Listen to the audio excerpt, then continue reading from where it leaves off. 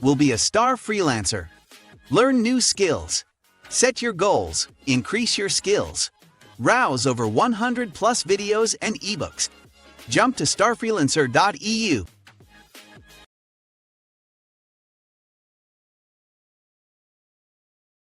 So let's just finish up our discussion about immutable objects before we go on to the challenge. So I just want to make it clear with a question, what exactly is wrong with allowing the class to be extended? So have a look at the declarations of our locations map. I'll come back here.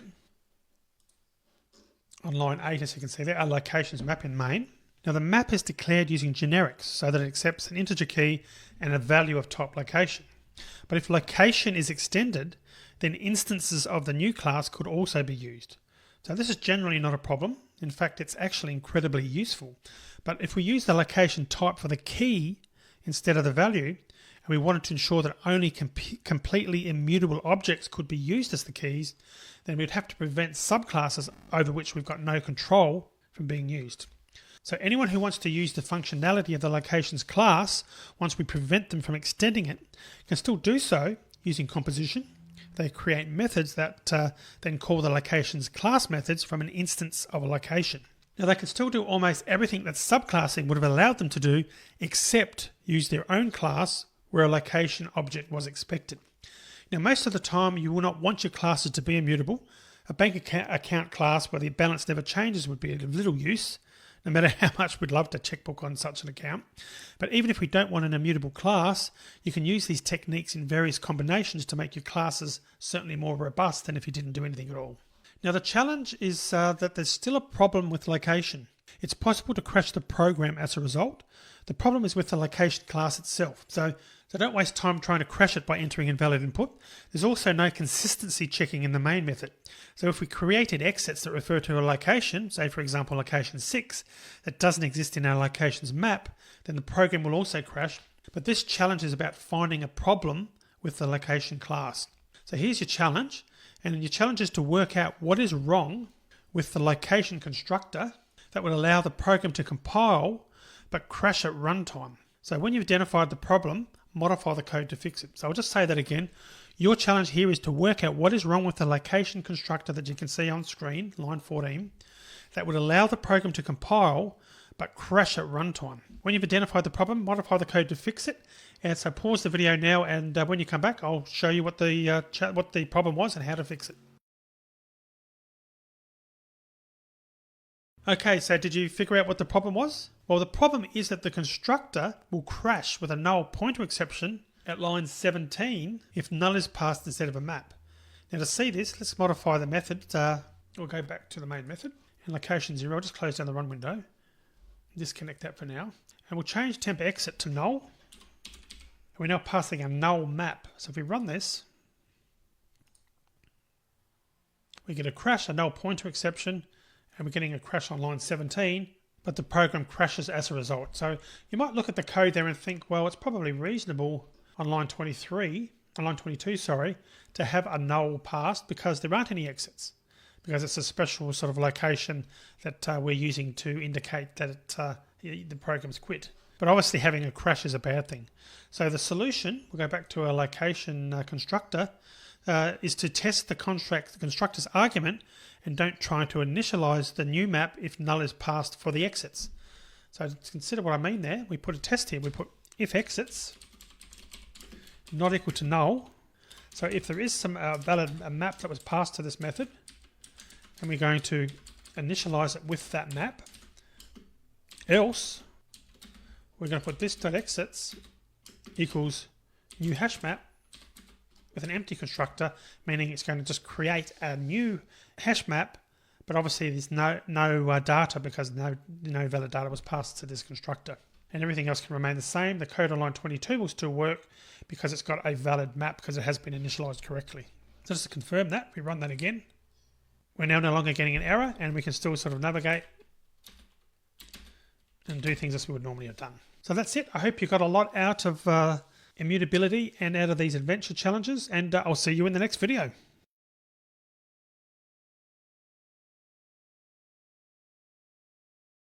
So let's have a talk about the set interface as well as hash set.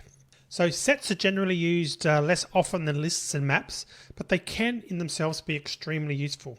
Now, where a list is an ordered collection of items that can contain duplicates, a set has no defined ordering, number one, and the Oracle documentation defines it as chaotic.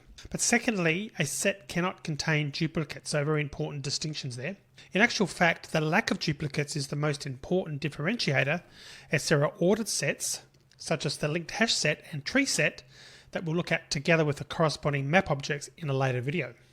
Now, if you want to ensure that there's no duplicates in your collection, then a good way of doing that is to use a set rather than a list. Now, the set interface, just like everything else in the collections framework, is generic and it takes a single type.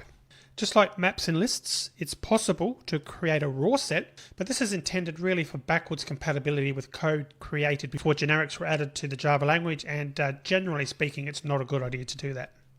Now, the set interface defines the basic methods add, remove and clear to maintain the items in the set, as well as offering a size method, and isEmpty to provide some information about how many items are actually in the set and whether it's empty or not. Now, we can also check if a specific item is in the set using the contains method. Now, interestingly enough, there's no way to retrieve an item from a set. You can check if something exists and you can iterate over all the elements in the set, but attempting to get, say, for example, the 10th element from a set isn't possible.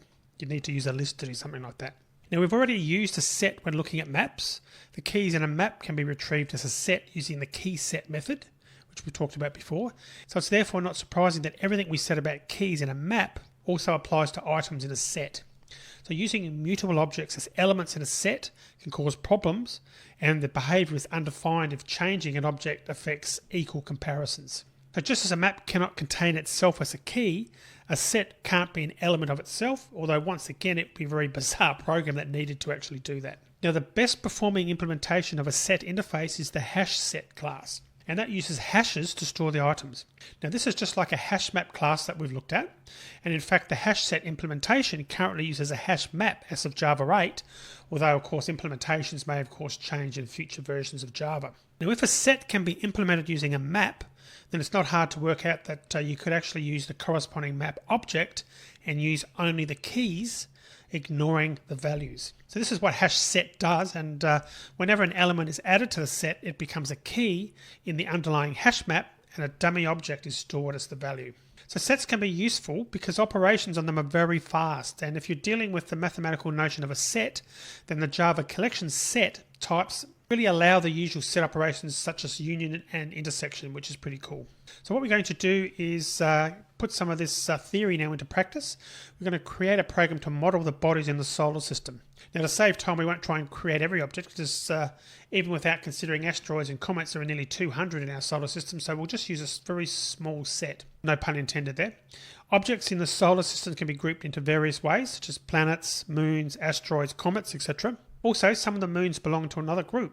So the moon's orbiting a particular planet. So Ganymede, for example, belongs to a set of moons in the solar system, and also the set of moons orbiting Jupiter, if that makes sense. So to represent this, the program is going to use a map to store all the heavenly body objects, then declare sets to perform the grouping of the objects into different types. So the actual class I'm going to implement just has fields for name and the number of Earth days in a year, but obviously could contain far more information about each body, but we don't want to get into that. So what we're going to do is create our first class, which is going to be called Heavenly Body. So what I'm going to do is open this up now and go into our package, right click the package, new Java class. I'm going to call this one Heavenly Body.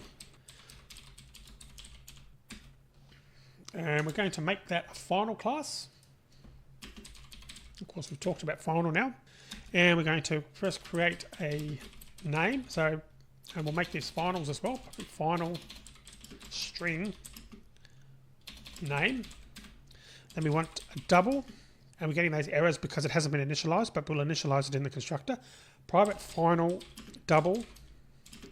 We'll call this one orbital period. And we want to have a set for satellites. So we've got private final set heavenly body. So a set of heavenly bodies, and we'll allow that import. And we're going to call this one satellites. So let's create the constructor now. And the constructor, we're going to use just the name and the orbital period. We're not going to have the set for the satellites variable, which is a set past as a parameter, just those two. But what we will do in the constructor is initialize it. So this dot satellites, and we'll make that a new hash set, like so. And note that we don't have to include that; that's optional. And we're getting an error most likely because of the package by default.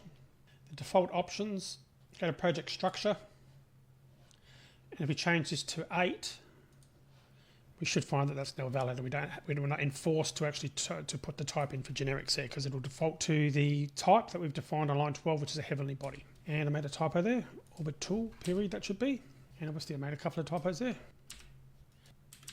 Probably would be much quicker just to rename these. Okay, so there's our initialization for our constructor. We also want a getter for both for name and orbital period, so we'll just add getters for those. And next, what we want to do is we want to have the option to add a moon, and this is where we want to pass a parameter, which will be a heavenly body, which we'll call a moon, and we want to add it to the set, effectively to the hash set. So we're going to put public boolean add moon. So it's going to accept a heavenly body. We'll call that moon. Then we're going to return this dot satellites dot add moon.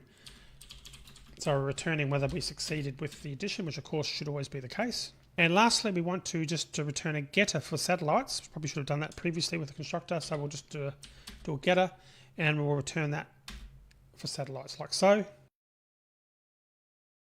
But instead of returning our object, we're going to create a new object and return it so that there can be no shenanigans happening with our own object, and just for security reasons. And of course, we talked about that in a previous video. This dot satellites, like so. Essentially, we're creating a new hash set, I should say, of the current contents of our satellite, which again means that the code that's calling this object doesn't have access to our original hash set, and we determined in previous videos that it would be possible to do that unless we specifically do something like this and create a new hash set so that they can't actually make any changes. So let's go back to our main class. What we're going to do is we're going to store the heavenly bodies in a map. We're also going to contain a set containing the ones that are planets. So we're going to go back to our main, and I'm going to start off. Actually, we're going to create a couple of variables, and we'll put those up here because they're going to be static private fields for this class. A private static map. It's going to be a map, and it's going to be a string for the key, and the value is going to be a heavenly body. We'll call that solar system. I'll accept the import, and it's just going to be a Java util map, standard map, and it's going to be new hash map, like so. Initialize it. And private static set heavenly body planets equals new hash set like so, and we'll accept that import as well. Alright, so let's go ahead and put some entries in.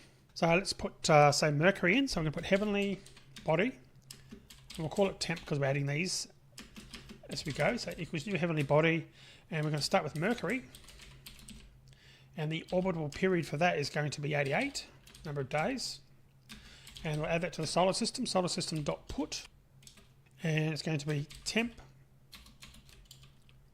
dot get name, and obviously temp. So we're storing it with the key value pair into our map. Again, we've seen that code before, and let's add a couple of other ones. And actually what we do before that, we need to add it also to our set as well, because we've added it to the map. We're going to also add it to the set. So planets.add temp, and let's just copy a bit of this code, and so we can actually do a bit more. Instead of typing it, we can just do a copy and paste. We're going to add a couple more. Let's add 2 more planets, Venus and Earth. So we'll put Venus and Earth. So we'll change this to Venus, and the day's rotation is 225. And Earth, of course, is 365. We're going to then call that Earth. And we've added 3 planets.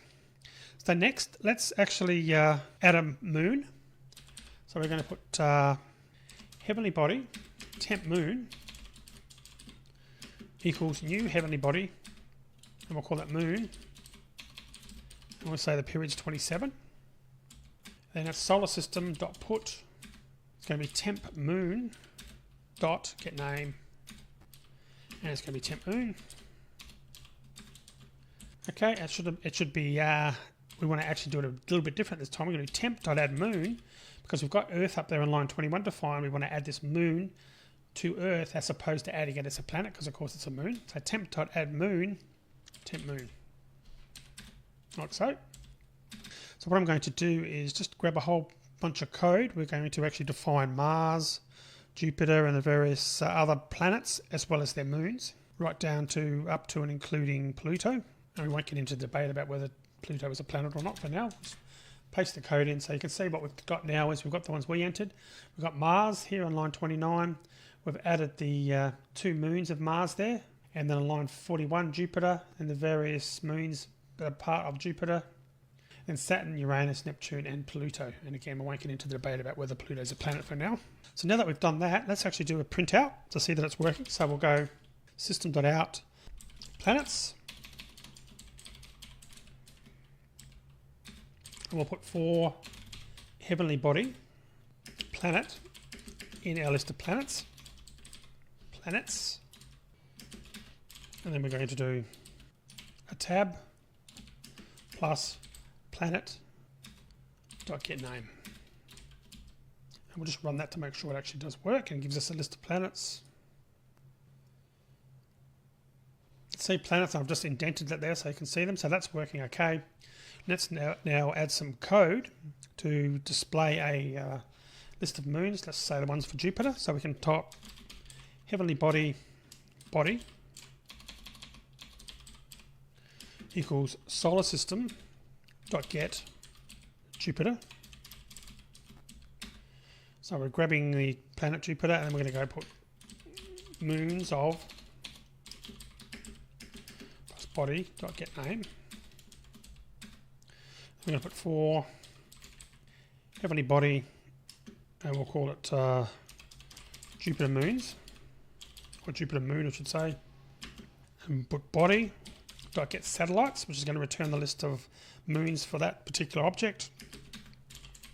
And then we'll indent that as well, tab plus, we'll call it Jupiter moon dot get name. So if we run that now, you can see we've got the planets working and also the moons of Jupiter showing us Io, Ganymede, Callisto and Europa. So the program's obviously quite simple at the moment. It's just creating the heavenly body objects and adding them to the solar system map.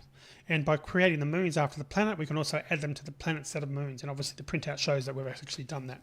Now, it's interesting that the set interface supports iteration, and you can see that there with our code that we're actually dumping them out. So as a result, displaying all the planets is quite easy by iterating them through them, which we've done. And similarly, we can display the moons of a planet, as you saw on lines 84, or line 84. And quite easily we can change that. We could put Jupiter to Mars there, change the reference, and we should get a list of the moons of Mars. And we get the 2 moons for Mars. So it's obviously quite useful having that iteration ability with sets as well. So the planet set groups all the planets together, but at the moment there's no collection representing all the moons in the solar system. Now, although it would have been possible to have a moon set in main and add the moons to it as they're created, we can actually easily generate the union of the set of each planet's moons. So in set theory, a union of 2 or more sets is a set containing all the elements of the sets. So because sets don't contain duplicates, each element in a union will only appear once, even if it was present in more than one of the sets, if that makes sense. So to generate a set union, we can use the add-all method of a set, so that by looping through all the planets and calling the getSatellites method, we can generate a set of moons, even though we didn't actually create one when initializing the data. That's sort of a cool feature of sets. So the way we go about that is after the printing, down here on line 88, we can type set heavenly body moons equals new hash set. So we're going to create a new set here, a new hash set. And we're going to go through the list of planets for heavenly body planet, planets. And we can type moons.addAll planets dot get satellites. And then display all the moons at that point. Now that we've got them, we can put we'll put a message there, all moons. We can put for heavenly body, moons, the list of moons that in our hash set we've created on line 88. And we can just put, basically print it out, plus moon dot get name. And if we run that code now, you can see we've now got an all moons set, effectively, a hash set, which contains all our moons from all planets. So again, we're creating a set union with that addAll method of a set, as you saw there, that we added on line 90. And again, the reason that works is that sets don't contain duplicates, and each element in a union will only appear once, even if it was present in more than one of the sets, and that's just the beauty of using sets. Now, of course, there's more named objects in the solar system than just planet and moons. So the main class could have included asteroid and comet sets that would be useful in the same way as the planet set. Now, a good case could be made for including a destination field in heavenly body, which would identify the body as a planet, a moon, a comet, etc. The sets would then be built up by iterating through the entire solar system and checking the destination before adding each body to the appropriate set. So the code to assign the moons in their respective planets would have got fairly complicated though at that point. And this lecture is about sets, not astronomy, so that's why I've really tried to keep it simple here. One thing that sometimes confuses people with code like this though is that it's only references to the objects that have been stored in the sets. So Europa, for example, appears in the solar system map and in the set of satellites for Jupiter, but there's really only one instance of the heavenly body class for Europa. So this confusion really can lead to a common mistake when dealing with collections, where in our example, the sets would contain the names of the bodies rather than references to them. So code like that works, but it's the reasoning behind it that is incorrect. So if the heavenly body class contained kilobytes of information on each body, the faulty reasoning is that it's more efficient to just store the string name in the sets, or whatever collection type you're using for that matter. But a reference to a string is exactly the same size as a reference to any other object. So nothing is gained and the code becomes more complex because the actual object has to be retrieved from that map before you can get any of its details. So that's really an important consideration there. Now, if the ID of the object was an integer rather than a string, then it might be tempting to store that in the sets, but this is also a false optimization. So on a 32-bit Java virtual machine, an int and an object reference both take 4 bytes, which of course we know that a byte is 8 bits, so 4 bytes is 32 bits. So on a 64-bit machine, the object reference would normally be 64 bits, which of course is 8 bytes. But interestingly enough, Java 7 uses compressed pointers that can even end up using less space than a 32-bit int. Now there's actually a brief discussion which I just want to pop up for you, and I'll put a link in this to the resources section of this video so you can actually have a look at it. Just going to open up a browser and create a new tab, and I'm going to paste that in. And you can see the link, and you can find out more about compressed pointers and how they're the default in Java version 7, which is quite interesting. But having said all that, there's one good reason for using the body's name in the sets, and it's got nothing to do with using memory more efficiently. Now, in previous sections we've discussed making classes immutable, and that was of course early in this section, and the reason we're doing that is so that they can be used as the keys in a map, and a set of course has the same restrictions and warnings as map keys. Unfortunately though, we'll go back to the code. Unfortunately, our heavenly body code can't be made immutable because new information is constantly being discovered about the planets, even in our solar system. So modelling a more distant solar system would certainly result in information about the bodies changing. So we've allowed moons to be added to planets, which is what makes our heavenly body class immutable, but that's necessary. So taking Saturn as an example, currently over 60 moons have been identified, and many of those have been discovered since 2000. So it's very likely that more will have to be added in the future. Now also there's quite a few that haven't been named yet, and they'll also be added at some point. So there's a good reason I stopped adding moons when I got to Jupiter, as you can see, for that reason. So Java doesn't prohibit using mutable objects in sets and its map keys, but there is some recommendations that should be followed, and we'll look at those recommendations in the next video.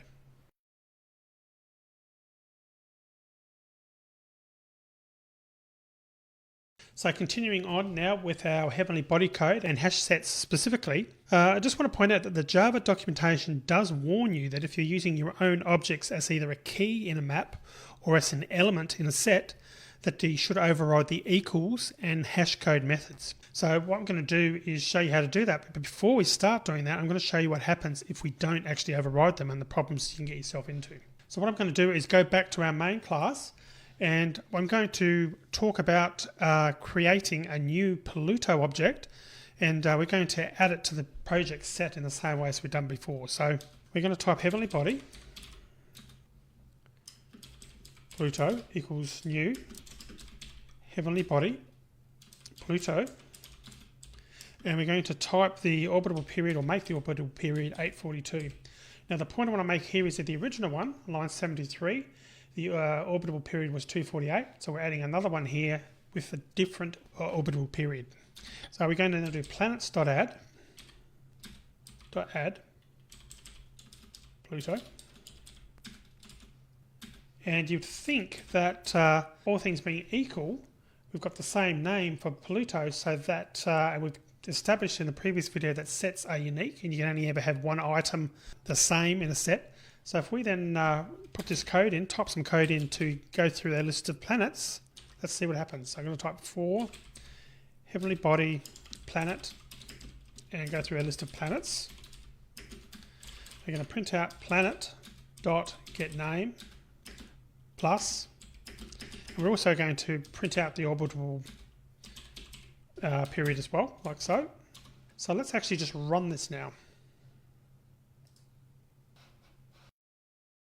So as you can see, Pluto is shown as twice. Now, depending on your operating system and version of Java, because sets aren't necessarily in order, you may not get them appearing straight after each other like they are there, because you can see the other things aren't ordered in A to Z basically.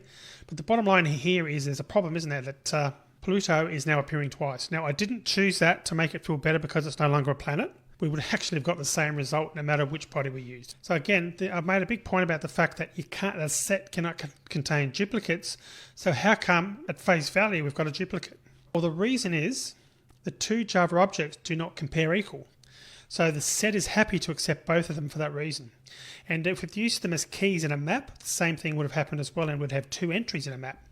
So this is why the equals method has to be overridden in our heavenly body class.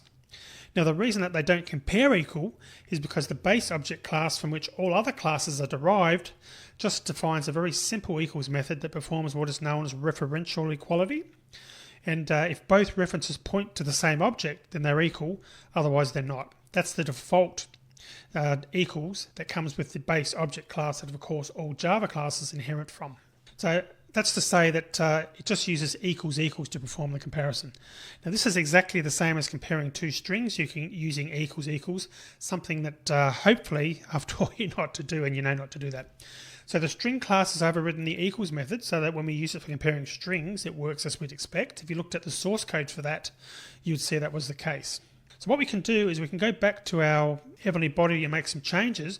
But before we do that, what I want to do is just show you how this works by using an object. So right at the bottom of here, where we typed in our main method for our main class, we can type object O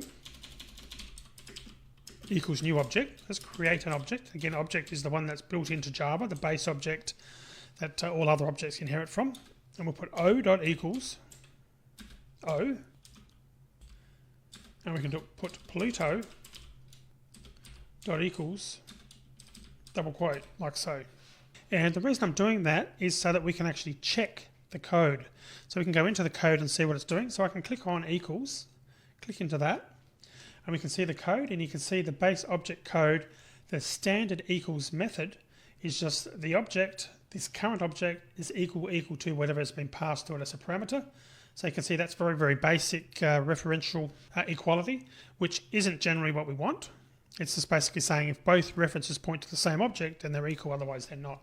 So that's what's by default in the object class itself. But if we have a look at the equals for a string, and because we put a string there at the start, we're going to call it a string. We can click on that and have a look at it. And you can see we've got a completely different set of equals. So it's pretty clear that the string class, which again is inherits from the object class, has overridden the equals method, and that's the code they're using to actually do a comparison from one string to another. And incidentally, I think I've said this on a number of times, but it's control click. So you can hold down the control if you're on a Windows or a Linux machine. On a Mac, it's the command, and then you just click it and you can get into and see the source code. So just getting back to the string class again, that's actually some good code to look at. It's probably a good starting point. It's certainly more complicated, but it's a good starting point, good example of how to write an equals method.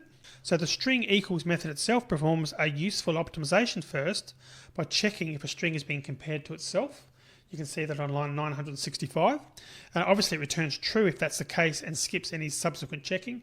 And you can imagine that in an object that's used so much in Java code, it really would need to be optimized as much as possible because there's virtually every program you write, there's a high likelihood you'll be using string in a few places. So the Java boffins, the people who've created the Java language and enhanced it and updated it, obviously work on this optimization. So after that, on line 965, after it returns true if it was the same object, what it then does is checks that the object being compared is a string. So it's using instance of string as a way of checking that a particular object is a string. Because you can see on line 964, the parameter that was passed to the equals method is of type object. So it's determining now on line 968 whether the object is a string that we're comparing it with, because in this case there's no point going any further if a string, if it's not a string essentially. And you can see that then it'll then drop out and ultimately return false on line 983 if it wasn't a string. So this code from line sort of 963 onwards to line 980 is only going to be executed if it is a string. But in our example, when we're dealing with our own classes, we really need to be careful here. If you're thinking about it, if our heavenly body class is subclassed, instance of will return true when an object of the subclass type is used here. So we need to look at an alternative check to perform when we implement equals for our heavenly body class. And as you can see, the rest of the method is pretty straightforward, as you can see. It first checks that the lengths are equal, then it checks each character with the corresponding character in the other string for equality. And the method returns false if any don't match, and returns true if, of course, it gets right down to here and everything has matched, and basically it's the same length and the same number of characters have been shown to be the case in the entire strings. So unfortunately, overriding equals is not really quite that straightforward. So if two objects compare equal, then their hash codes must also be the same, which is why you must also override the hash code method if you override equals. So in case it wasn't clear from the map lecture, I'm going to explain again how a hashed collection stores objects. Okay, so I'm just going to bring this image up on the screen now so you can see. So the essence of this is that when storing objects in a hashed collection, such as hash set or hash map, think of the collection as having a number of buckets to store the objects in. You can see that represented in the graphic on the screen now. The hash code determines which bucket an object's going to go into. Now there's a requirement that any objects that are equal should always have the same hash code, and ultimately so that they will then end up in the same bucket. But the opposite, it's not required.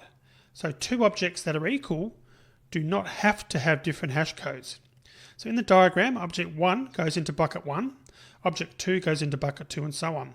Now object 5 has the same hash code as object 4, so it goes into the same bucket, which is bucket 4, and object 6 generates the same hash code as object 2, so that goes into the same bucket as object 2. So when we add an object, its hash code tells the collection which bucket it should go into. Now there may already be objects in that bucket, so each is compared to the new object to make sure that it's not already in there. Now because the comparison is performed using the equals method, the collection will only know if it's already there if it's looking into the right bucket or looking in the right bucket. So the hash codes must be the same and equals returns true. Now it's of no use for equals returning true if the collection is checking the wrong bucket. That is, if the hash code for the new object is not the same as an object that it's equal to. So if we try to add another object that's equal to object, say 6, number 6, object 6, then the hash code will indicate that bucket 2 is the one to check. The collection class will then check all the objects in bucket 2. When it finds object 6, this will compare equal to the new object so that the new object is then not added to the collection. But on the other hand, if our new object breaks the rules and has a different hash code to object 6, even though it compares equal to it, and that's the important thing, then the collection will be looking in the wrong bucket, and ultimately will not find it. So the new object will then be added to the collection, and at that point we'll get a duplicate. But it can even get worse than that. So if we then iterate over the collection trying to find that new object so that we can remove it, we may well get to the old object 6 first and not the new one. So our code will then check if the object we've just pulled from the collection is the same as the one we want to remove, and of course equals will return true. So we remove the object from the collection, but we've actually removed the original and not the duplicate. So we probably wouldn't iterate over the collection if we'd already had a reference to the object we wanted to remove, but you can see that it's quite easy, or hopefully it's easy for you to see the potential for error in this scenario. So ultimately there has to be a strict relationship between hash code and equals. So if two objects compare equal, then they must have the same hash code. So I hope that's made it clear. So ultimately the bottom line with all this waffle that I've just talked about is that if two objects compare equal, then they must have the same hash code. That's really the bottom line. So it's now time to override the equals and hash code methods in our heavenly body class. And what we'll do first is we'll start by defining what we mean by equals. So I'm just going to bring up the heavenly body class. So in this case, for our particular class, this is pretty easy to decide. Because astronomical objects are named well, two heavenly bodies have the same, are the same if they have the same name. But if we're dealing with people, we may have to consider additional fields because many people, of course, can share the same name. So in that case, we may also have a check of their date of birth, social security number, or other information that can be used to uniquely identify a person. So here's a first candidate for the equals method in heavenly body. Let's see if we can actually start off. So I'm going to come down here. Now what we could do is I could override this. I can come down here and notice how it's got equals and hash code. So IntelliJ is also clearly aware here that the equals and hash code are hand in hand. But if I start clicking on that, I get something pretty unique. I actually get a wizard and I can go through and I can select fields and so forth. And I'm not going to do that now. I'm going to go through and just type it in manually. But that's just another way to create the equals and hash code automatically. And that's sort of a feature of IntelliJ. But it's actually a better value for us at the moment if we do this manually. So I'm going to come back up here and I'm going to do at override. I'm just going to type this manually. I'm going to type public boolean equals, and we're going to use a heavenly body as our object.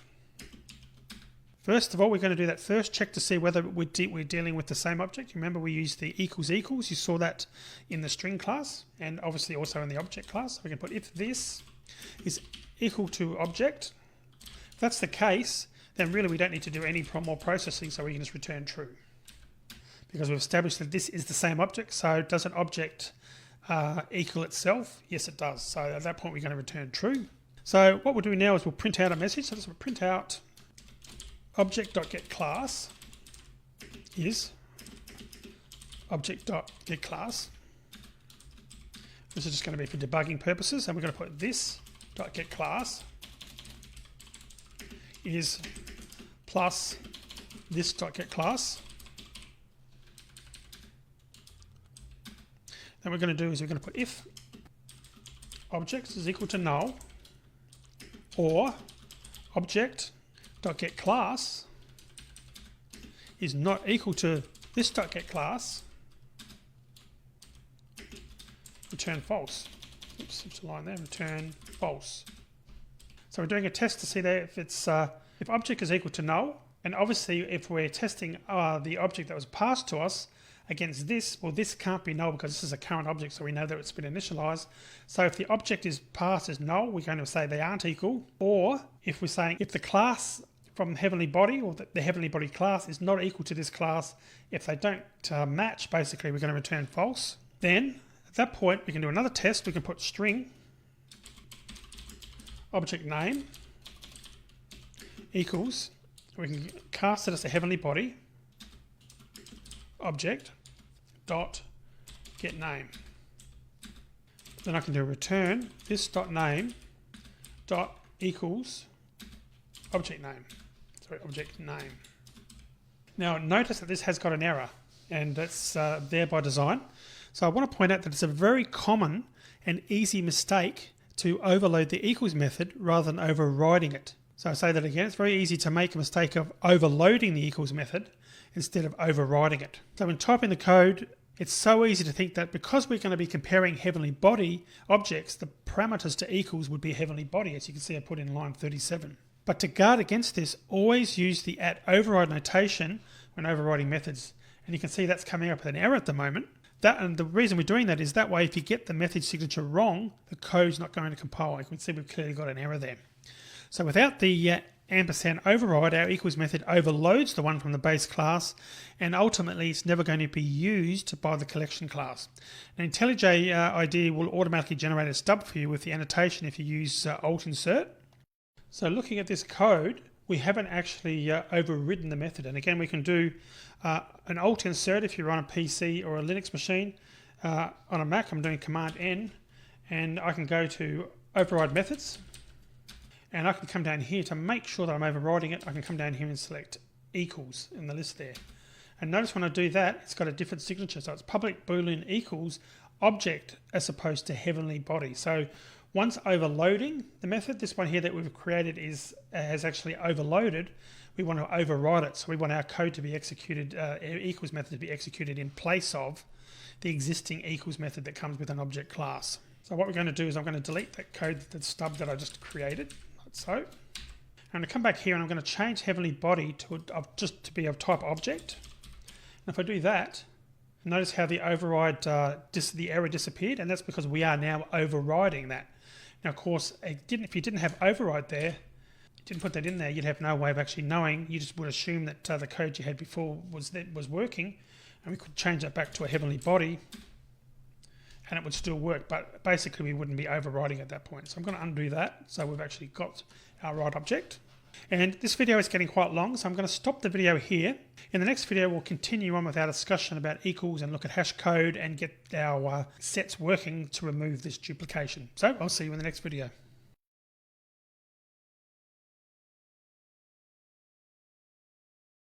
So this is a continuation from the previous video where we're talking about equals and hash code. Now just before I go any further, I want to make sure I add the @override before. So we talked about how that is essential to make sure that the compiler is checking to see whether you've got the right signature for the method. And I deleted that right at the end of the last video when I was showing you how to create an empty stub using the IntelliJ functionality. So again, just as a recap, Command N, which is Alt Insert on a PC, and I can go to Override Methods. And I can go through and override. I can't do equals now because it's not in the list, and that's because I've already successfully overridden it, but that's normally where you choose it, and we could take it from there. So anyway, I put that back, so that's good. So now that we've written our first cut at the equals method, we changed it now to use an object instead of a heavenly body, because we talked about how we needed to do that because we weren't overloading the method, we're overriding it, and there's an important distinction between the two there. So what does this equals method do first? Well, or do in general? Well, it first checks to see if it's been compared to itself. We talked about that. That's on line 39. So if it's checking for itself, it's going to return true, because we discussed how from an object's point of view, equals just returns true if the object you're comparing is the same object in memory. Next, it does a similar test to the instance of test we saw in the last video when we're looking at the string class. With that said, though, in order to make sure that subclasses do not compare equal, what we're doing is we check the actual class of the object being compared against the class of the object the method is in. Now, if we try to call the getClass method of null, we'd get a null pointer exception. So that's why we have to have a test first on that line 45, the first part, to test for null first. Null will fail the instance of check, so an explicit test for null isn't required when using instance of. And obviously, so that we know what's going on, we're printing out the results on line 43 and 44, but we won't leave that in the final code, but it's obviously useful to see when our equals method is called, as well as explaining what the test is doing. And finally, because we're just comparing names, we establish that that's going to be our criteria for an equals match in a heavenly body. And given that the string class already has an equals method, we can cast the object we're comparing to a heavenly body, and you then use the string equals method to compare its name against the name of the current object, which is of course this.name. So we know this cast is safe and won't throw an exception because we've already checked on line 45 for null, and then we've also ensured that object is a heavenly body as well on that same line. So you'd think that we're ready to run this, but actually we're not really ready to run this yet, and that's because if you recall, I talked about at length in the previous video about needing the hash code and how we need to override both equals and hash code methods at the same time. So technically it's not going to be correct, but because it's very informative, let's just run it now anyway. But bearing in mind that, of course, it's not going to be valid completely until we implement the hash code method. So I'm going to go back to main and I'm going to run it. So there's two things we can actually see from this output. And number one is, most importantly, our equals method wasn't called. So how do we know that? Well, if we go back and have a look at our heavenly body code, we added some system out print lines there to actually check to see or to tell us what was being checked. And that hasn't been shown in the log, as you can see over here to the right hand side. So that's number one.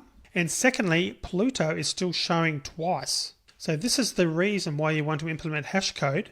Because we haven't done that, we haven't overridden hash code, the second Pluto was put into a different bucket. Now because there wasn't already something in the bucket, there's no need to call equals, so both observations come down to the same cause. So effectively the Pluto is being repeated twice. So let's go back and look at implementing that. I'll just close down the string Java source code, we don't need it anymore. We'll go back to heavenly body and let's implement our hash code.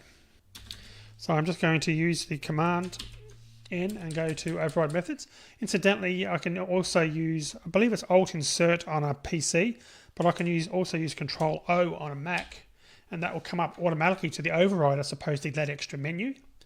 If you want to see what it is on your operating system, there'll be code. You can see up here, override methods. For me, that's the command O for a Mac. Look what the equivalent stroke is on your PC or Linux machine, and you can do that as a shortcut. So I'm just going to do Command O again, and I'm going to override the hash code, and that's just giving us a bit of basic code there, as you can see, but we're going to change that. So in terms of the implementation, it actually appears extremely easy. And the reason is because the string class has a hash code method, and because we're comparing only strings, because we decided in the equals method that our comparison is going to be just the name of the heavenly body. So you'd think that we could just, it would seem that we just generate the hash code for the body's name. So in other words, we could do something like this. Return this dot name dot hash code. So the hash code in this case that we're calling is the hash code method from the string class. Now this would actually work here, and that's because we've typed the sets and the map using generics. So there's little danger of comparing, say, a heavenly body to a string. But it's not really good practice though to do this, because a heavenly body called Pluto would probably have a different hash code to the string Pluto. So how you generate hash codes is pretty much up to you, as long as the same object will always generate the same hash code during any execution of your program, and also as long as objects that compare equal have the same hash code. Once that's done, then the requirement is satisfied. Now, if you search for overriding hash codes on the internet, you'll actually find some recommendations that you can just return 0. Every instance of your object will then have the same hash code, which certainly means, or which certainly meets the requirement that two objects that compare equal have the same hash code. And it also means that no matter how many times you generate a hash code for an object, it would always be the same in that scenario. So that suggestion, returning 0 in other words, meets the requirements for a hash code method. But if you think about it, it sort of misses the purpose of hashing in the first place. Now, if every object of a hashed collection ends up in the same bucket, then you totally lose the performance benefits of using a hashed collection class. The performance in that case will drop to that of a linked list or a similar structure, and that's because once the single bucket has been located, which is bucket 0, the items will each need to be compared to see if the required one is in there. So it's very, very much less efficient doing it that way. Now, adding a number to the name's hash code will make it different, and that's actually what we'll do here. So any number that doesn't risk overflowing an integer will do. So we'll just use 57 in this case, which is small enough not to cause problems. And we'll also print out a message temporarily so that we can see the hash code method is being used. So what we'll do here is we'll go back to our hash code method, and we're going to add to the end of that a number. And as I mentioned, we'll just use the number 57 because it's, again, small enough not to cause any problems. And that then guarantees that we've got a number, a non-zero number that's being returned for each of our hashes. So again, we're using the code that comes back from a string, but we're adding 57 to that as well. So it's a non-zero number because the hash code from the string source code is returning its own hash code, and we're adding the number 57 to that. So let's also print out a message there. And we'll just indicate that it's been called. So we'll say hash code called. And now, in theory, if we go back to our main, now that we've implemented both equals and hash code, we should see our codes, our debugging code showing when we run the output or when we run the application. So we do that, run it. And now we can see hash code called. So that's good. And we can also see over here, if I make a bit of space or open it up so we can read it. Object class is class com.timbercharcoal.heavenlybody. You can see the comparisons, object and this is returning the same information. And the good thing, of course, down here now that we've done that, you can see that Pluto is now only in the list once. It's only been added once now. And the other thing to note was, if you recall, with our code, we added our second Pluto that we added. We used 842 for the orbital period, but 248, which was the first entry for Pluto, has been added, which is the correct one, and that tells us that the duplicate, the second one, wasn't added. And this now fits the behavior of a set, that an object will not be added if it already exists. And we can clearly see there that only the original Pluto has been added. Now we've looked at the 2 rules for the hashcode method, but we haven't fully discussed the rules for equals. So the 5 rules, and I'm going to just bring up a link here, can be found, and this is a resource link. So there'll be a link to this in the video resources section, and you can open that up. But I'll go there and I'll put it into a new tab.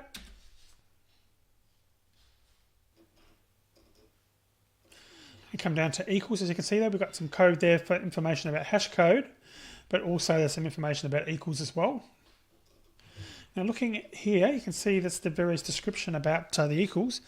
Now you can see that it's using mathematical terms like reflexive, symmetric, and transitive, and then explains what it means by them, as you can see there. So reflex, for any non-null reference value x dot equals x should return true in that case. If it's symmetric, for every non-null reference values x and y, then x dot equals y should return true if and only if y equals x returns true. So on and so forth. So if you read those through, they actually make sense. And by that, well, you can say, for an example, say Pluto.equals Pluto, passing Pluto must return true. And if Earth equals Terra is true, then of course Terra.equals Earth must also be true. That's really what they're sort of saying here. So the rules make sense, and they're just really a formal description of the way we expect equals to work anyway. But it can be useful just if you want a clear reference of what we are trying to achieve in the equals method. Now there's a note. So you can see over here that it's generally necessary to override the hashcode method if equals is overridden. And we've talked about that before, and we've seen what can happen if that suggestion is not followed. And you saw that our equals method, in fact, wasn't being called until we implemented, or overrode, I should say, the hashcode method itself. So I'm going to finish this video here now. In the next video, what we're going to do is we're going to come up with a mini challenge to challenge your understanding of what has been taught in these last few videos. And hopefully that will help you understand things a little bit further. So I'll see you in that next video.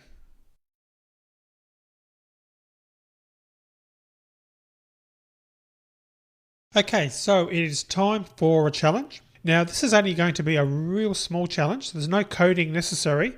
But I'm going to type the challenge in so you have it on the screen. And then I'm going to just talk through it because it's something that's pretty important.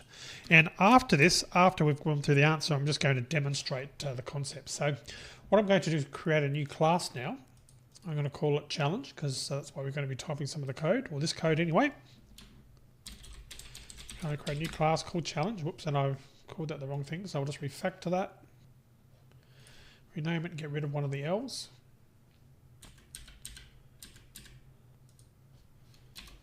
That. Okay, that's better.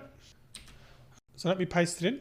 Okay, I'm going to paste the code in. So here is the challenge. So when overriding the equals method in the heavenly body class, we were careful to make sure that it would not return true if a heavenly body was compared to a subclass of itself.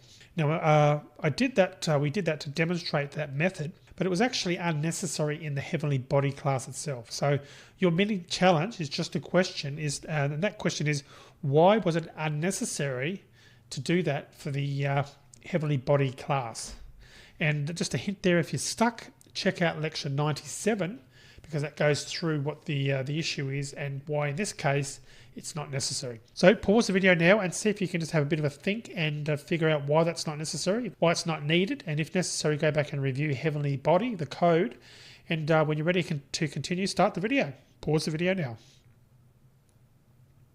Okay, so how did you get on? Hopefully you figured out the answer to the question, which was, why is it unnecessary to do that check in the heavenly body class to make sure that it wouldn't return true if a heavenly body was compared to a subclass of itself. So I'm going to paste the answer in here, and then we'll talk about it. And as mentioned, we're going to go through some code and the answer. Okay, so there we go. There's the answer. The heavenly body class is declared final, so it can't be subclassed. So of course we didn't need to do any tests to check the subclass because we already know that it was marked final. And in addition, the Java string class is also final, and that's why which is why it can safely use the instance of method without having to worry about comparisons with a subclass. So that's the answer to that. Hopefully you figured that out.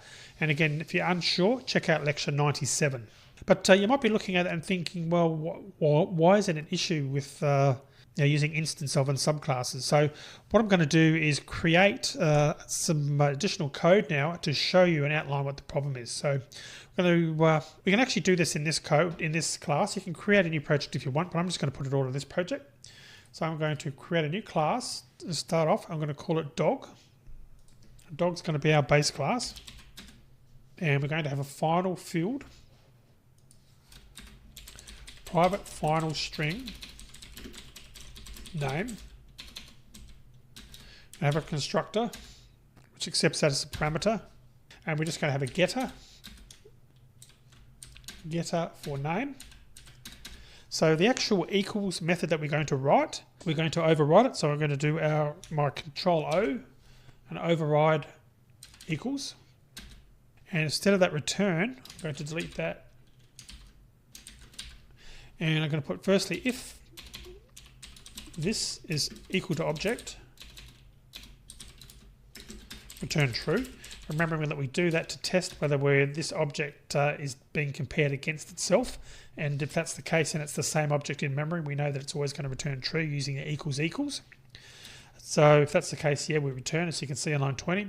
But next we want to do if object, which was the object that we're comparing, instance of dog. So is it the dog class? Then we're going to put string object name is equal to dog, converting or casting a dog to the object to a dog. Dot get name. Then we can use the string equals this dot name dot equals object name. Okay, so that's the case, and we've determined that the strings in the classes are the same, and it is the dog class that we're actually comparing. If that's the case, we get the string. We use the string equals to actually test whether the strings are the same. But if we get this far down, we know that they weren't the same, and we're going to return false. So next we're going to create another class now. We're going to call this one Labrador. And we're going to extend or subclass dog. And we're going to create a constructor first. The constructor is going to correctly call the super to set the dog name. And we don't need to do anything else other than the equals. So what I'm going to do with the equals, I'm just going to copy the equals method from dog. And then we're just going to make a change. A couple of changes. So I'm just going to paste that in. So there's our overridden method for equals. And the only change I'm going to make is the references that are to dog, I'm going to change to Labrador. So I'm going to take a copy of the class. There we're going to change that to Labrador and object name to Labrador as well. And so it's now testing correctly for this class instead of its super class, which was dog. And name's not going to work anymore, and that's because we haven't got a field in this class and we've set it to private access. So we're going to change that and just use the .get name so that we can actually get access to the name that was saved on line 9 when the constructor was actually called. You can see now it's correctly comparing Labrador. And we're going to create yet another class, and we're going to call this one, we'll call it dog main so as to not confuse ourselves with the original main class that we used earlier in this set of videos. Call it dog main.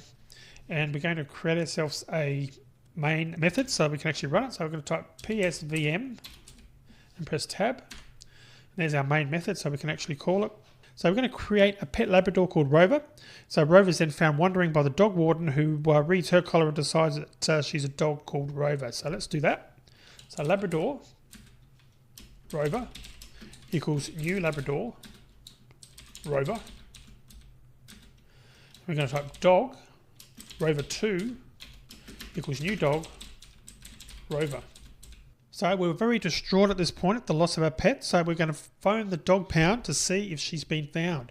Now they have a dog and the dog is called Rover, but is she our pet? Well, that depends on how you ask the question. So what we can do here, just in programming terms, to answer that question, we can put, firstly, does Rover 2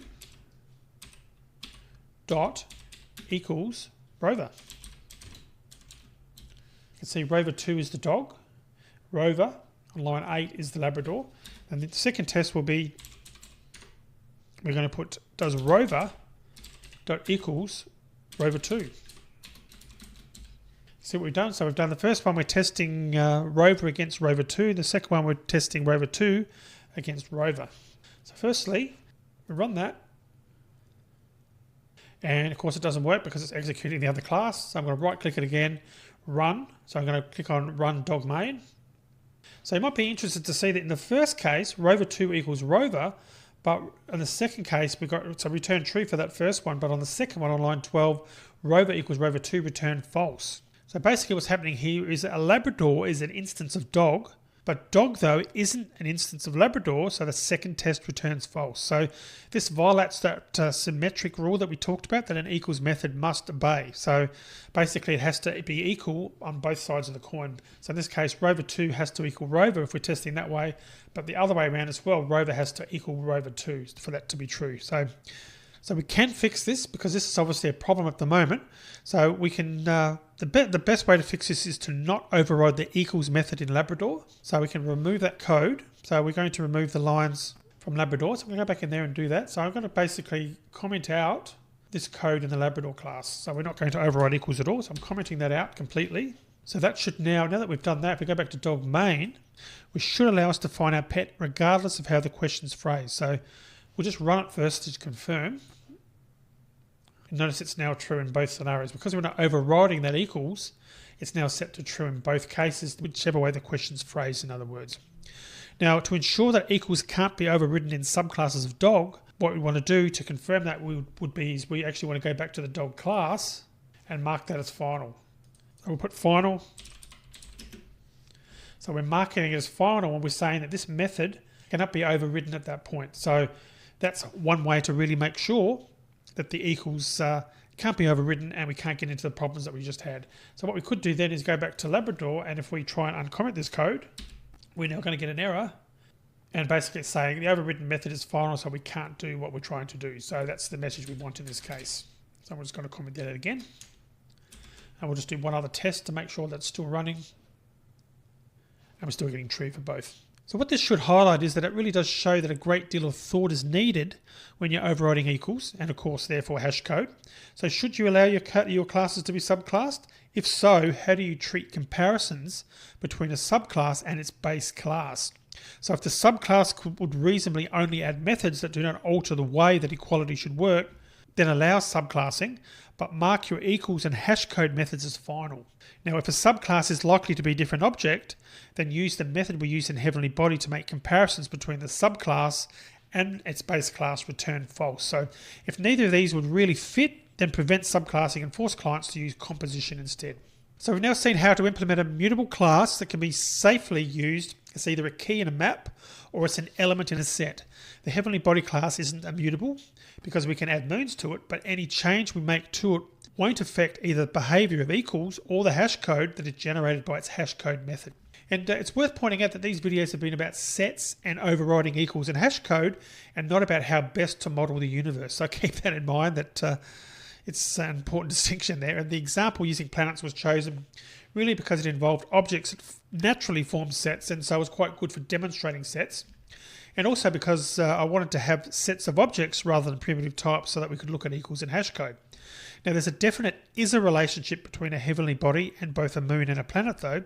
So if you were really modelling the universe, it would probably be better to extend a base class to create the different types of objects found in space. Now sets could still be useful though, so if your program was used by someone investigating ice giants, for example, then it could be useful to group that kind of planet into its own set. And a planet object could maintain its own set of moons and could then be used in a union to allow all the moons in the solar system to be grouped together, as we did, of course, in the example. So that's it. I hope you've got a lot out of these few videos. In the next video, we're going to look at set, intersection, and difference, and then we're going to finish with a meaty challenge. So I'll see you in the next video. It's break time. Do you like this video? Don't forget to subscribe to get new videos. Share this video to open new premium videos and ebooks. We'll be a star freelancer.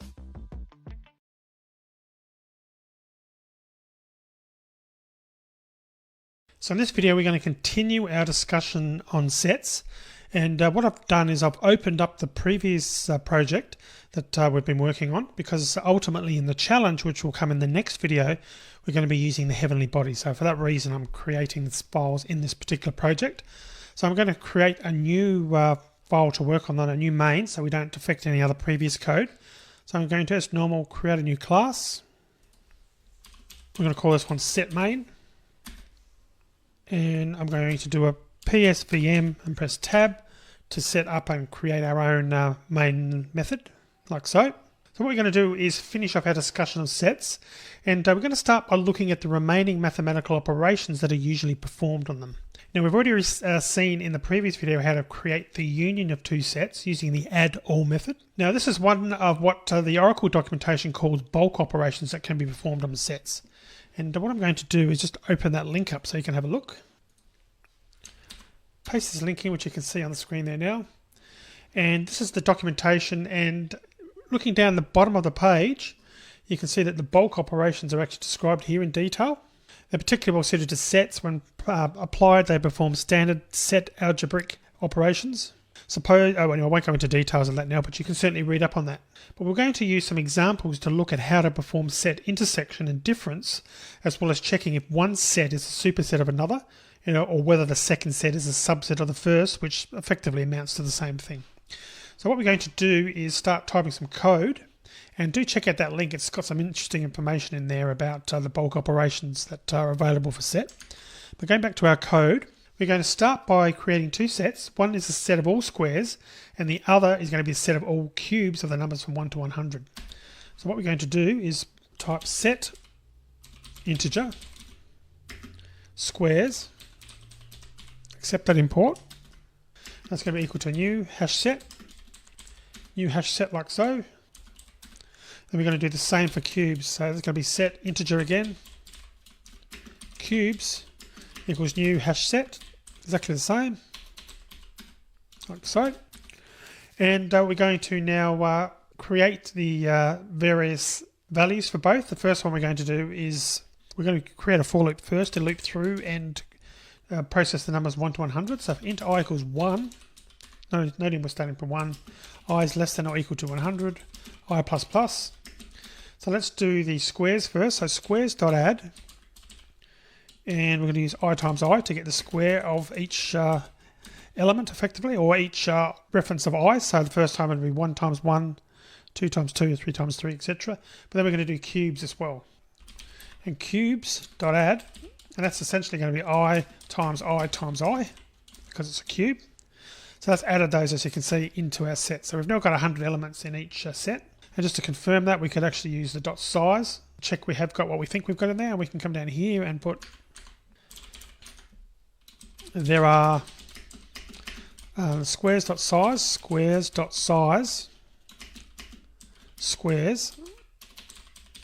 and cubes.size, cubes, like so. So we can now run this program just to confirm that it does work.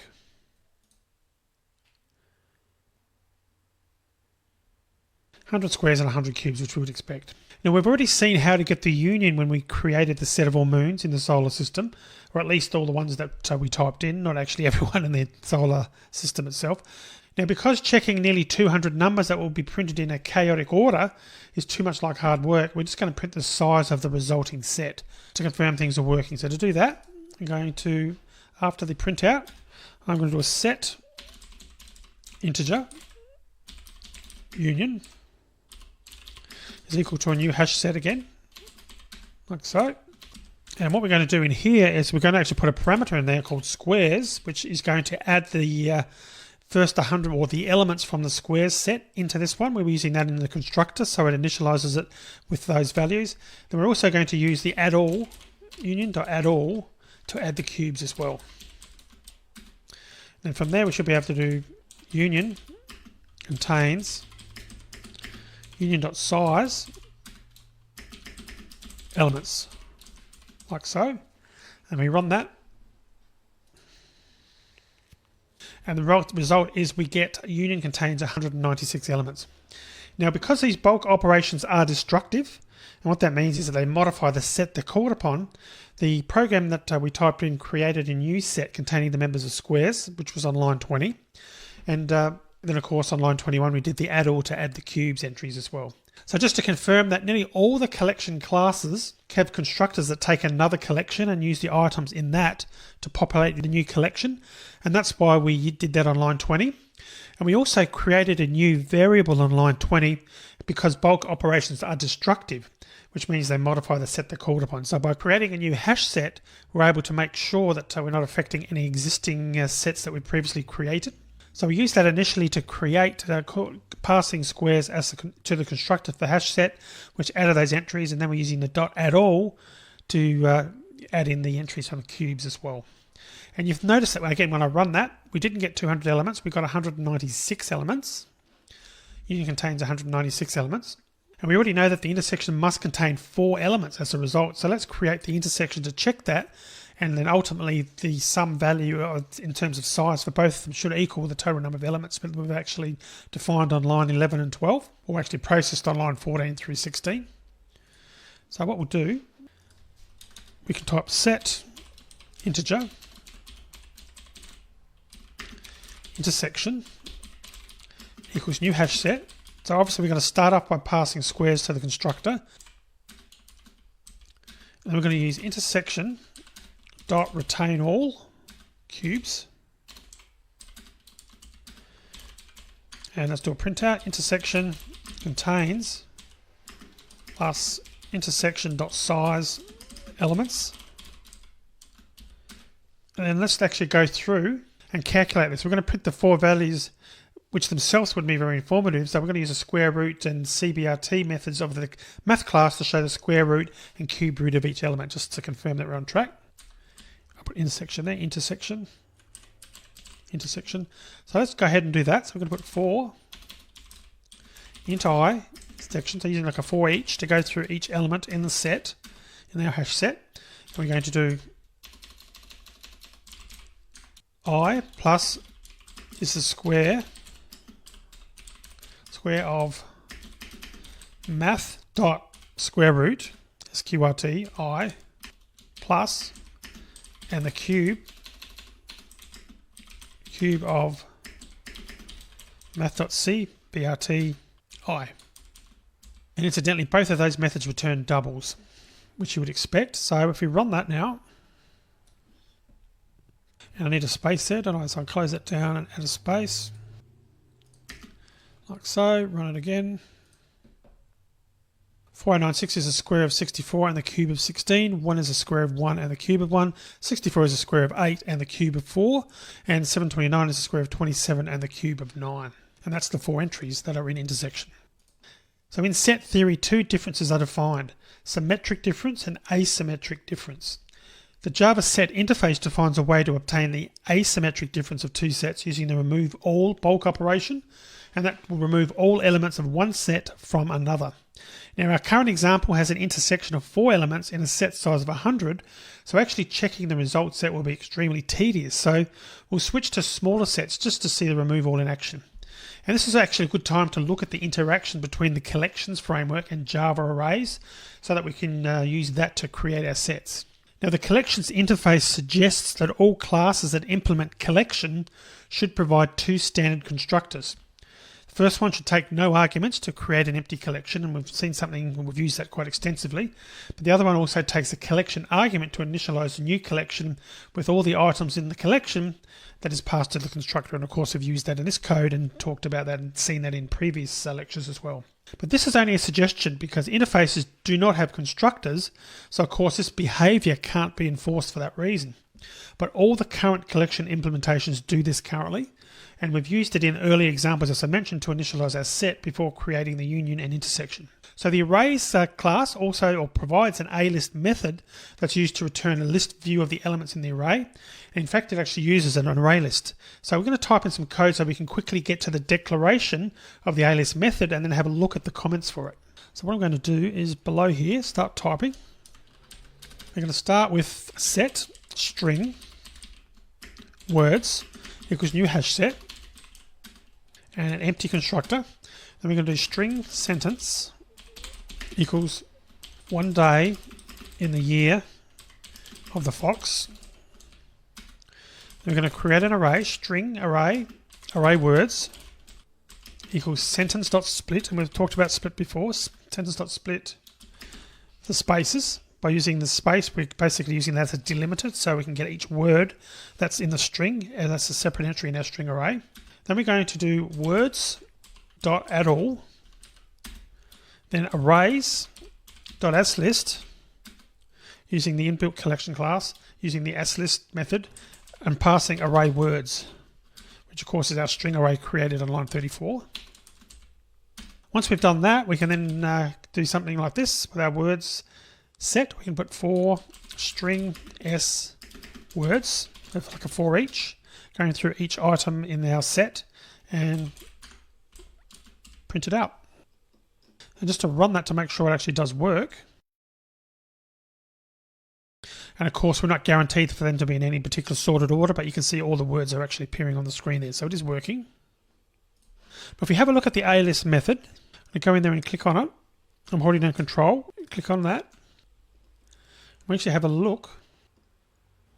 So as you can see, this method and the related toArray method of collections are intended as a bridge between the two APIs.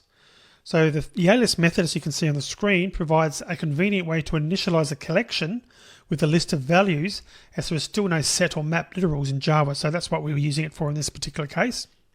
Now to see what remove all does and why it's called the asymmetric difference, this example creates two sets, going back to our code. And what it does is going to create the asymmetric difference between those two. So the example creates two sets and calculates the asymmetric difference both ways around. So it's called an asymmetric difference because set 1 takes set 2 is not the same as set 2 takes set 1. Now a diagram is always useful when dealing with sets. So what I'm going to do is just bring that up on the screen. Now the circle to the left in green represents the set nature, and the one on the right is divine. So when they overlap, it's the intersection of the two sets, and the set of everything in both is their union. Now the asymmetric difference, nature take divine, will contain all the green words, and divine take nature will contain the blue ones, which is what the following code we're about to type in actually works out. So I'm going to bring that graphic back on the screen once we've typed in the code. So let's start typing. So set string nature equals new hash set. It's going to be an empty one, and same for divine. String divine equals new hash set, and we're going to do string array words equals all nature is but art unknown to the, like so. Oops, already had a bracket in there. We'll call that one nature words. And the second one we're going to call divine words. So array, another string array, array. Actually, we'll just call that. Shall we just call that nature words? Because we know it's a string array, obviously. So divine, I'm spelling it with an E for some reason. Divine words is equal to is human to forgive. There's an E again, divine. Okay, so we've created those, but let's actually add these as well. So we're going to do a nature dot add all. And we're going to use that same mechanism, arrays, so using the arrays collection, dot as list, using the as list method, and passing in our nature words. So we're adding those to our set effectively. We're going to do the same for divine. So divine, no, he didn't spell it right again. Divine dot add all, and that's also going to be arrays dot as list, and that's going to be divine words. So, okay, so that's added them both again using that method, and again, as list provides a convenient way to initialize the collection with a list of values, because of course there's still no set or map literals in Java. So we've sort of simulated that by having an array here, as you can see on the screen there now, and then we're actually using the add all and then dot as list to convert it. So ultimately we can get those into the set in a convenient way. So what I'm going to do is I'm going to stop this video here now, and in the next video we're going to continue work on this particular piece of code. We're going to go through and start looking at these set asymmetric differences and talk more about that, and ultimately explain this a little bit more as well. So I'll see you in the next video.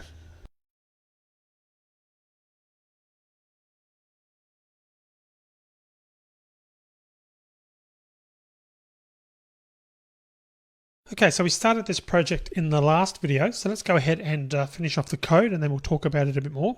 So we've actually managed to add the arrays, the string arrays for nature words and divine words to the respective sets, again using the arrays.asList method, which conveniently does that for us, because of course we can't, or there isn't in the Java language at the moment, a set or map literal like you can see on line 43. We can't do something equivalent to that for an array with a set or a literal at this stage, so that's why we've done it that way, to get those items essentially into our sets. So now that we've done that, let's figure out the asymmetric difference, nature take divine, and also then do divine take nature to see what it ends up with, and then we'll have a look at that little image on the screen again after we've done that. So I'm going to come down here first, and we're going to start by seeing what the result is of nature take divine. I'm still spelling it with an E for some reason.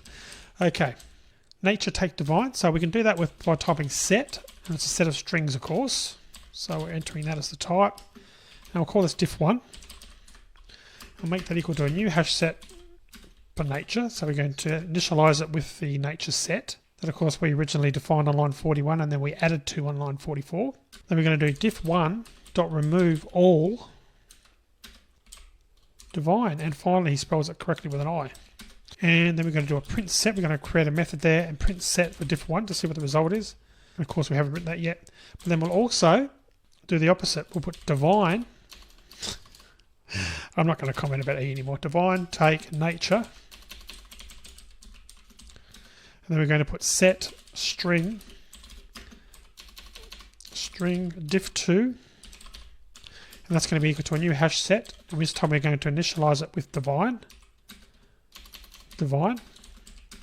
And we're going to do diff2 dot remove all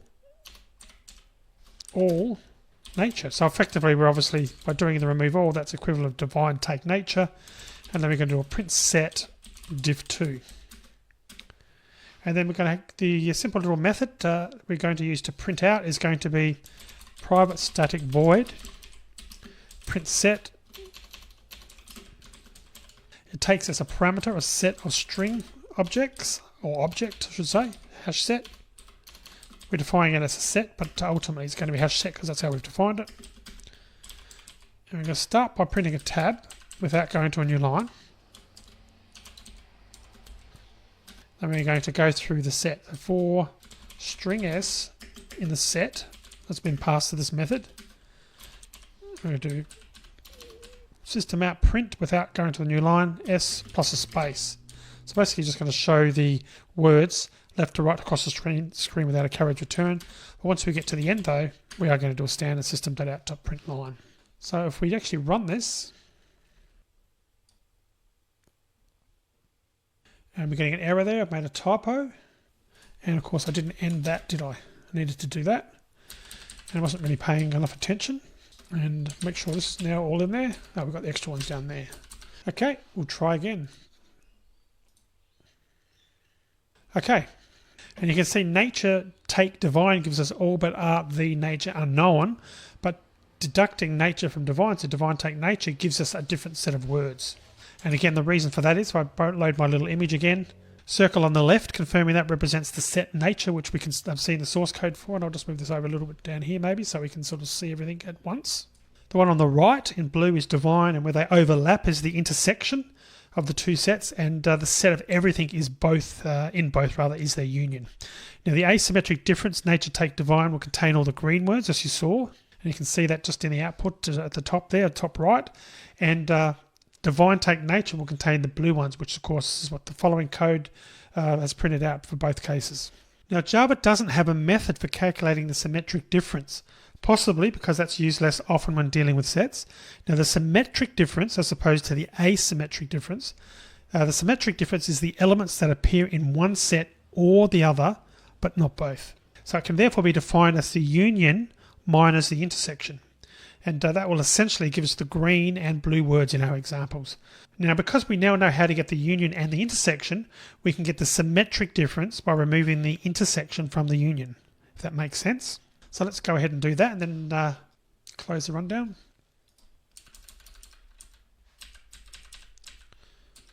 Okay, I'll come down here, give us a bit of space.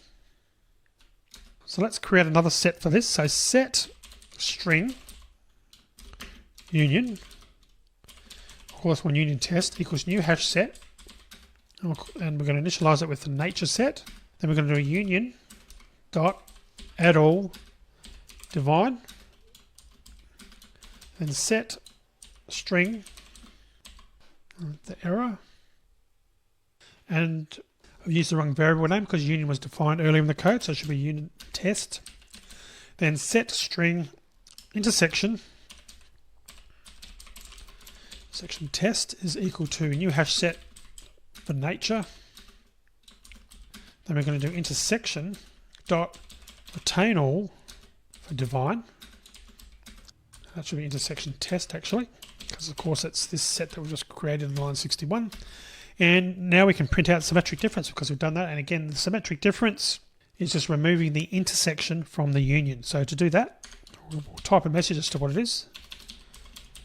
Symmetric difference, and that's going to be union test dot remove all intersection test like so.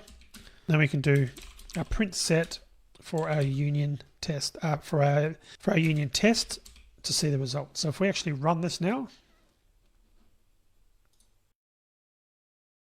and again bringing up the image on the screen, now we've run it. So you can see that we should have all the green and all the blue, but not the ones in the union. So we shouldn't have the words to there, which we haven't, and we shouldn't have the word is, which we haven't got in there, but we should have all the other words.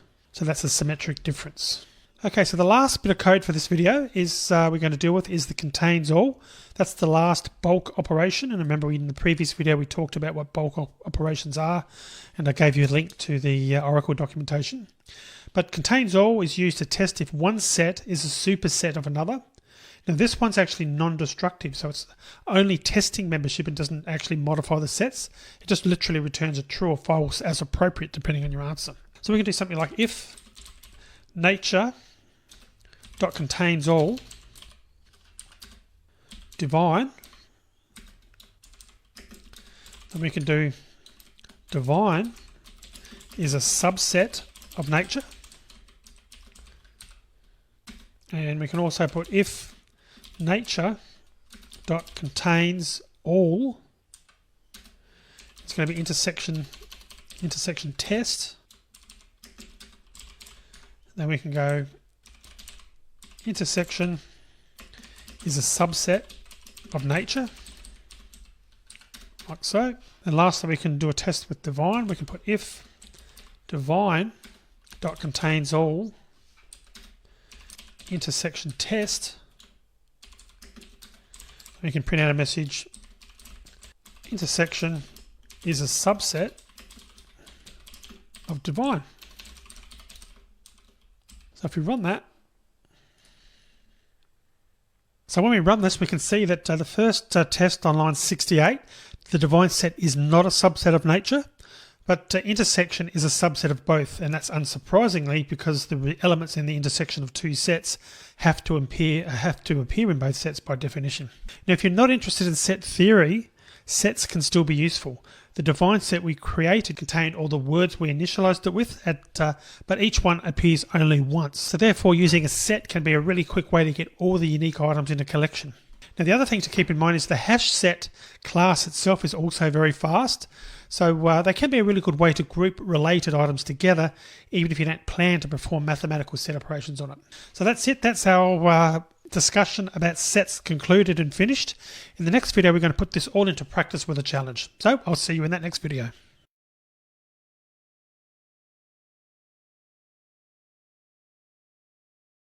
So in this video, what we're going to do is an overall set challenge for what we've learnt.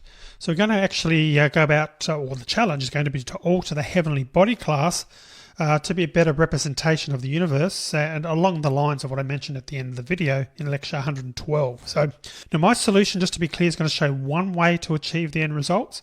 It's very likely that your solution will be different, and that's completely okay. The important thing with this challenge, and actually with all challenges, is that it passes the tests that I'm going to include in the challenge. So what I'm going to do is create a new Java class, and by the way, I've got the previous project still open. You can see we've got various classes including the heavenly body, and you'll need to have that heavenly body class for this challenge. So make sure that you've got that project open, or you've got that code in your class, in your project. So let's go ahead and create a new class, and we'll call this set challenge. And we need to create a main. So I'm going to do PSVM again, PSVM tab. Okay, so there's our main method. So what I'm going to do is paste in the example and paste in the challenge, I should say. Okay, so here is the challenge. The challenge is to modify the previous heavenly body example so that the heavenly body class also has a body type field. Now this field will store the type of heavenly body, such as star, planet, moon, etc. Now you can include as many types as you want, but you must support at the very least planet and moon. Now for each of the types that you support, subclass the heavenly body class so that your program can create objects of that appropriate type. Now, although astronomers may shudder at this, our solar system will allow two bodies to have the same name as long as they are not the same type of body. So you can have a star called Beta Minor and an asteroid also called Beta Minor, for example. Now the hint here is that it's much easier to implement for the set than it is for the map, because the map will need a key that uses both fields. Now there's also a restriction that the only satellites that planets can have must be moons. So even if you don't implement a star type, your program shouldn't prevent one being added in the future, and a star's satellite can be almost any kind of heavenly body. Now the test cases that you want to be able to pass, firstly, number one, the planets and the moons that we added in the previous video should appear in the solar system collection and in the sets of moons for the appropriate planets. Test case 2, A dot equals B, as you can see on the screen there, must return the same result as B equals A. So in other words, equals is symmetric. Number 3, attempting to add a duplicate to a set must result in no change to the set, so that the original value isn't replaced by the other one, by the new one I should say. And number 4, attempting to add a duplicate to a map results in the original being replaced by the new object. Number 5, two bodies with the same name but different designations can be added to the same set. And finally, two bodies with the same name, this is number 6, but different designations can be added to the same map and can also be retrieved from the map. So that's it, quite a meaty challenge for you to go away and work on. So go away and do that now, pause this video, and when you're ready to come back and see the solution that I've come up with, start the video again. So pause the video now and I'll see you when you get back.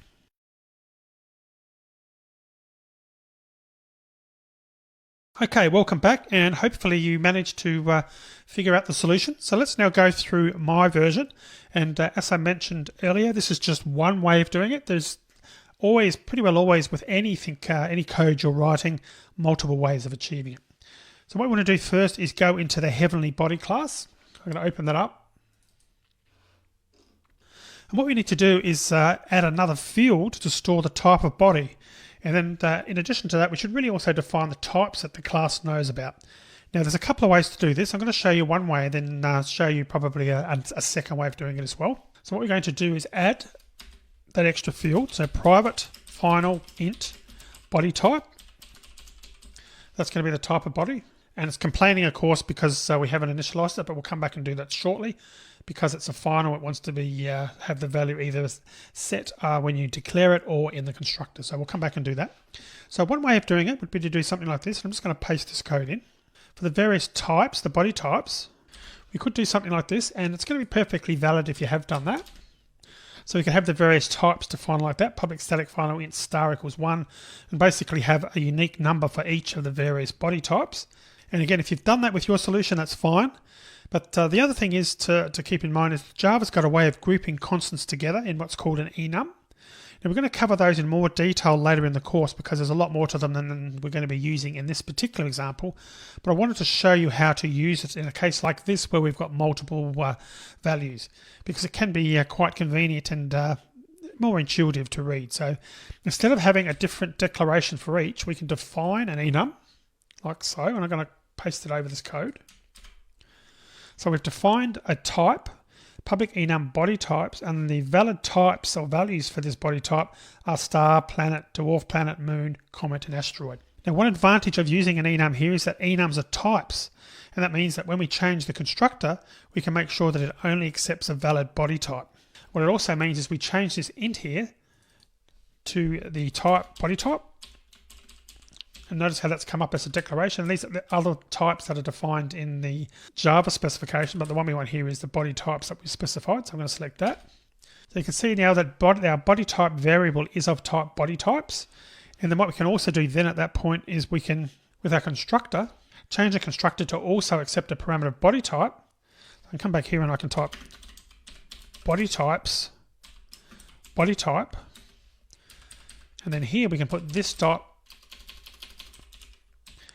body type is equal to body type. And of course, once we do that, the error up here goes away because we've now initialized it. And the great thing about an enum is that it's only going to accept a variable or parameter that's got one of these types specified. And you'll see that in practice shortly. Okay, so working on through the heavenly body classes we're doing now, there's a requirement that a planet's satellite can only be moons. So if we go back to, or have a look at the add moon method, you might be tempted to write something like this. I'll write it out first. We can put something like if moon dot get body type. And what I'll probably want to do first is add a getter for that as well. So I'm going to do that now. For body type, like so. And the other thing, before I continue with this, what I should probably talk about a little bit more is the enum, if in case you're unfamiliar with it. So firstly, with our integer constants that I added before I changed to an enum, there wouldn't be any compile time checking that the integer body type was one of the values that the class knows about. So in other words, we'd have to include code in the constructor to check that. The best we could do is a runtime error, but the advantage of using an enum here is that we get an error at compile time if the body type isn't valid. So if someone tries to sort of pass an invalid type there, we're going to get an error. So that's one serious advantage to using enums. And you'll see another advantage later when it comes to printing out the heavenly bodies. Now a nested enum is automatically static, so it's possible to refer to the enum values without creating an instance of a heavenly body object. And I'll explain them further as we use them in this solution. But if you've used constants instead, again, that's fine. Your solution works ultimately is the test, and if it does, congratulations, that's also fine. But I just really want to show you that enums are quite useful and how to actually use those. Okay, so we've added our body type and we've now converted it to an enum, and we've also added a getter. So let's go back to this moon code. So as I mentioned, it might be at first glance thinking that, okay, we need to make sure that the planet satellites that are passed are only moons. So maybe we can do it by using the get type. So we could have done something like if moon.getBodyType is equal to body types dot moon. Then maybe we could do something like that. And then else return false. At first glance, you'd think, yeah, okay, maybe I could do something like that. And that, I mean, it is checking for moon, right? Well, this actually isn't a good idea. And in thinking about it further, the name itself of the method is badly chosen. Heavenly bodies other than planets can have satellites, and they don't have to be moons.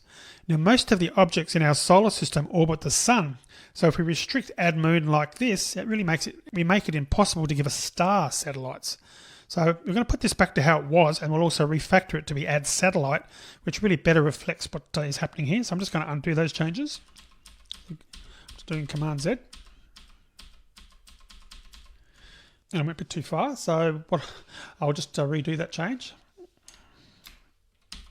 Okay, put that back again because we still need the getter, and I'll just return that. So again, that's back to how it was, and then we'll just refactor this. I'm just going to refactor the method name, right-click the name, refactor, rename, and it's more consistent to call this add satellite. Press enter. So now that we've done that, any type of heavenly body can now be added as a satellite of the other, of any other, and if we want to restrict planets to only have moons orbiting them, we can override the add satellite method in the planet subclass, which I think is a much better design. Now the specification of the heavenly body class has changed to require two fields to be used to identify a body, not just a name as previously. Now we've added the body type field, as you know, and as a result we don't really need to change the equals and hashcode methods to reflect this change, because it wouldn't be correct now without that. So the change to equals isn't complicated. We really need to add another test here to see if the body types are the same if the two objects have the same name. So let's go and do that. So down here under or in the equals method, we've got this test here to check for null. Well, we're going to change this code. So whereas before we had a check for null, then we're checking to see whether object.getClass is not equal to getClass, we're going to change that. We're going to use something called instance of and use that as our way of checking. So what we're going to do here is we're going to just delete that code, and we're going to put, actually what we'll do also is we'll get rid of these system printouts we don't need anymore. And we're going to put if object instance of heavenly body, which actually just confirms that it is the right type of class that we've received, and we've got to pass this a parameter.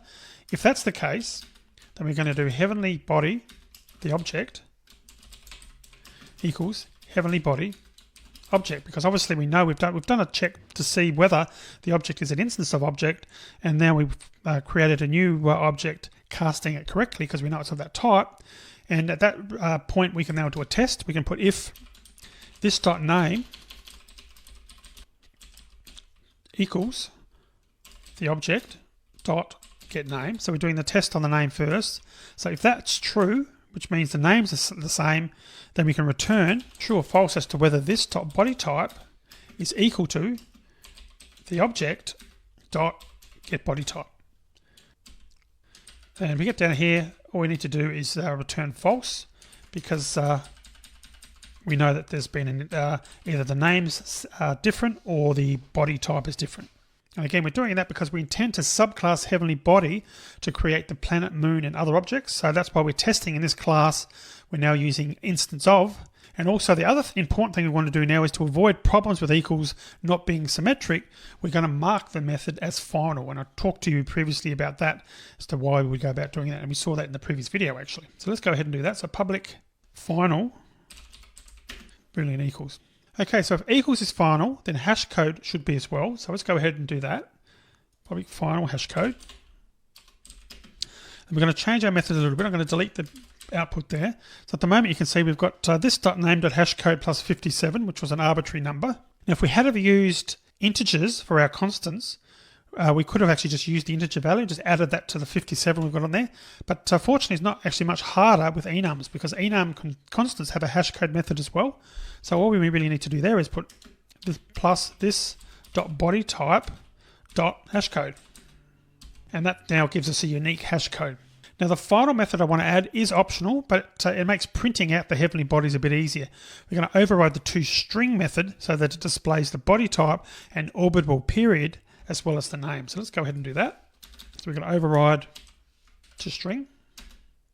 And what we're going to do there is we're going to return this dot name plus a colon and a space plus this dot body type plus comma and a space plus this dot orbitable period. Just makes it a little bit easier for us to see that on screen. And one thing that you'll find when we go to run this, it's another advantage that I mentioned I was going to tell you about with enums, is when you go to print them out, In this case, we're going to print out the toString method that comes with the enum returns the name of the enum.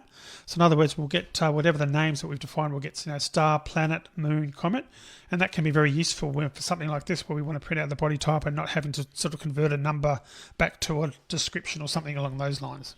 And just in case it's not obvious, I just want to make it clear that when we use an object in a string concatenation like this, Java implicitly calls the toString method to obtain the string representation of the object. You probably knew that, but I just wanted to make that clear. Now we're going to cover toString in more detail in the section on debugging, as it's really intended for use when writing log files and debugging rather than displaying text to users as we're doing here. But for a simple class such as this one, it's really a helpful shortcut and very useful to add. Okay, so that's pretty much it for the Heavenly class, Heavenly body class for now. We're almost ready to create the subclasses. Now we've made the class final though, which means that it can't be subclassed. So we need to change the declaration to remove the final. So we're going to remove that. Because we want to subclass it, we're going to remove it so it is not final anymore so that we can actually do a subclass. And I'm going to finish this video here now. When we come back to the next video, we're going to go through and start creating the subclasses and continue on with the challenge solution. So I'll see you in that next video.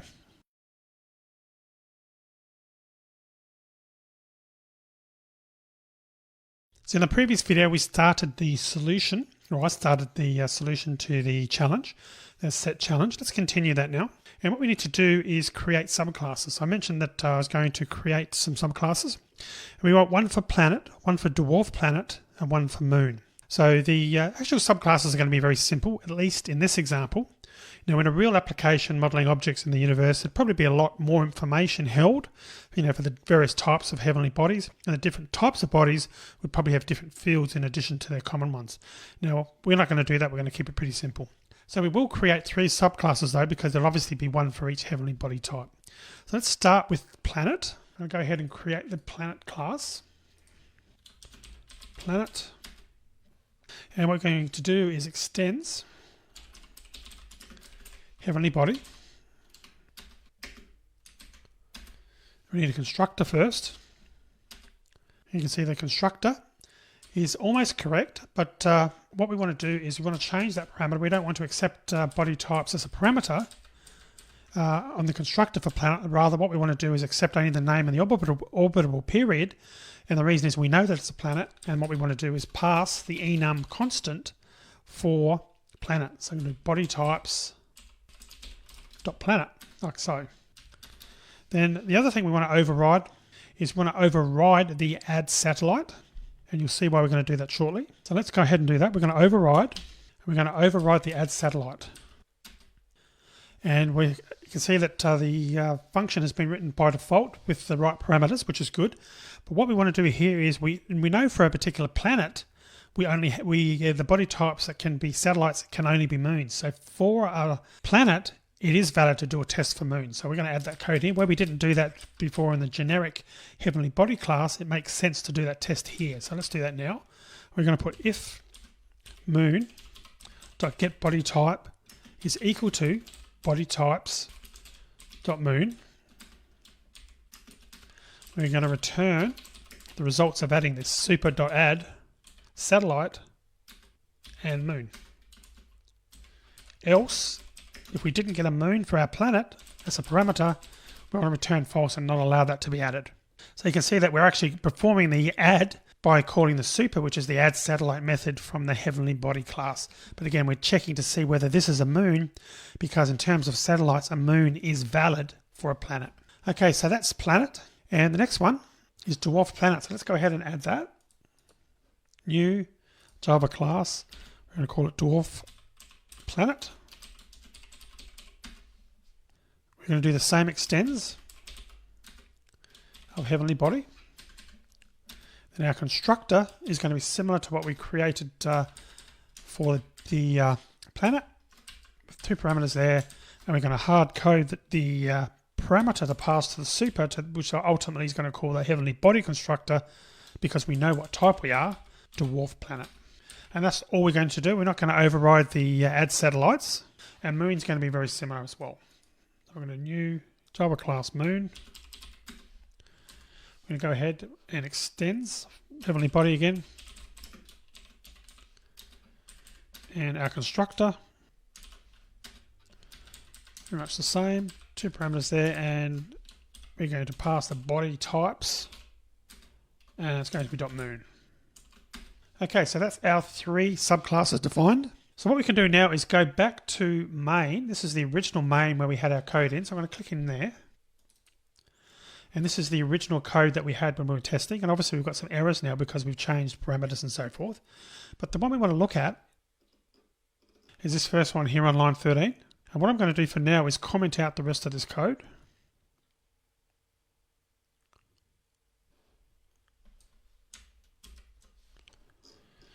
And what we want to do here is where we've got heavenly body temp equals new heavenly body, and then we're passing the 2 parameters, we want to change that. We want to put heavenly body temp equals new. In this case, we want to do a planet, don't we? So we'll do planet to make it valid. And that's now correctly using the subclass, and the error goes away. And that's because remembering the 3rd parameter is in the constructor for planet, which ultimately calls the heavenly body with that right 3rd parameter being the body type. So what I'm going to do is actually fix these up now. Let's fix these up now so they're all actually valid. I'm going to come down here. We're going to fix or uncomment these again. And let's go ahead and actually replace all these so they're actually working. And I need to uncomment this code as well. So what we can do there is we can just take a copy of planet, and I can just paste this in here for all the planets. That's a moon. We don't want to do that yet. Planet, moons, Jupiter, planet. You've got Saturn, planet, planet, planet. Now Pluto's technically a dwarf, isn't it? Dwarf planet. I'll put that as a planet for now. And what we want to do now is for the other ones, for the moons, let's actually add those. So I'm going to make that a moon. And let's fix that for all the other moons as well. Moon, moon, moon, moon, moon. I'm going to get rid of some of these errors now. List those, moon. So we should have just about all the errors fixed at the moment now. So now that we've done that, we're almost ready to run it. So and let's comment out the rest of this code, because we've got a few other things that we want to fix. Okay. And we notice we need to fix this one. We had a 2nd Pluto in the original code. And just incidentally, there's nothing stopping us from leaving that as a heavenly body, then adding the 3rd parameter like this. Heavenly body, dot body types dot, and then making that a planet, or a dwarf planet as the case may be. That's certainly valid as well. Just wanted to point that out, but I think in this case, to be consistent, let's change this and just make it a planet. So now that we've got them all being added and we've got various printouts, what we can do is change it. Remember, we added the dot to string, so we can actually start using this in some of our outputs. So let's go ahead and do that. So like down here, for example, after we've added Pluto, what we can do is in that for loop, we could change that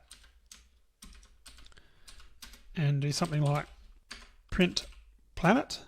And by doing that, it's going to automatically invoke our toString method. And of course, we've overridden that if you recall. So if we run that, I click and run it.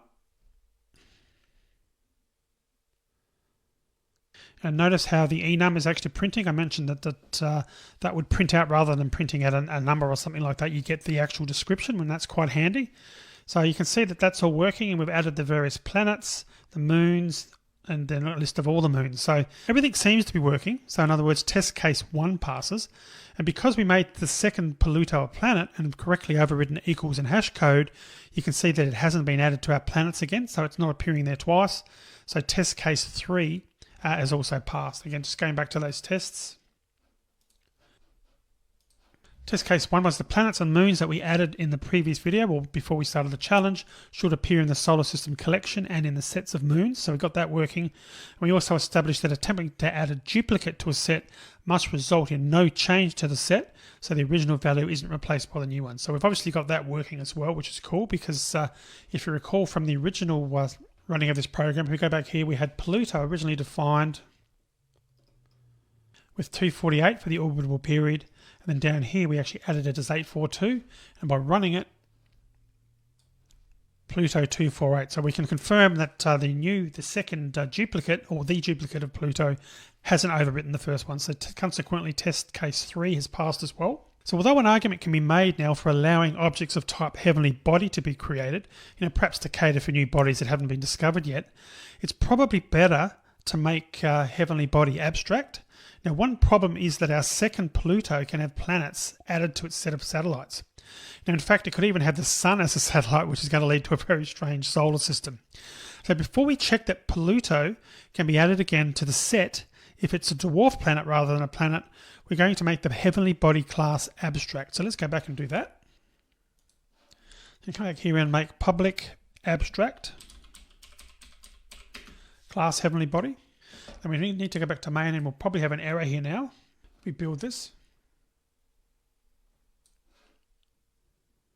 Now if I went back here, because I remember I changed that to planet, but if I put this back to heavenly body, we'll find we get an error now, even with the right parameter. If we change this third parameter and made it body types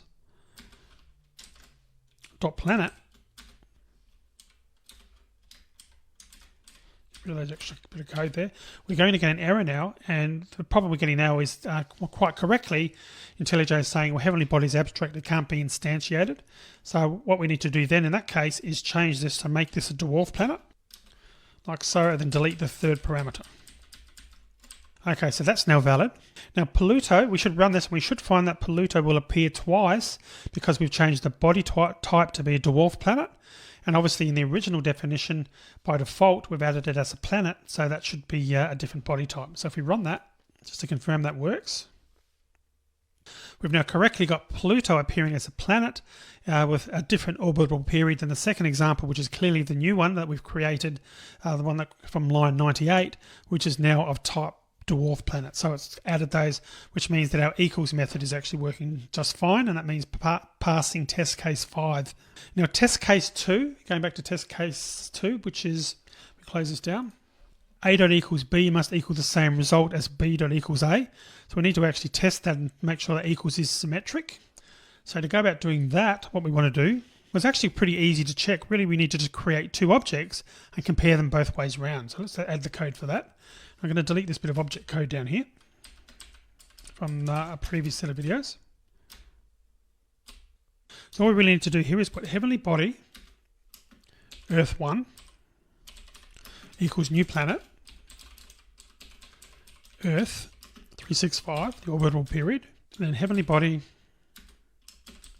Earth 2 equals new planet. Same spelling, obviously, same case, 365, same orbital period. Then we're going to do a print out to make sure Earth 1 dot equals Earth 2. So print out whether that's true or false. Then do it the other way around as well. So does Earth 2 equals Earth 1? And obviously the answer in this particular case is they both should be true. So let's just run this to confirm it. And they're both true, as you can see down there, which means obviously they're symmetric because both Earth 1 equals Earth 2 and Earth 2 is equal to Earth 1. And just to be complete, to make sure that it is doing the right thing, we can also do a comparison. Let's do a test to see Earth 1 is dot equal to Pluto. Obviously that should be a false. And the other way around, Pluto dot equals Earth 1 should also be false. Okay, so let's run that. And you can see that's obviously false as well. So the code is actually working. That's good. So that's test 2 to make sure that is now working as well. So I'm going to end this video here because we have still got an issue. We've got, so I'll talk about it in the next video. Our sets are behaving as they should, but when we come to look at the solar system map, there's a problem that we need to solve. So I'm going to talk about that and how to get around it and show you the code for that in the next video.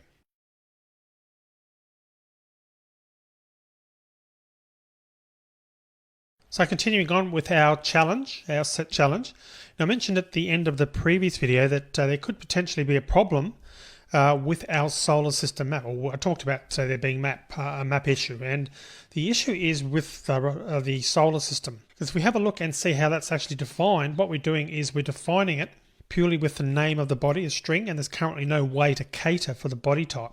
And obviously because we're using a map, we've only got the concept of a key and a value. So how do we get around that? Well, it's actually a very common problem when attempting to store and retrieve more complex objects, whether using one of the collection classes or a database for that matter, and there are many solutions to this problem. Now, databases allow records to be selected on several fields, so it is possible to make a primary key that consists of all the fields that uniquely define each record.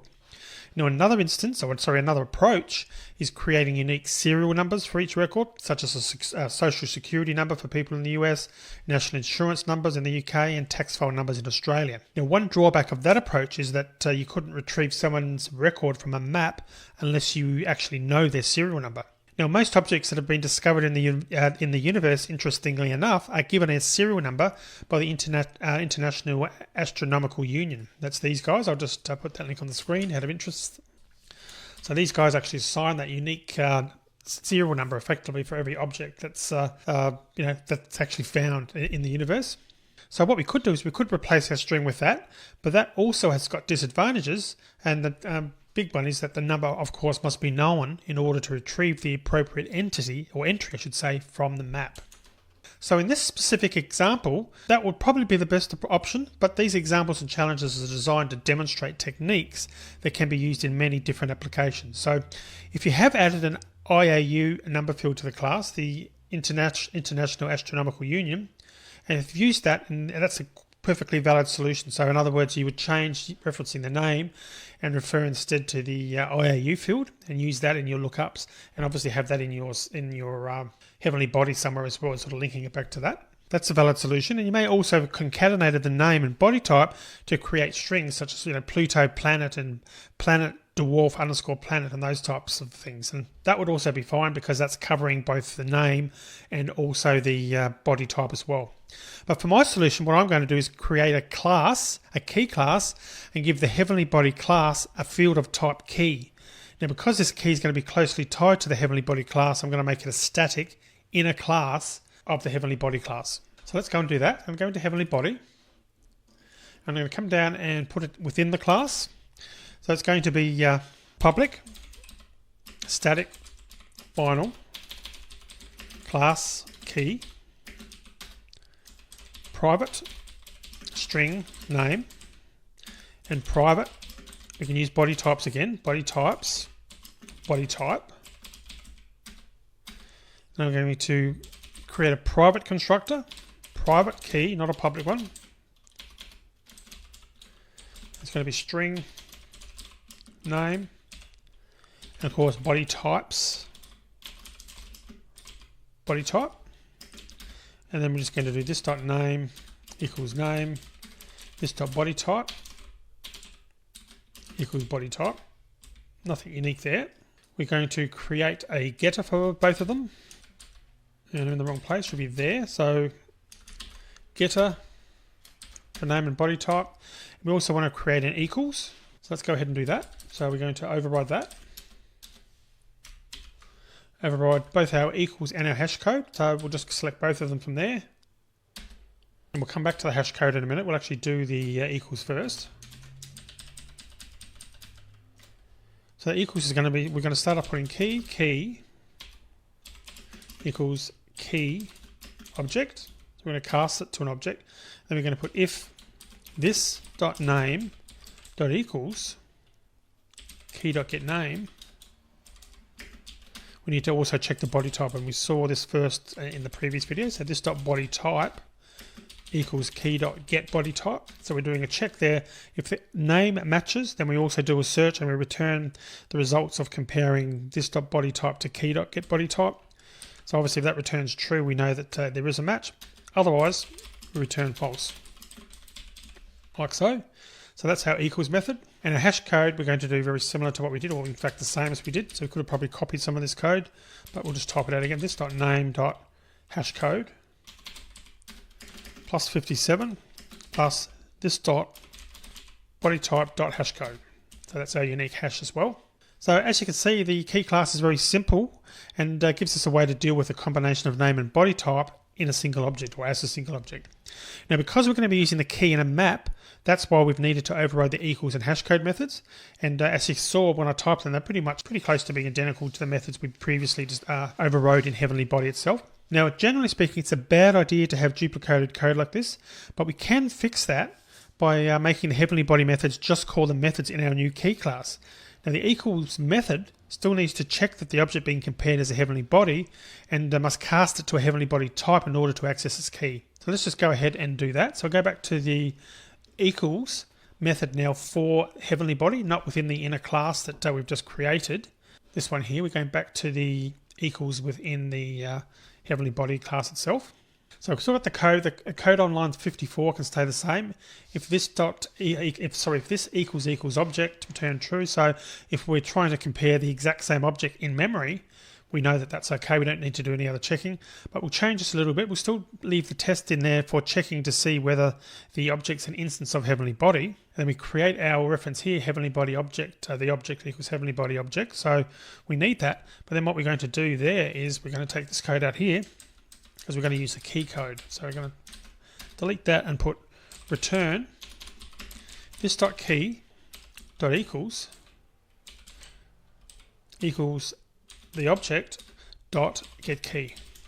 Now we have got an error there, and we're expecting that error because we haven't actually added the key field to the heavenly body class. The key object, which effectively is going to be the field, which is our key. So we still need to do that, and that error will go away once we've done that. And the heavenly body's hash code is actually even simpler as a result of that, because what we're going to do is get rid of all of this and just make it literally return the content. So it's going to be this.key.hashcode. And again, we're getting an error because we haven't yet added the key to the heavenly body class. So what we can now do is replace the two key fields, name and body type, with a key. So we can come up here to the top of heavenly body, and where we've got name and body type, we can literally delete those and body type. Instead, what we're going to do is put a private final key being our inner class. And we need to also initialize the constructor to get that or get rid of that error. So we need to get rid of the other two fields that we previously had that we've now deleted, and we go this.key is equal to new key name body type, like so. And even though we've defined this as a private constructor on line 78, that works because this is an inner class to our heavenly body, and that's why we're instantiated on line 24 in the public constructor, the heavenly body. And we need to remove some of these methods, the getter for name and obviously the getter for body type, because they aren't directly in there anymore. And we also need to add a getter now, and the getter is going to be there for a key. I'll put it up here. So we'll add a getter for the key as well. And if we just go down and check, actually the other thing we need to change is the toString. And we can do that a little bit differently. We can have this.key.name plus this.key.bodyType to get that to work. Now the other thing we need to do is we need to add the method or a method to make a key. So the actual implementation of the key is not something that users of the class should have to know about, but in order to retrieve a heavenly body from the map, they'll need a key when all they would really have is a name and a body type. So in other words, what we want to do is pass a name and a body type and have a method return the valid key, which is going to be an object that they can then use to look up that entry in our map effectively. So what we're going to do that, I'm going to add that here. So I'm going to make that method public static. And by the way, I'm making it static so that the key can be obtained without having an instance of the heavenly body to call the method on. So public static key is going to return a key, obviously, make key. Okay, then the two parameters as I mentioned, string and a body type. The body types is the type, I'll call that body type. And we're going to just do a return new key, name, body type. And again, they can then use what we return, that key object, and they can use that to then do lookups in the map object. And we've changed to string. So we shouldn't now have any errors. And if we went back to our equals, so the equals method is now working. You can see on line 55, return this.key.equals. This is the equals method that's used in heavenly body, and also the hash code is now this.key. Because we've got the key field there as well, that's working nicely. Okay, so we've now finished making our changes So what we need to do is go back to main. And first things first, we need to add our new map or change our new map, because at the moment the map is, if you can see on line 9, it's got a string and a heavenly body. But what we want to do is make the key no longer be a string, but we want it to be the actual key object that we created. So we can have that as a heavenly body dot key, like so. And obviously that means we need to change some other code as well. And what we need to do, we've got all these references to temp.getName. We want to change all of those, instead of getting the name, to actually get the actual key instead. So what we're going to do is just copy those, and we're going to do a search and replace. Find, replace, temp.getName, and we're going to fix that with temp.getKey. And we'll just do replace all. And we've got tempMoon.getName, so we can do the same for that, tempMoon.getName, or replace that with tempMoon.getKey. Replace all. Okay, so we've still got some errors here. Planet.getName, we can do the same for that one. So again, we're just making these changes. So planet, because we changed the, typed over that by mistake, planet.getName. We're going to change that to planet.getKey. And again, it's because we removed the name and the body type and replaced it with a key, we need to change all those entries. Body.getName is another one. So body, I'm going to replace that as well. Body, replace all. It might be just easier to type these, to replace these last few manually. Moon.getKey. We must be getting down to most of these errors now. Okay, and just to go back and check, if we have a look in our key, the other thing is because we're referencing key, what we haven't done yet is we haven't added a toString to that. So we should really add a toString to that method. At the moment, we've only got the toString, which is in the heavenly body, but we really need one in the key as well if we're going to be referencing that. So what we can do is come down here and override toString. And we could do return this dot name plus a colon plus this dot body type. So if we're referencing just the key, we've got a toString that returns just those two items.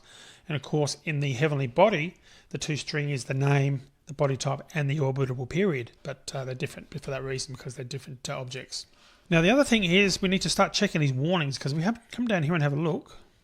On this line here, line 82,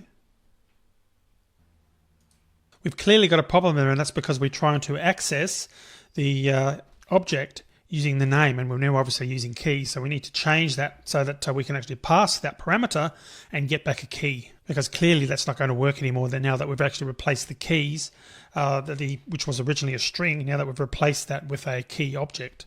So what we need to do is use our makeKey method for that very reason. So we know it's Mars, so we can change that to heavenly body dot makeKey. Remember, it was a static method, so that we can call this without having an instance of a heavenly body. So we're going to pass Mars. Then we also need to pass as a parameter the type. So it's going to be heavenly body dot body types dot planet, like so. And that's now got a valid call there. And we've got another one down here. That's just giving us a different message there. It's basically just saying, can we replace with a for each call? So we can leave that. That's no problems for now. So if we run this, we should get the code all working without any errors, and our previous tests should still work. And I need to make a change there, and that should now be moon.getKey.getBodyType, because obviously we've now got a key object. So that would fix that up. So we'll close it off and run it again. Okay, so we should have everything working like it was before. You can see we've got the Pluto is now appearing twice as we change the type, body type to planet to dwarf planet. We've still got our trues and our falses, and everything else looks good there. We've got all our planets, the moons of Mars, and then obviously all the moons in our solar system, or all the ones that we've actually defined in the code anyway. So we're now ready to test the test cases 4 and 6, and just going back to our code again. Oops, not set main, set challenge. So remember number 4, when attempting to add a duplicate to a map results in the original being replaced by a new object. And number 6, 2 bodies with the same name but different designations can be added to the same map and can be retrieved from the map. So we're going to be ready to test those now. So let's go back to main. So let's do test 6 first. So we can do solar system, system.put, and we can try Pluto.getKey, Pluto. We'll see what happens if we do that, and then we'll just print it out. And we'll print it out by doing solar system dot get, and we're going to do a heavenly body dot make key Pluto, and be heavenly body dot body types dot planet, and we need to do the same thing but with our other entry, which of course was Pluto with dwarf planet. So we change that to the body type dwarf planet. We should be able to confirm that they're both in there. So let's just check whether we get the output from both, which will confirm basically test 6 is working. And you can see now from the map, the last 2 printouts, Pluto planet and 248 is the orbital period, and Pluto dwarf planet. So that's clearly working. And the last one, test case 4, well, we can check that by changing the new Pluto back to a planet. Remember we added this as a new dwarf planet.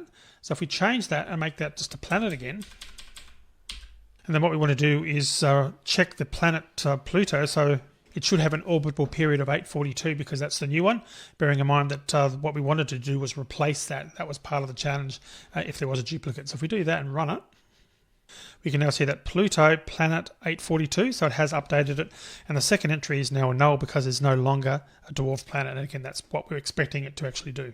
Alright, so we're basically done. Let's just add one final bit of code because I know this video is becoming an epic again.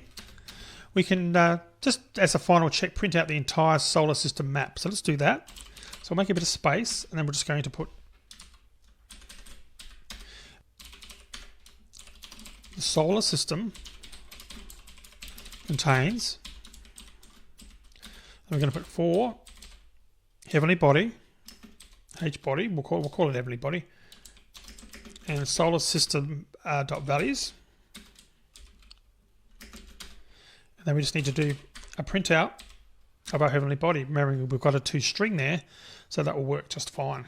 And we'll just clear a bit of this excess space down the end away, and we'll just run that. And there you can see that we've got the various moons and the planets and so forth. It's all working nicely. And just to be complete, let's just change this back to a dwarf planet, just to be sure that we can actually see that in our final run. And we've now got our 2 planets back again. So that's it. That's the set challenge. I hope you got a lot out of that, and you enjoyed your version of creating a solution to this. So I'm going to end this video here, and I'll see you in the next video. It's break time. Do you like this video? Don't forget to subscribe to get new videos. Share this video to open new premium videos and ebooks. We'll be a star freelancer.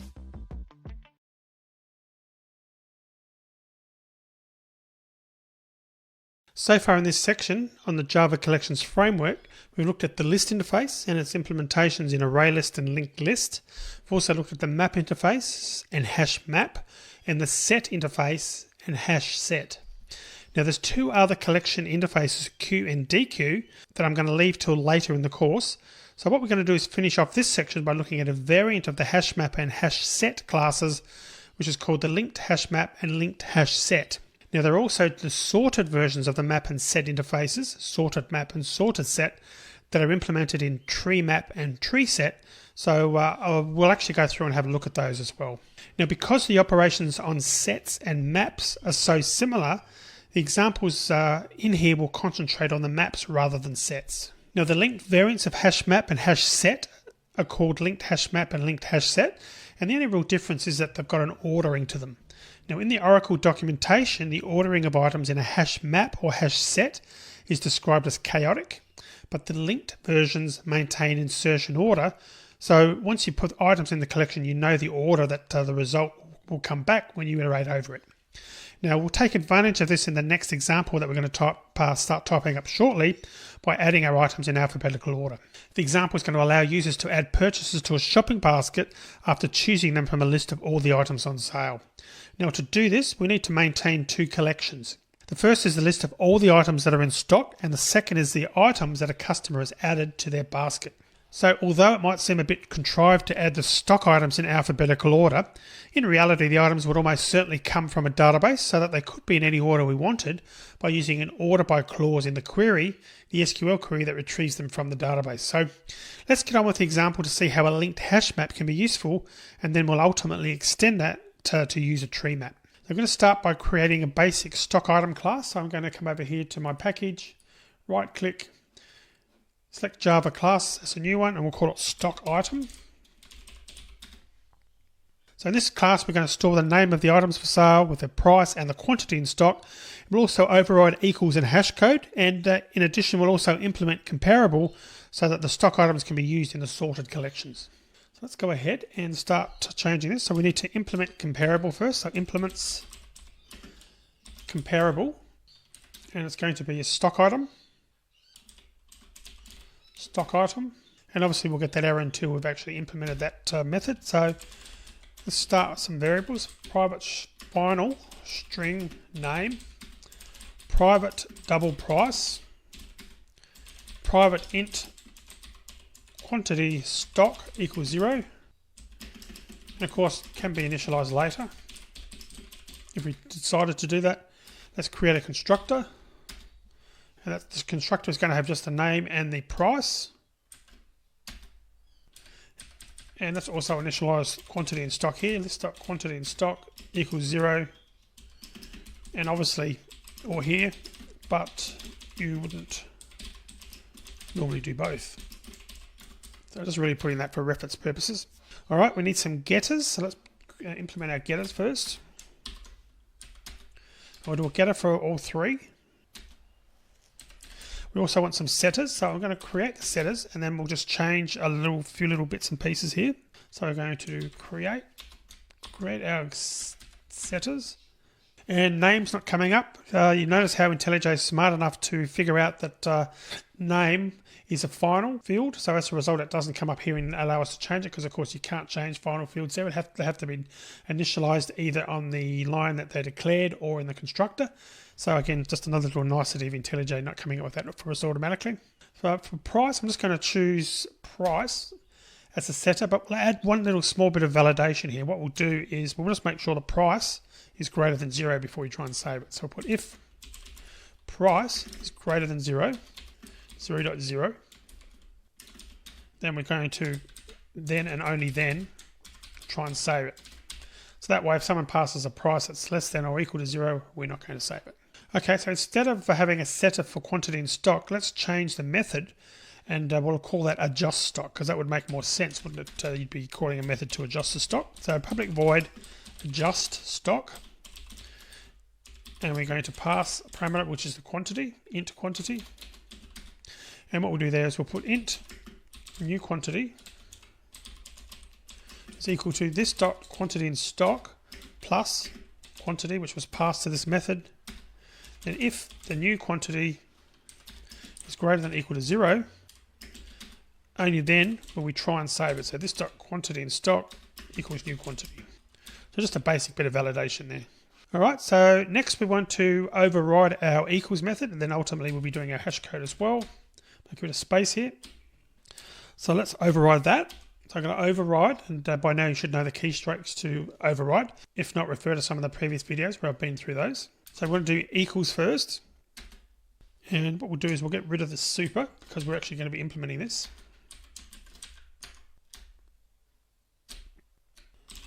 And we'll just put a printout here, entering stock item dot equals, just to give us some sort of notification on the screen that that's happening.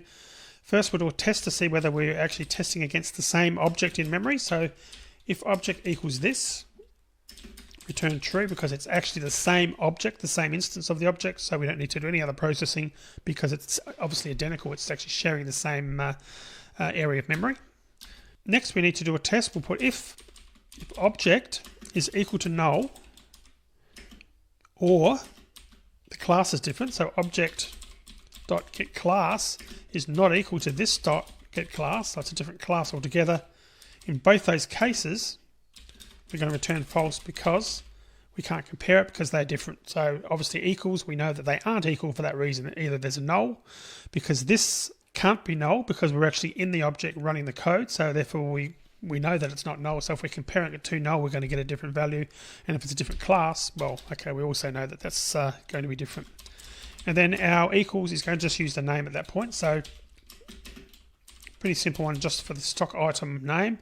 And we'll cast it as a stock item object dot get name. So we're just comparing the name of our current object we're running in versus the object that's been passed to this method. And then we're going to return the standard string equals. So this dot name dot equals object name. Obviously that returns true or false as to whether they're the same. So assuming that's the case, if it returns true, then we know that the strings are equal, and therefore in our case we're just saying that the stock item is equal. So that's really our only comparison, other than testing to see whether it's the same object in memory, which returns true, but we're also then just checking the name. And of course on line 49 we're testing to see whether it's null, and or if it's a different class and returning false in that case. Okay, hash code is going to be quite simple. Override hash code, and that's just going to be return this dot name. So we're going to return the string hash code, this dot name dot hash code, and we'll just add an arbitrary number. We'll put 31 there. Could have been any number. I think we used 57 in the previous set challenge, but we could be literally anything there as long as it's consistent. And we also need to override compare to, so let's do that as well. Of course, compare to is overridden from java.lang.comparable, and that's because we're implementing that interface, compare to. And what we're going to do there, firstly, let's put a message to say entering stock item dot compare to, capital there. Firstly, we'll do a test. We'll put if the object's the same object in memory, if this is equal to O being the item that's passed to this method. If that's the case, we can return 0 because they're equal. We don't need to do any more processing at that point. Now if O is not equal to null, then we're going to do return this dot name dot compare to O dot get name.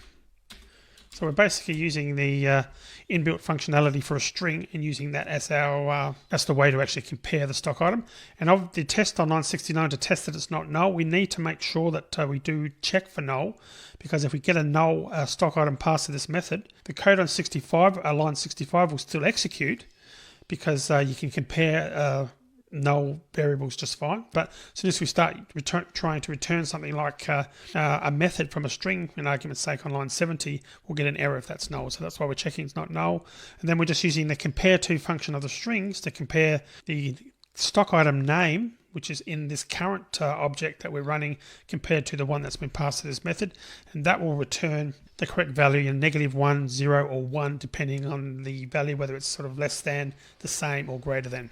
Okay, and that's returning. And then what we'll do is we're going to throw, I know we haven't talked too much about exceptions, but we're going to do a throw new null pointer exception. And again, we'll be talking about exceptions a lot in more detail later on in the course. But for now, that's probably not unrealistic to do that, to throw a null pointer exception. Basically to say, if you want to use the compare to function, you have to assume we're not comparing something that is null. Okay, so that's our compare to function. And the last one we'll do, let's just add a toString. We'll override that as well, toString, just so we can actually print something out here. And we'll return this dot name plus price plus this dot price. Pretty simple. And again, just to confirm that on lines 9 and line 14, we've initialized the quantity in stock in both cases there. And again, you wouldn't normally initialize it in both places. But the reason I've done this is because which one to use often confuses students.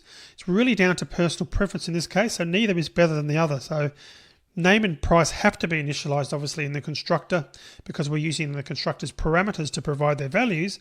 But if you're not passing a field's value to into the constructor, then it doesn't really matter where you initialize it as far as Java is concerned. So personal preference, you wouldn't do it in both normally, but I'll put it up there and just basically to bring it up for a topic for discussion. So just choose one would be my recommendation and stick to that. And having said that, it probably would be useful to allow the quantity in stock to be set when the stock items are created. So we should really include that field in the constructor as well for that reason. It's also useful to have a constructor that doesn't include the stock levels though, with that said. And this would allow someone in the office, perhaps to set up the stock items before the list was passed to the warehouse for the stock take to be done. So to cater for this, we're going to overload the constructor so that the items can be created with or without stock levels. So we're going to actually basically add a constructor for both. So what we'll do is we'll just come back here and add the constructor in all three places like so. And obviously that's now updating it based on the quantity in stock that's been passed to it. And that then, now that we've done that, it makes more sense here on line 14 to initialize it there because we are also initializing it on line 20. So as a result, we could now remove this from line 9. So it really just depends on how you're going to be initializing and using that variable, whether you define it in the, initialize it in the constructor like we have or at the declaration line. So I'm going to remove it there on line 9 for that reason. Okay, so now that we've done that, we also did the adjust stock method, which I mentioned was really there to allow stock levels to be increased or decreased as stock is added and sold, and it contains a check to make sure the stock levels can't drop below 0. So obviously we're doing it this way so we can actually pass negative quantities, so you literally adjust the stock. It's not just adding stock, you can also deduct from it as well. And we also overrode the equals and hash code as well as the compare to method. So I'm going to finish this video here now. In the next video what we'll do is we'll continue on and we'll actually implement a stock list class, and that's going to hold a list of all the stock items in a map. Then we'll need some methods to add stock and to remove it when it is sold, and we'll look at doing that in the next video.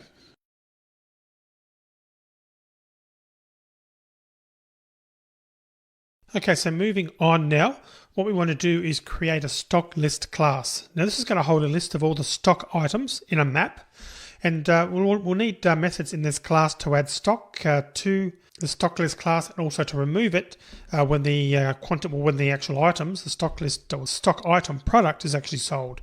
Now, because the stock item class uses the name, when overriding equals and hash code, we can safely use the name as the key for the map, which is going to make our life easier. So let's go ahead and do that. And then just a note also to make sure, because of a current bug with IntelliJ, which may or may not be there when you go to check this, click on the actual project in IntelliJ, right click on Open Module Settings, go into Project, and just make sure that that's set to 8. When I created the new project earlier, it was 6, and I changed it when I wasn't recording to 8. So make sure that's on 8, otherwise you can get some weird things happening. And I mentioned that in other videos, and this seems to be a bug with new projects. Even though we've set that in our general defaults, it doesn't always stick when we create a new project. So make sure that's on the project language level is on 8. Okay, let's go ahead and create that class now. So we're going to call it stock list.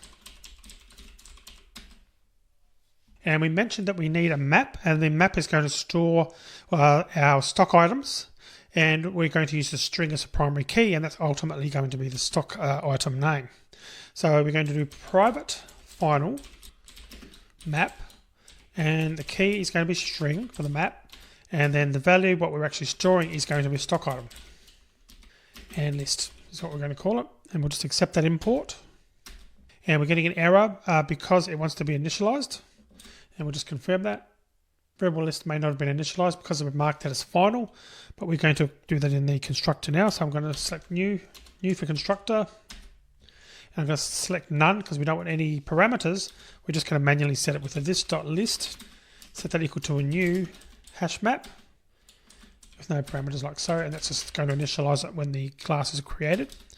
So next we want an add stock method, and that's ultimately going to be used to add items to our inventory, our list of stock items. So that's going to be a public int add stock, and the parameter that's passed is going to be a stock item and its item.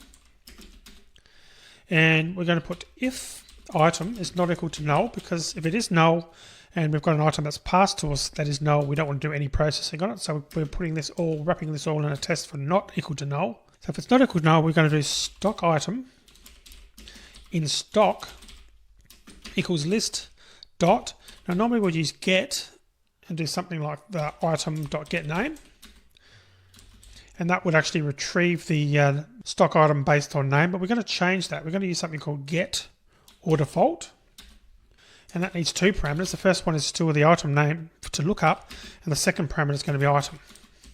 And that method does what you think it would do. It's get or default, so it's going to get the item if it already exists in the map.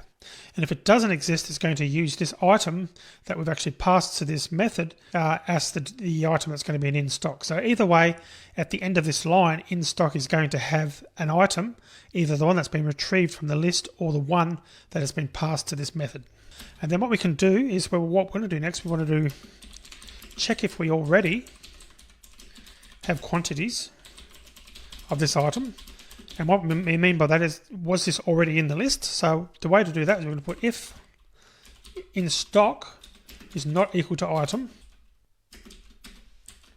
And I put that comment in the wrong place. Let's just put that in there. That's actually what I wanted to comment on, which this code block is actually doing. And here is if there are already stocks of this item, adjust the quantity. So by putting in stock not equal to item, we're actually checking to see, did we actually get the list of the item out of our map? And is that the same as the stock item that's been passed? So by checking to see whether they're separate, we can determine basically whether the item was already existing in the map. Because if it's already in the map, then what we want to do is we want to adjust the stock quantity with whatever the quantity that was passed to this method via the item variable here on line 16. But if we haven't got an item that existed in the past, then we can just use the quantity that's been passed in there. So in this case, if stock in stock is not equal to item, then we do item dot adjust stock in stock dot get quantity in stock. So basically what we're saying there is, if they're not the same, in other words, it already existed in the map prior to the call of add stock, then we're actually going to pass the value of whatever was already in the map into our current item, item.adjust stock, so that we've actually got the quantity both that existed prior to the call of this method and also the quantity that has been passed via this stock item object. And we're only doing that, of course, if they're not the same. But in either case, what we're going to do is put a list.put and item.getName to get the primary key and the actual item itself. So you can see either way what's going to happen is we're going to get an entry written to our map, and if it already exists, automatically the .put method will overwrite the one that's there. Otherwise, if it doesn't exist, of course, it's just going to add it like it normally would. Then we're going to return item.quantity get quantity in stock, like so. And outside of the if loop, we're just going to return 0, indicating that there was no stock movement. So hopefully that made sense. So basically we're adding new stock items to the list and we're updating them essentially if there was already a stock item with that name. Now, just out of interest, if we had wanted to, we could actually change this a little bit. We could have actually gone ahead and done stock item. We'll just comment this out briefly just to show the old way of doing it might have been something along these lines. Stock item in stock is equal to list.get item.getName. And then here we could have put if in stock is not equal to null, then item.adjust stock. So you can see the difference there. That's really just the other way of writing it. Is we're basically saying, before we actually go to add the item on line 26 or replace it, we're just testing to see whether there's already one in the map prior to us inserting whatever's been passed to this method. And if it's not equal to null, it means it found something, and then we would adjust that stock that way. But we've done it slightly differently in that I'm just going to undo those changes. By using get or default, it just saves us that extra test for null, because either way, that is going to return a valid stock item. But then we've also got this additional check. Instead of checking for null, we're actually checking to see that they're not the same, which means that the item already existed in the map prior to the call of this method. Okay, so that's add stock, and we also want sell stock. So obviously if the stock is going out, so it's been sold, we need to adjust it, the levels accordingly. So we'll put public int sell stock, and the parameters there is going to be the item, which is a string, so we can look up our map, and the quantity. So we're going to use the same thing here. We can put stock item. We're going to use it in a slightly different way. Stock item in stock equals list dot. We're going to use get or default again, and we're going to do a lookup based on item, which, remembering this time item is just the name. It's a string, whereas in the add stock method on line 16 it was actually a stock item. So in this case we can just use item but we're going to default it to null if it doesn't already exist. Because we're selling stock, the assumption is that the stock item has to exist, so we are going to actually use that default. And then we'll do it on the next line. When we go to actually check this, we'll do a test to make sure it's not equal to null. So we'll put 2 brackets if stock, in stock, and in stock dot get quantity in stock. If that's greater than or equal to quantity, which has been passed to this method, and then the last test we need to do is just check that the quantity that was passed to this method is greater than 0, because we're not going to allow any negatives or credits or anything like that. So we're just going to put if quantity is also greater than 0. So that's our test to make sure that that's valid. And that first test should have been if in stock not equal to null, like so. Okay, so if in stock is not equal to null, and if the get quantity that's in stock is greater than the quantity that we're asking for to be sold, and the quantity that we're asked for has to also be greater than 0. If all of that is true, then we're going to do an adjustment. So we're going to put in stock dot adjust stock, and we're going to put minus quantity. Because obviously quantity we've determined is going to be a number greater than 0. Because we're deducting it, we're putting a minus in front of the variable to make sure that the negative amount gets adjusted. And then we're going to return quantity to indicate that that's how many items were taken out of stock, like so. And down here, we get this far, it means that one of those conditions wasn't true. Either we didn't have it in stock, or there wasn't sufficient quantity to take it out of stock, or the quantity that was passed is equal to 0 or less than 0. So if that's the case, we're just going to return 0 to indicate that there was nothing that was actually taken out of stock. Let's also create a getter. So we're going to put a getter for our stock item. Actually, we'll have to create that. So we're going to put public. What we want to be able to do is pass the name of a stock item and return the stock item as an object. So we're going to return a stock item. The method's name is going to be get. The parameter is going to be a string, which is going to be the item name. And we're going to do return list.get key. And obviously that will return null if it can't find anything for us. And next we want to be able to return the items. So we're going to put public map.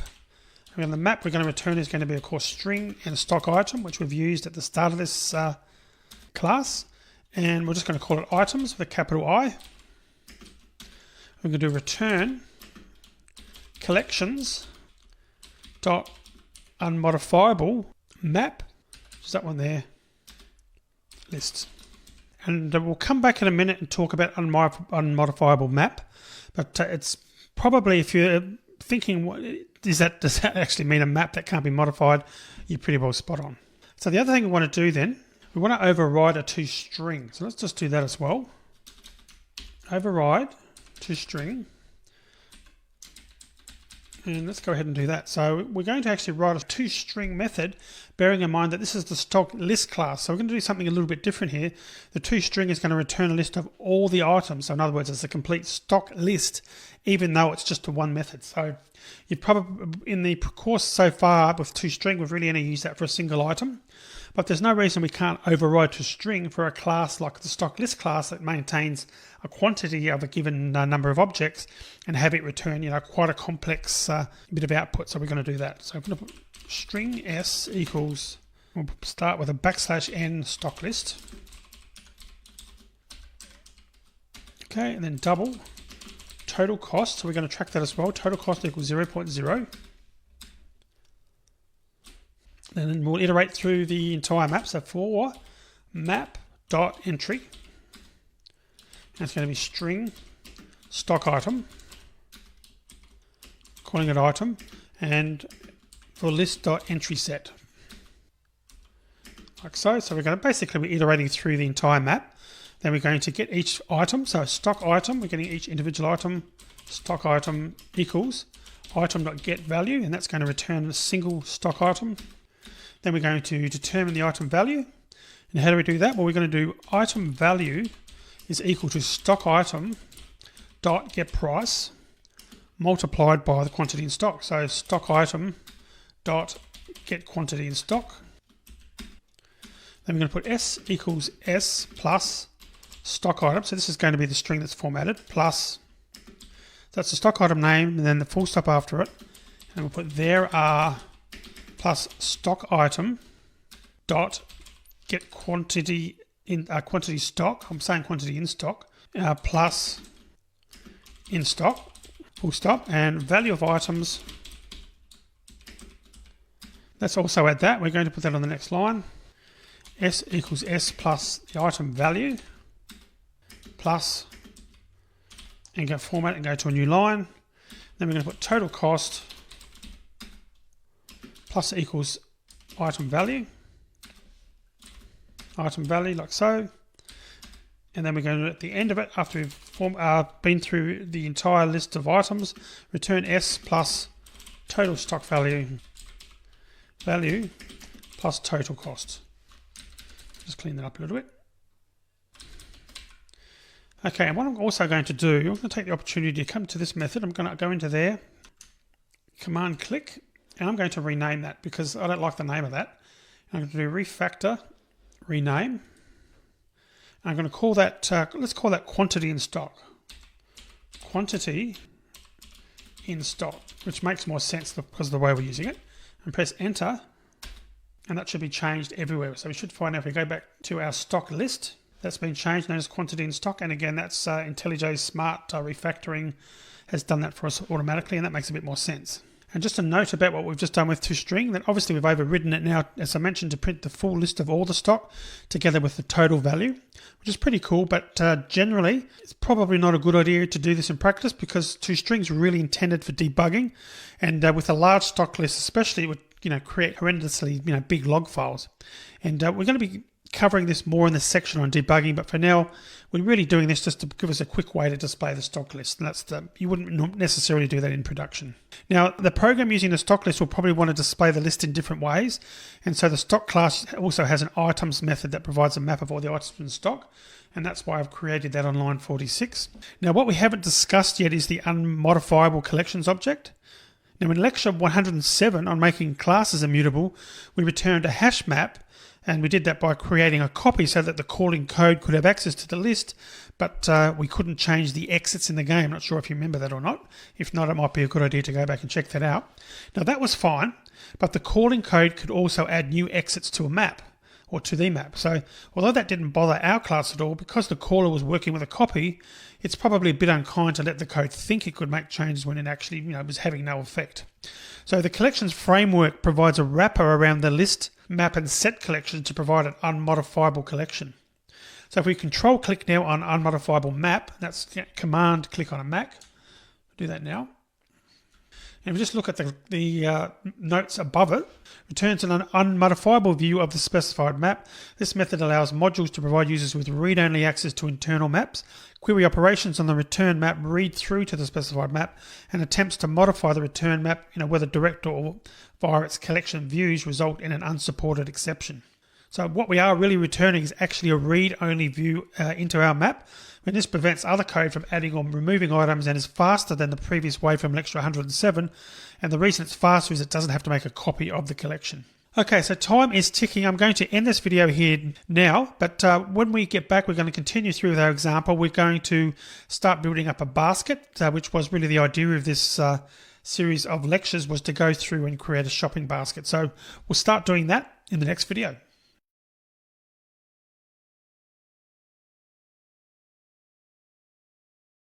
So in this video, what we're going to do is continue on with our setup, and we're going to set up a shopping basket because, of course, the real aim of this example, which I mentioned a few videos ago, is to provide a shopping basket. Now, I've used a map for the stock list, as you saw in the previous video. And the reason I did that was because this section is about the Java Collections Framework. But the actual stock list could be stored in a number of different ways, and with a database probably being the most likely one that you go for. When customers come to buy the goods, though, we need some way to store the items they're buying, and of course the quantity of each one. So we stored the quantity in stock in a field of the stock item class. Just open that up. See that at the top there. And that's fine because there's only one stock level for each item. But when we come to the shopping basket though, the program will have to keep track of the quantities for each customer. Now there could be thousands of customers, so having a field for each one in the stock item class is obviously not an option. A map is designed to store key value pairs, so it makes a good candidate for associating a quantity with a stock item. And by creating a new shopping basket for each customer, the program can track how many of each item the customers are actually buying. Now, the stock item is the key in the map in this situation, and the quantity purchased is stored as the value for the relevant key. Now, I could have just used the item's name as the key, but then the basket class would have to look up the items in the stock list to update the stock count or get the price. So by storing the actual items, the basket class can retrieve any information that it needs directly from the item, which obviously is pretty convenient. So let's go ahead and create that basket class now. So I'm going to create the new class. Just call it basket. So we need the name first, private final string name. Then we also need private final, our map, which I just mentioned, with the key being the stock item. Select map, and integer being the quantity that they've actually ordered. And we'll just call that list as well. So we're setting up a constructor. We're going to pass just the name, or use that as a parameter, I should say. But then we're also going to initialize the map so that we remove that error. So this.list equals new hash map. Select that as the default. Okay, that's initialized successfully. So next we need an add to basket, and that's going to accept the stock item or be passed as parameters the stock item and the quantity. And we'll do a bit of checking just to make sure that the parameters are valid. So public int add to basket stock item, and int quantity is how many they're actually ordering, the customer is ordering. So some basic validation: if item is not equal to null and quantity is greater than 0, if both of those are true, then we're going to check if we already have this item in the basket. They might have actually be adding another one. So we're int in basket equals list dot, we're going to use get or default, which I've now explained a few times, item 0. So you can see what we're doing there. We're actually checking to see whether that specific stock item is in their basket already. Remembering that the key is the stock item that we're searching on, and that's passed to this method via the parameter, and we're defaulting to 0 if in fact there wasn't any previous item, so that we don't sort of try and tally it up incorrectly. Okay, and then we also need to do a list.put item in basket if there was a value, remembering that it will default to 0 if there wasn't one. Otherwise it will be whatever quantity is already sort of in the shopping basket for this customer, plus quantity. So that way we can keep adding items if we choose to, if the client is coming back and adding them, and we want to return the in basket at that point. And otherwise we're going to return 0. So hopefully that's pretty self-explanatory. And we now also want an items method again, as we did for the stock list. So it's going to be public map stock item integer items, and we're going to return that unmodifiable map again. So return collections dot, just accept that import, an unmodifiable map for our list object, which of course is a map. Alright, and then we're going to also write a toString method, which is pretty similar to what we did for stock list. So we're going to override that. String s equals basket plus name plus contains plus list dot size plus items. And we're going to need to do double total cost equals 0.0 for map.entry, and the key being the stock item and integer being the value. That's item in our list.entry set, so all the basically all the entries in the shopping basket. S equals S plus item dot get key plus dot plus item.getValue plus purchased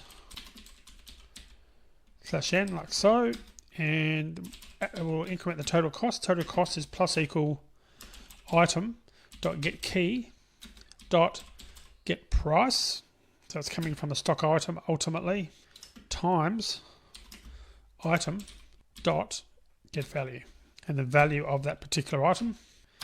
Then we're going to return as the toString s plus total cost plus total cost.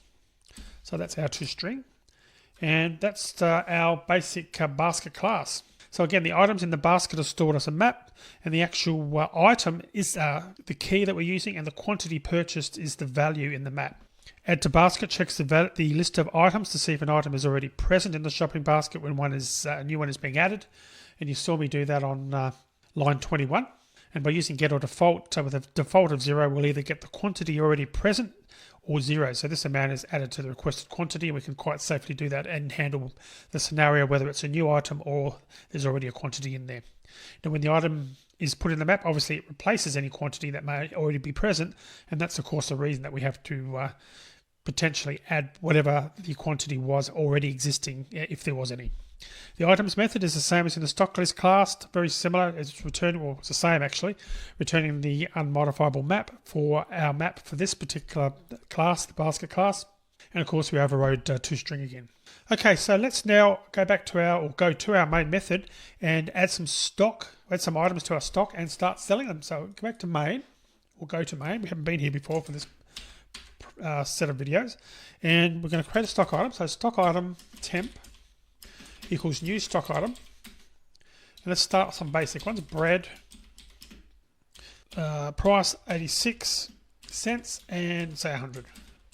And stock list, which we haven't added to stock list yet, so we'll do that. Private static stock list list equals new stock list, no parameters, and here we'll do stock list dot add stock, and we're going to add our temp, our first item, and then we're going to add a few more. So we'll do temp equals new stock item cake, $1.10 and a quantity of 7, and then the stock list dot add stock temp. And what we'll do is I'll take a copy of this and we'll add some more, shall we? Then we'll just go through and change them. So we'll go. Okay, that should be enough. So let's try a few more. So we've got cake in there. Let's go crazy and add a car. $12.50, pretty cheap car there. Quantity of 2. Next, we'll add another item. So quantity 200, 50 cents, 0.50. And that will be a chair. Next, let's do a cup. Make that 50 cents. And quantity 200. Actually, let's just change this around. Probably be more likely to have less chairs. So 10. We'll just change the price of the chair to say to $62. 62.0. Okay, so after cup, we've got door. Door. Let's use some decimals for this one. 72.95 instead of adding zeros to them. And let's just say we've got 4. Juice. Try another one. Juice. 36. Price of $2.50. And I mentioned juice. Okay, and phone. $96.99. It doesn't really matter what we're doing for these prices here, but I'm just trying to be a bit different to mix them up a little bit. 2 more. 80 for the quantity. Say $2.40. Towel. And lastly, let's go with a vase. $8.76 and say 40. 40. Okay, they've all been added, so now we should be able to do system.out.println for stock list, and it should use our toString method that we overrode to give us an overview of the actual stock list, so all the items we've got. So let's go ahead and run that and see what happens. Now you can see we've got door, bread, car, phone, towel, cake, etc. And the total stock value is 5,157. We've also got issues here with the values. Notice how the decimal points, you'll get that sometimes with doubles. We can fix that to fix it up so the output's a little bit nicer. Let's go ahead and do that just to be complete. And the simplest way of doing that is we'll go back to the stock item class. Well, actually, we're not using the toString for that one. We're using the stock list, aren't we? So we're going to the stock list class. So we've got item value in here. What we can do, if we want to format that so it's a little bit nicer, we can put string.format. We can do something like %.2f item value. And if we do that, we should find that will just show it only with 2 decimal points. The .2f, the dot means just to use 2 decimal points, to 2 decimal places, I should say. And the F is just sort of saying it's a real number, a floating number that we're going to be using. So if we go back now to main and run this, you can see we're more nicely formatted now with just 2 decimal points. Okay, so that's that done. So obviously that's working, and we can see that it's outputting. And if we wanted to, you could go back to the individual prices here as well and format those, but I haven't done that. I've only just worked on formatting the final values. But note, looking at these here, that the items themselves are in a pretty random order. So even though we added them alphabetically, so we go back here, you'll notice these were actually typed in alphabetical. The actual items are still stored at the moment in a pretty random order. And the reason is because the stock list class is using a hash map to store the items, the ordering is undefined for that reason. So to maintain the alphabetical order that we added the items, we're going to change stock list to use a linked hash map instead. And this is how easy it is to change. So we go back there now and go back to our stock list. And obviously up here we had it defined in our constructor as a hash map. But if I change that to a linked hash map, and just accept the import, and obviously there'll be an extra one here now, which we can probably delete that other import because you're not using it anymore. But that's literally the only change we've made. And if we go back now and run our code, we should find that everything is now showing in alphabetical order. Pretty cool, as you can see, that's working nicely. And that's one of the big advantages of when you're coding, just to use generic setups like using map that I've used here. Because that's the interface, we're able to specify the actual class we're using here in our constructor. And then, as you saw, there's really only one line of code that I needed to change, and we've changed the entire implementation. Pretty cool, as you can see. And just in case you're wondering, if I just close this down, you might be wondering, well, do we need to change something for our items method? Well, there's no need to change the map returned by that method. In fact, there's no such thing as an unmodifiable linked hash map. So remember that the unmodifiable collections objects are just a view into the underlying collection. So the map returned by the items method will have the same ordering as our main list. And just out of interest, you can actually check this by printing out the keys in main. So if we go back to do that, if we added this code right at the end for string s in stock list dot items dot keyset, and if we print out the item, bearing in mind we've got a toString, so we can do that. So if we run this, you can see that the items are stored the same way as our map was actually stored, the way it's been configured, and we can confirm that by going back to our stock list, changing that back to a hash map. Probably should have left the import in from before. Running that again, you can see we've got that unspecified order now. We're not necessarily in alphabetical order, but the order specified and returned by the unmodified map, the unmodifiable map, is identical to the map order that's been returned by default. So it's basically just a view into the underlying collection, and as a result you're going to have the same ordering from the unmodifiable map as you are from our standard map. So I'll just go back and change this back to a linked hash map again. Okay, so I'm going to stop the video here because time's ticking on. In the next video we're going to continue. We're going to try selling some items, and just to check and make sure that adding an existing item works with a different price point, and just basically confirm that these other methods that we've written are handling the stock and quantities correctly. So we'll see you in the next video.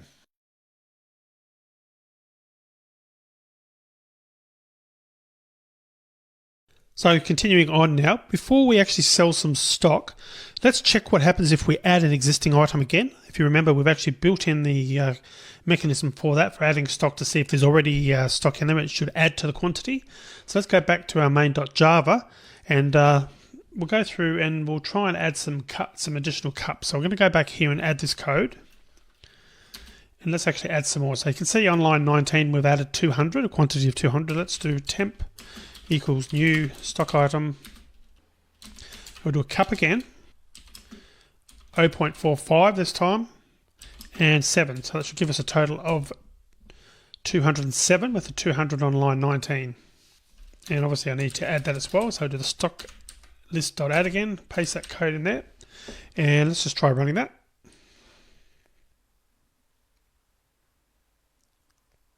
So that seems to be working nicely. So let's try selling some. So we're going to create a static method in here in this main class to do that. So let's go through and do that.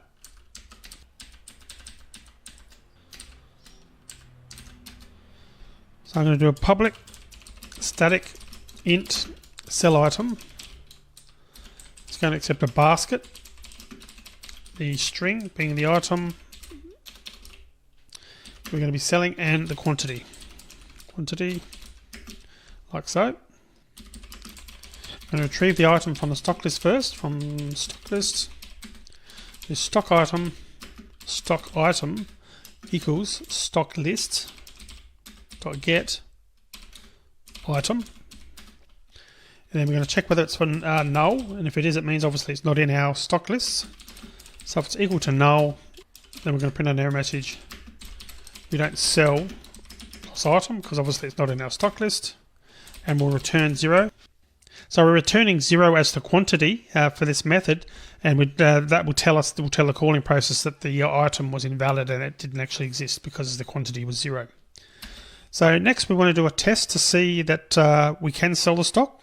So the way we do that, we're going to put if stock list dot sell stock item quantity. If that is not equal to 0, then we can do basket dot add to basket stock item quantity. So again, just looking at sell stock, we can go back in there and see what that was doing again. You can see that it's actually literally selling the stock, so it's actually deducting it from the stock at that point. So we've done a test then to make sure it's not equal to 0, which means we have got a valid quantity. So if that point's been taken out of stock, so the next line of code on line 55 has to add it to the basket. Then one other thing we need to do is we need to return the quantity, so we know that how many were effectively sold. Return quantity, like so, and we'll just put a final return 0 here, which means there was a problem. If it gets down to that line of code, it means that it didn't have sufficient stock to be able to sell. So that should pretty well make sense and be self-documenting. You sort of understand what's happening now with the sell item. So what we should be able to do now is create a basket and sell some items. So let's go and look at doing that. So here, I'm going to put basket, Tim's basket equals new basket. That's my name. And let's try selling some items. So sell item and the name of the basket, Tim's basket. Sell a car that we know that we've got one of those in our list of items that we added above, and 1, quantity 1, and we're going to print out Tim's basket, remembering it's got a toString, so that should enable us to see it. And just to confirm, car did have stock there, had 2 in stock. Alright, let's try another one. We're going to try it on a separate line. So sell item, Tim's basket again, car 1, so that's basically selling another one.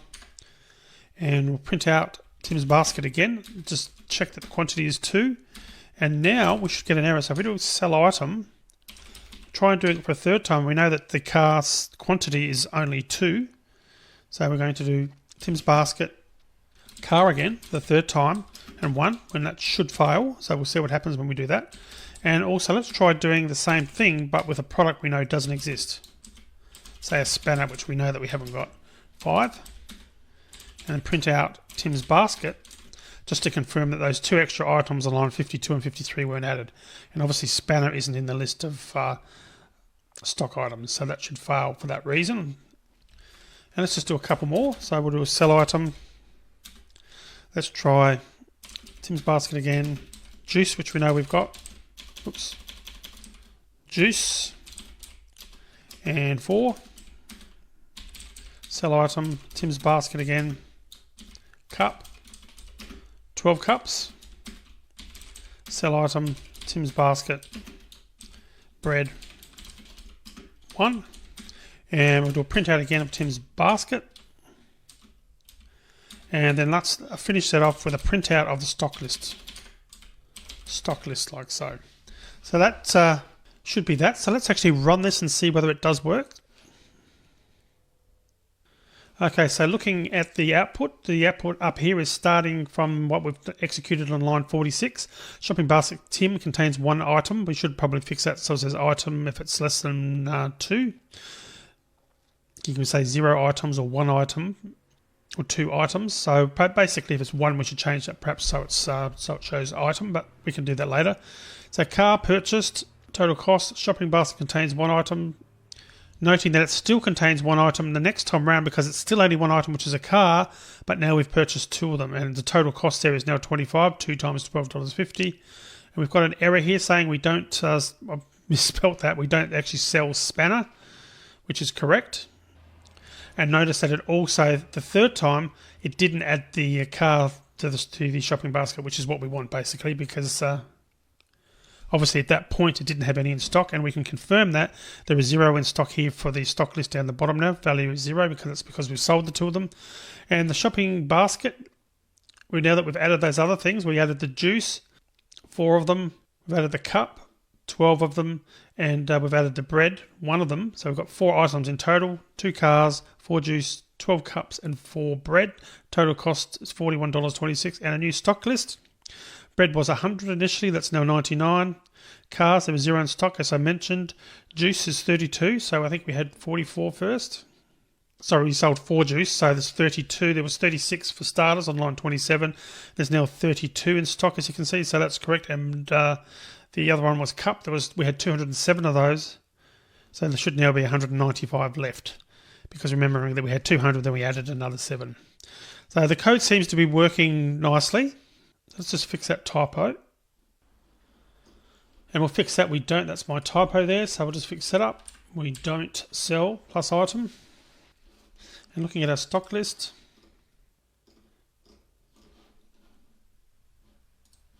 And here's the line in the basket. We can change this where it said it contains 1 item. So if we've got 0 items or greater than 1 item, then we should show the word items. But if it's actually 1, if the list size is exactly 1, then what we should really do is just show the word item. So we can do something like plus, and we can go list.size is equal to 1.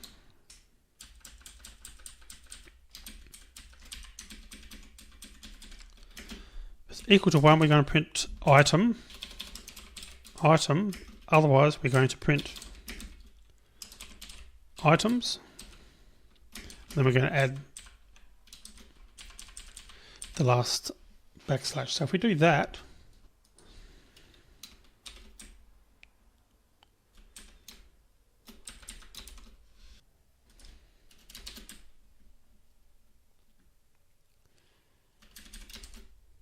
so we do something like that now. So basically, if the list size is equal to 1, we're going to print out the word item.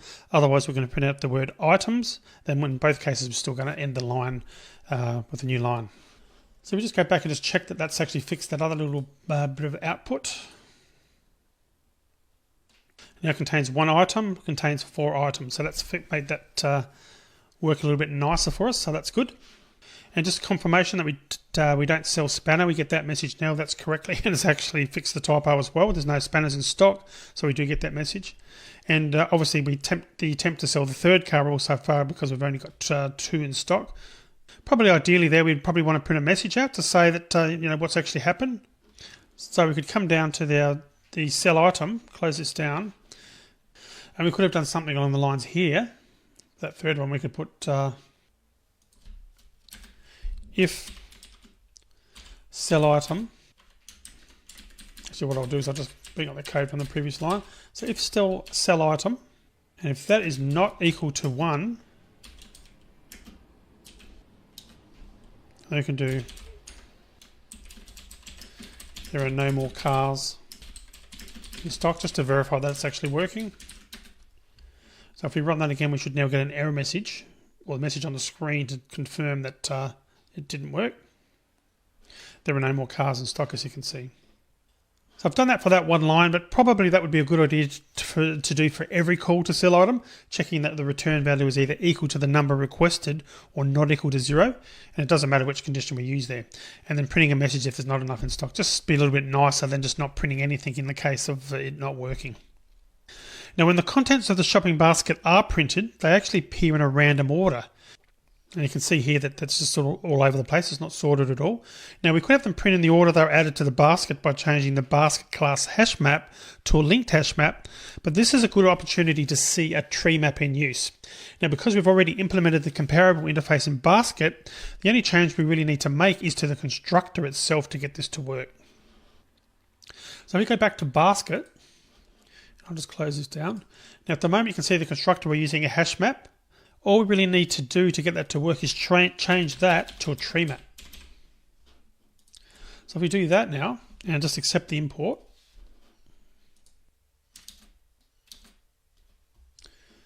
like so, and we can just comment out or just delete the hash map now, tree map's in there. If we run that again, we should find the basket is now in alphabetical order. And notice down here now the shopping basket is in alphabetical order, and notice this output here, the compare to, is now being called, and that's because we're using a tree map and it's sorting it for us automatically, which is seriously pretty cool. So the point with this now is, as you can see, is that adding items to a tree map results in far more work for your code than using a hash map, and that's because each time we're entering a stock item, it's using the dot compare to method to check, basically the order, comparing that in other words. Now, the reason for that is because the tree map has to actually check through its list to find the correct place to insert the new item. And of course, it does that by comparing the items it finds with the item being added. Now, although the tree map implementation is quite efficient, this is the one created by Java, by Oracle, keep in mind that there is a performance cost to having the items ordered, and that's something to consider when trying to decide between a tree map and one of the unsorted map classes like hash map and linked hash map, which is always going to be faster because it doesn't need to execute that extra code. Now, before we move on to the challenge in the next video, let's talk about a couple of other things that we should really look at in a bit more detail. Firstly, let's attempt to use the stock list class items method to bypass the correct way to add stock. So what I mean by that is, let's just close this down, and right down here, let's try and do get access to a product that we know doesn't exist. So temp equals, well, actually what we're going to do is try and save it. So new stock item, remembering that it's a unmodifiable map, so we should actually get a message if we try and actually put some data in there, but let's confirm that works. So a new stock item, let's make a new stock item, we'll call it pen, $12.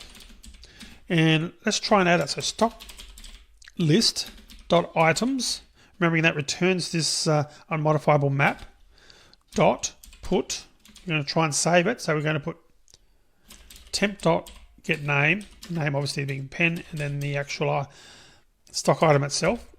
So let's actually run that and see what happens. And you can see we do actually get an error. We get an unsupported operation exception. And that's good because that's confirming that it's working fine, because we know that we set up the items. And just to go back and confirm, go into stock list, just close this down and look at our items. Return collections.unmodifiable map, remembering of our list of items. And obviously that should have returned an error, and we do actually get an error. That's because it's obviously an unmodifiable map. So you can see that's a good security mechanism in place to ensure that there's no other way that items can be added to our basket other than using the methods that we've actually defined. With that said, there's one thing to be aware of though when allowing calling code to access your collections, And this is if even if you've only provided an unmodifiable object, although the collection itself can't be changed, in other words, items can't be added or removed, it's only the collection itself that is unmodifiable. Now, the individual objects in the collection can be accessed and modified, and I'll show you what I mean by that. So it's a little bit of a gotcha there. So what we can do is we'll just comment out these now because we're not going to run those and we don't want to get the exception anymore. So if we do something like stock list dot items again, dot get car, so we're getting an existing car, we know that that object exists, dot adjust stock 2000 for argument's sake, and then do a print out of stock list.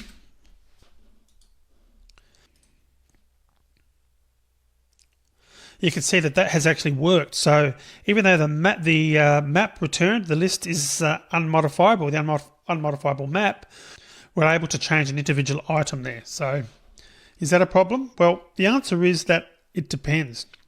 So in this case, the calling program can't do anything with the stock items via the items method that we hadn't allowed it to do anyway. And we can see this by using the adjust stock method. So if we'll just do that and show you what I mean. If I do something like, let's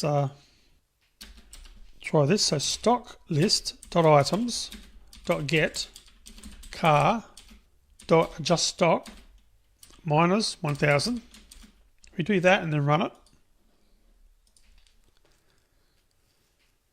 You can see that we've now got only 1,000 cars in stock, and the adjustment of 2,000 is something that the calling program could have done anyway. So there's no problem in this case because we had the functionality available to do that anyway. So in other words, the point I'm making here is that there's no problem in this particular case with it having access to the objects via the read-only collection. But if you design a system so that the stock list didn't have a get method though, then you wouldn't want the code to use the get method of the unmodifiable collection either. So remember that it's the collection itself that is unmodifiable and not the objects within it. So it's really an important distinction there. By providing the items method, the stock list class allows callers to retrieve individual items. And if you don't want this to happen, then consider another way to provide a list of items if indeed you provide that list at all, that mechanism to provide that list at all.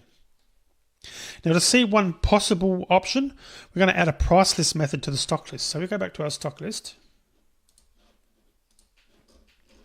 I come down here, we'll actually do it before the toString. We'll try public, so just to be consistent, let's just put it up here. Public map string double price list. We're going to do map string double prices equals new. Let's use a linked hash map. Then we're going to write a loop to actually put all the items in there. So for map.entry, and it's going to be string stock item this time. Item, should have been a comma there. And list.entry set. And we're going to do a prices.put item.getKey and item.getValue.getPrice.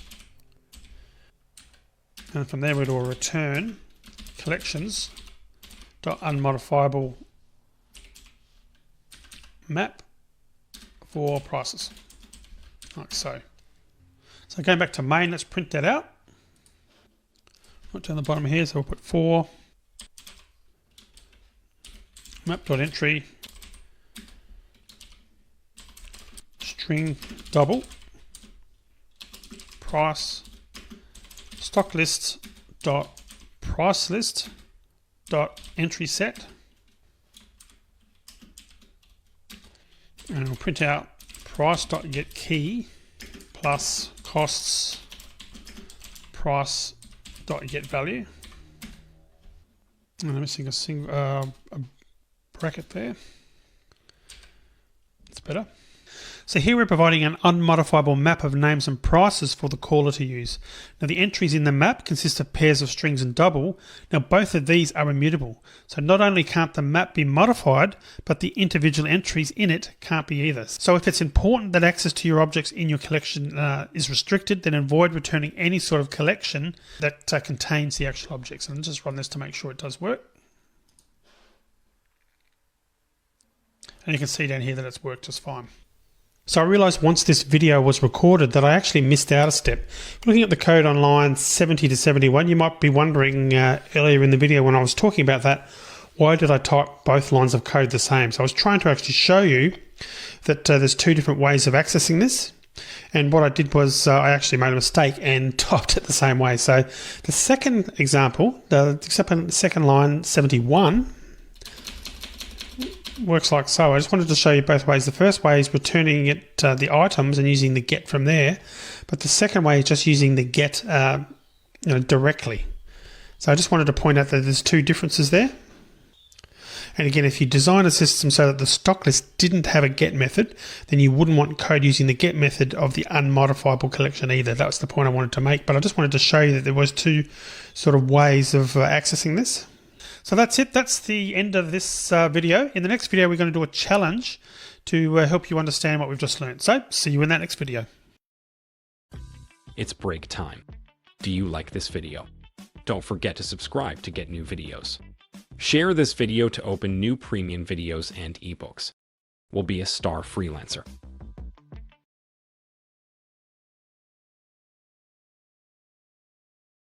So in this video, we're going to go through now with a challenge. So what I have got loaded is the project as we finished in the last video, the sorted collections. So we are going to be making use of the project that we've created with the basket, the stock items and stock list, etc. So what I'm going to do first is create a new class and put the code in there. So I'm going to call it, I'm going to right click on here, new Java class. I'm going to call it main challenge because main's obviously already in use. And I'm going to paste in what the challenge is. Okay, so here is the challenge. The challenge is to modify the program so that adding items to the shopping basket doesn't actually reduce the stock count, but instead reserves the requested number of items. So what you'll need is to add a reserved field to the stock item class to store the number of items reserved. Now, items can continue to be added to the basket, but it should not be possible to reserve more than the available stock of any item. Now, an item's available stock is the stock count less the reserved amount. The stock count for each item is reduced when a basket is checked out, at which point all reserved items in the basket have their actual stock count reduced. So it works much like a real shopping cart would on a website. And also, once checkout is complete, the contents of the basket are cleared because obviously the transaction is completed at that point in time. Now, it should be also possible to unreserve items that were added to the basket by mistake. The program should prevent any attempt to unreserve more items than were reserved for a basket. Now, add code to main that will unreserve items, and main here can be main challenge because we've already got code in main. So you can either put it in there or this one. So add that code, and that's going to unreserve items after they've been added to the basket. And in addition, it will also end up unreserving items that have not been added to make sure that the code can cope with invalid requests like that. And finally, after checking out the baskets, display the full stock list and also the contents of each basket that you created. So that's it. That's the challenge. Hopefully that makes sense. It's now time to go away and have a go at that challenge and see what you can come up with. When you're ready to come back and see me go through my version of the challenge, start the video again. But for now, pause that video and I'll see you soon. Okay, so hopefully you managed to get the challenge done and gave it a good go. So let's go through now, and what I'll do is go through now and show you what my solution would be. So the first thing we want to do is go to the stock item class to the top, and we want to add a new field. We want to add one, or add one with where it's got quantity stock. We want to change, or not change, we want to add to it. We want to add another field, private int. We'll call this reserved equals 0. And the quantity in stock, we need to change that method now because if you recall the challenge, we need a reserved field, which we've done. Items can continue to be added to the basket, but it shouldn't be possible to reserve more than the current amount, which is correct. So the stock count for each item is reduced when a basket is checked out, but we know that. But the point here is that items can continue to be added to the basket, but it shouldn't be possible to reserve more than the available stock. So therefore, we need to track every time that's reserved. And the way we're going to do that, going back to stock item, is we're going to adjust it in quantity in stock. Whereas in the past that was just returning quantity in stock, we're going to put or make a small change, quantity in stock less or minus reserved. because the actual quantity that's available for sale effectively is the quantity that we've got on hand less any that have been reserved. Now at the moment, the only way to manipulate stock levels is to use the adjust stock method. Now you probably recall that allows positive and negative quantities to be used. The only checking it does is to make sure that stock levels will not be negative after the adjustment. Now to allow stocks to be reserved, my solution is going to add a new method called reserve stock and also an unreserved stock that's going to change the quantity reserved. So let's go ahead and do that. So we're not going to touch adjust stock now for now. So we're going to start with reserve stock, public int, reserve stock. And we need to know the quantity we're dealing with. And we're going to put if quantity less than equal to quantity in stock. Bearing in mind we're calling the method that we've just changed above. So if that's the case, we're going to put reserved plus equals quantity. So we're going to add to the reserved count because obviously there's enough quantity in stock available for us to do that. And then we're going to return the quantity in that case. Otherwise, if the execution of the code gets down to here, we know that there was a problem, we didn't have enough quantity, and we're going to return 0. So that's how we go about reserving the stock. And in terms of unreserving it, because that was also a requirement, public int unreserved stock. That's going to be slightly different, but we need the quantity as well to know how many we want to unreserve. We're going to put if quantity is less than equal to reserved, so we're looking at the reserved variable this time, and not quantity in stock. So if that's the case, we're going to put reserved minus equals quantity. Then we're going to return quantity again, because we're able to do that. And if execution comes down to here, then we know, of course, that we didn't have enough reserved to unreserve, and we're going to return 0. So that handles that quite nicely. And again, reserve and stock checks that there are enough items that are available before increasing the reserved amount. And the check could have been written as if quantity is less than equal to, then quantity in brackets take reserved. But we've already created a method called quantity in stock, and the one that I just made a small change to earlier, this one here on line 32. So it made sense to actually perform the subtraction using that method instead. And unreserved stock, as I mentioned, reduces the number of items that are reserved, so it obviously checks that the quantity being unreserved is not greater than the quantity that are currently reserved. Now in both cases, the methods either return the quantity that were reserved or unreserved, if successful that is, or 0 if not, if it was unsuccessful performing the operation. And the reason we're doing that is that allows the calling code to check that the reservation request was successful. And obviously that's important because we shouldn't update the customer's shopping basket if all the requested items couldn't be reserved. Now before I move on, we should really have a look at the quantity in stock field and the quantity in stock method. Now in Java, it's legal to have a field and a method with the same name. So this code actually works fine. And what I'm referring to is here we've got quantity in stock on line 9, but we've also got a method quantity in stock on line 32. Thing to remember there is that wouldn't be legal code in some other languages such as C++, but the Java compiler can work out which one has been referenced and can cope quite happily with this. But it's probably not a good idea to do this though. Users of the stock item class will not be confused because the field's private. So any code using a stock item will only see the method because, of course, the field itself is the access modifier is private. But it's a very good way to confuse ourselves when we come back to working on the code that's in our stock item class. So what we could probably do for starters is go back to our reserved method. And we could do something like this just to remind us, this one here. Use the method, not the field.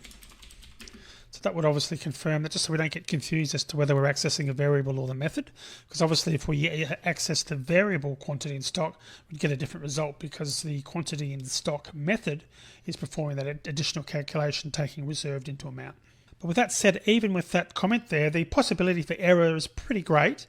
It'd be quite easy to make that mistake, particularly if you're in a hurry, for argument's sake. And what I'm talking about is we could, if we actually change it, and let's just say we forgot to use a method and we just change it here to use the variable quantity stock. I think it was quantity in stock, but let's just assume I had renamed it to be exactly the same thing. So you can see in this case, in actual fact, let's just change that because that's really what it should have been anyway. So I'm going to refactor that. Rename. That should have always been quantity in stock anyway. And this will sort of prove my point when I do that. Select all. Okay, so let's assume that was the case all along, that you had the field on line 9 was quantity in stock, and on line 32 we actually had a quantity in stock method. So the point here was that we could use the same variable name. That needs to be braced there, like so, and looking at that code, it's obviously going to compile, it's accepted by Java, but what happens then, it's going to allow more stock to be reserved than is available, because of course it's not looking at the reserved field when taking into account the calculation. In other words, it's not processing a line 33 anymore. So that's obviously going to lead to dissatisfied customers. So the point is that using the same name was acceptable when the new method was just returning the value of the field it was named after, but now that's actually doing something different. It's actually performing an extra step. It's taking the reserved, the value of the reserved field into account. We should really give it a different name. So let's go back and change quantity in stock, refactor that, and rename it to what it really is, which is now available quantity. So we'll call it available. Press enter to accept those changes, and obviously that's much clearer then. Then when we come back here, we know that we're going to be using the available quantity method, and as a result I can also get rid of that comment. So the reserve stock method, now that it's using the method, it's a lot clearer, and we're not going to run into any difficulties accidentally using a field instead of a method. Now the last function change for the stock item class is to provide the method for finalizing the stock level where items are actually sold. So in other words, when the customer checks out their shopping basket, because of course prior to that they're only reserving the items. Now this is just a case of reducing the quantity in stock by the amount sold, and also reducing the reserved quantity because of course the goods are no longer reserved, they've been sold. So what we're going to do is create a new method called finalize stock. I'm going to come down here. Public int finalize stock. It needs quantity as well. And we're going to put firstly if quantity is less than or equal to reserved. So we can only process this finalize if we've got enough items currently reserved. Then we change quantity in stock, and note now that there's no ambiguity here now. We're using the field quantity in stock minus equals quantity. So we're deducting the quantity to be finalized, and of course we also have to change reserved, drop that by the same amount, so minus equals quantity as well. So we're reducing the quantity in stock and reducing the quantity reserved. And we're going to return quantity to indicate to the calling process that we've succeeded in how many items that had the quantity that has been specified has actually been reduced in stock. So now that we've done that, we then return quantity, and of course the quantity was the number of stock items that were reduced, and also the reserved count that was reduced as well. And again, if code execution gets down to here, we know there's a problem, so we're just going to return 0 so that we know the operation didn't work. So again, the finalize stock method checks that there's enough items are reserved to satisfy the request, and of course then it reduces, as I mentioned, both the stock level fields by the required amount as well as the reserved field. And again, returning quantity if successful, the original quantity that was passed to the method, or 0 if it's not. Okay, now the last step isn't necessary, but because we've added another field to a class, let's change our toString method to take that into account. Pretty minor change, but at the moment our toString method for stock item has only really listed the name and the price. Let's change this. And we'll put reserved plus this dot reserved. So we've got that now in the output. Alright, I'm going to finish the video here now. In the next video we'll come back and continue, and we'll make some code changes to the stock list class. Let's see you in that video.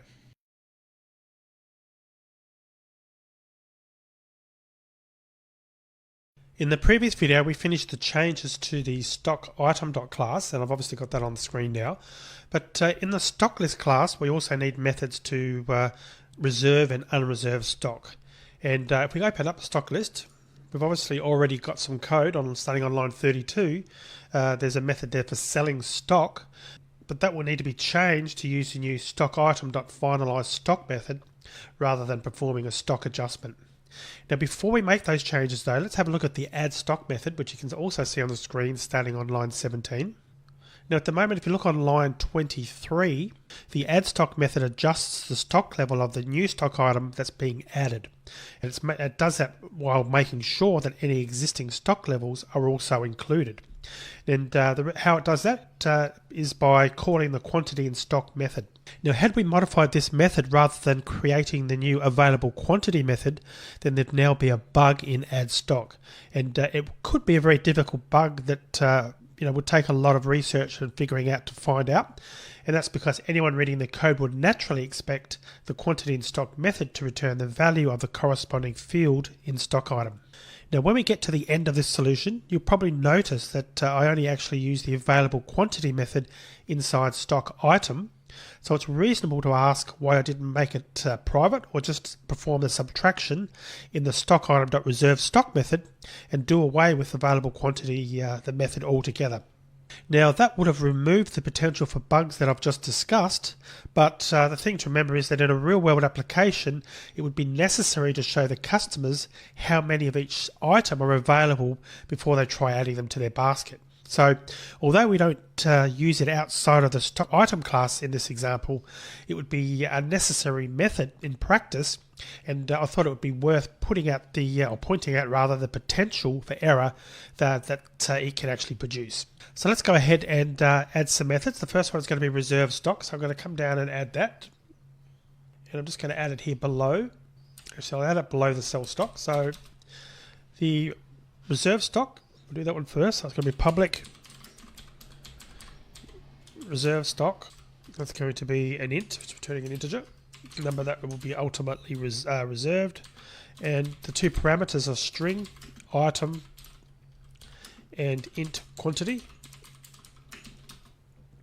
And just to recap, that both the reserve stock and unreserved stocks attempt to retrieve the stock item from the list, and they then call the items reserved stock or unreserved stock as appropriate. So let's go ahead and write that to finish the code for this. So it's going to be stock item in stock equals list.get item, and item being the name of the item that's been passed to this parameter, to this method rather. So if in stock is not equal to null, and also the quantity is greater than 0, both those conditions are true, we're going to return in stock, and this is what we call in stock dot reserve stock, and the quantity.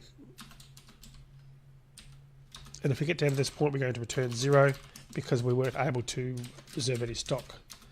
So that's the reserve stock, and let's also code the unreserved. So it's int unreserved stock.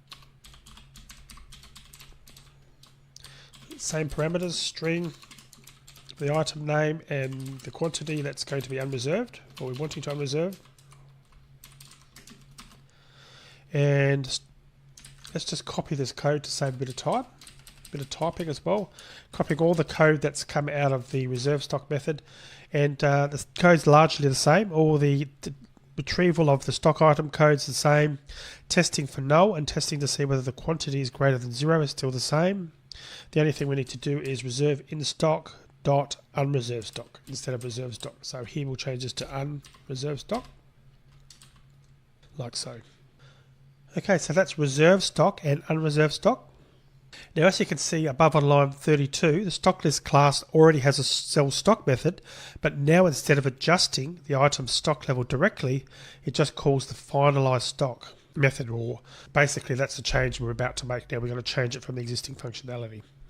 As you can see at the moment what it's doing, it's using this adjust stock, but we've talked about that before. We're changing the code for that. So let's go ahead and adjust the code for this. And what I'm going to do, just to so you've got a record of it, I'm going to comment out all the existing code for cell stock, and what I'm going to do then is just type it in again. So stock item in stock is equal to list.get and whatever the item is,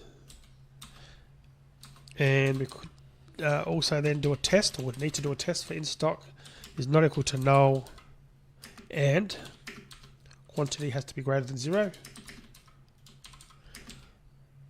Then we're just going to do return in stock dot finalize stock, then the quantity.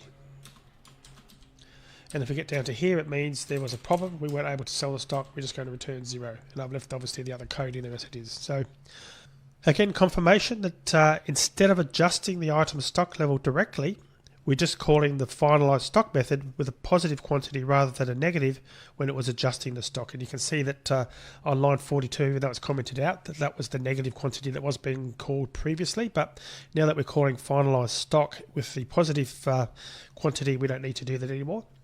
All checks for sufficient stock levels are performed in finalized stock, so that condition can be simplified as well. Really, sell stock only needs to check that the item exists in the list, or in its list, and that the quantity being sold is greater than 0. And it was also abusing that get or default option as well, so we've removed that and just made it purely a list.get, so that we're guaranteed to have an item or to retrieve an item if one exists for that item name instead of getting a null back. And the finalize method returns the quantity sold, or 0 if there weren't enough. So instead of returning quantity, the sell stock method can now return the result of finalizing the sale. And obviously I've done that on line 36. So we're nearly done at this point, but what we do need to do now is provide the basket case, not basket case, basket class, with a way to remove items from the basket. Now this could be because the customer has changed their mind completely and no longer wants the item at all, or alternatively it could be because they want to reduce the number they originally added. Either way, we've got to provide that functionality. So let's go and have a look at basket.java. So we're going to add a remove from basket option. At the moment we've got an add and we haven't actually got a remove, so let's go ahead and write that.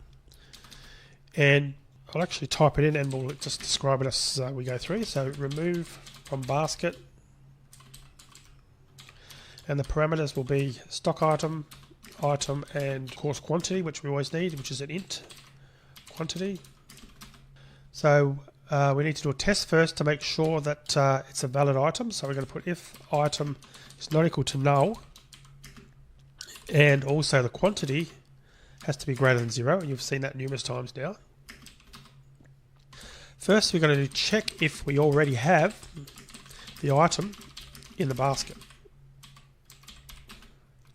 So int in basket is equal to list.getOrDefault item, 0, and it is appropriate to use getOrDefault here because if it's already in the basket, we want to return the current quantity for this item, otherwise we want to return 0. So bottom line is after line 31 is executed, we've got the current quantity that has already been allocated by the customer, or added to the basket I should say, or 0. Okay, then we need to figure out the new quantity, and that's a case of adding in basket plus the quantity that was passed to this method. Then we need to just do a check to make sure that we have actually got a change here, so new quantity has to be greater than 0. And if that's the case, we can do list.put item new quantity, and then we can also return quantity at that point because we're able to save that successfully. Otherwise, if new quantity is not greater than 0, we need to do something different. Actually, what we need to do here, we'll put first test was greater than 0, the next one's if it is equal to 0, so else if new quantity is equal to 0, list.remove item. So basically, if the quantity has now been reduced to 0, it means basically we want to remove it from the basket, because obviously an item should only be in a basket if there's a quantity of 1 or more, and that's why we're doing a test for 0 here exactly, and less than 0 would mean there's a problem, so we don't want to include that. We want that to fall through and to return an error, or in this case to return 0 to indicate that we haven't done anything because it was an invalid number or invalid quantity.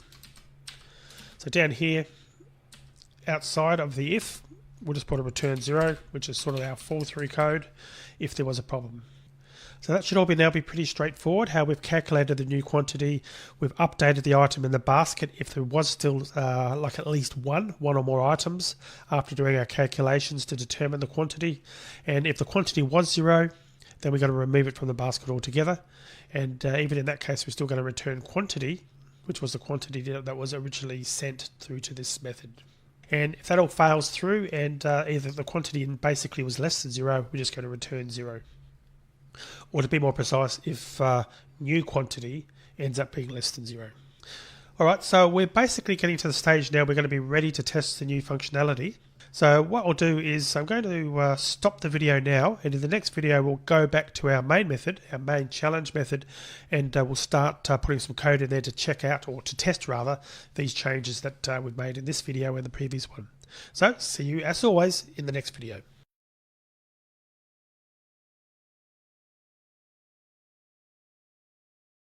Now, just before we get to the stage of updating main to actually start testing this code, the other thing we need to do now is add another method in basket. And what we need to do is when the contents of the shopping basket are actually checked out, we need a mechanism to empty the basket. So what we're going to do is write that method here in basket. It's going to be public void clear basket. And we're just going to do a this.list clear. Now clear, we're just calling the clear method of the underlying map object because that's a lot faster to clear all options or all items out of the map other than iterating through the map, removing objects one by one, which would be another alternative. So we're adding it that way, which is again much faster.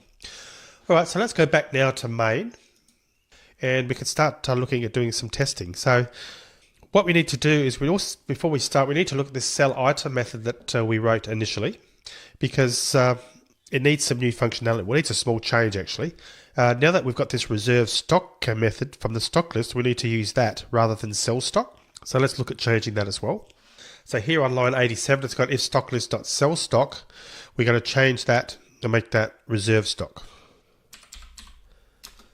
Like so. Now, the other thing I want to point out is that this does contain a potential bug, which won't cause a problem in this example, but is still an example of bad coding that I want to highlight. So basically on line 89, it returns quantity. So it's assuming that the call to add to basket on the previous line actually worked okay. Now, there's not much point of going to all the trouble of designing methods to return informative results if we then ignore these results. So instead of actually returning quantity, we should return the result of calling the basket's add to basket method. So we're going to change that. So instead of quantity here, we're going to put return basket dot add to basket quantity. We actually need the stock item as well. Stock item quantity. Now the remove item method is very similar, as you know, to the sell item, but we need to do a similar thing to that. And obviously if you're looking in this class, we haven't actually got anything for that. So let's add that. So I'm going to just copy this entire method first, because it's very similar, but there are a couple of changes we will need to make to it. So I'm going to paste that in. And let's call it remove item. So the first part where it's actually getting the item is okay. And if the stock item equals null, it means we don't sell it, obviously, so we can't do any processing, so that's fine. And the code down here starting on line 101, if basket's not reserved stock, instead it's going to be removed from basket, so remove, and that should actually be basket. So we actually, so that's effectively what we're doing, is we're doing basket dot remove from basket, and it's going to be stock item quantity. And instead of testing for not equal to 0, we need to test to make sure it's equal to quantity. So changing that to quantity. And if that is the case, then what we're going to do is actually return unreserved stock. So it's going to be returning, so we don't need to do this add to basket. And we simply do a stock list dot unreserved stock. And it'll obviously be stock item and quantity. Well, actually in that case, we're only using the string name, so we're just going to return the string there so that that's valid.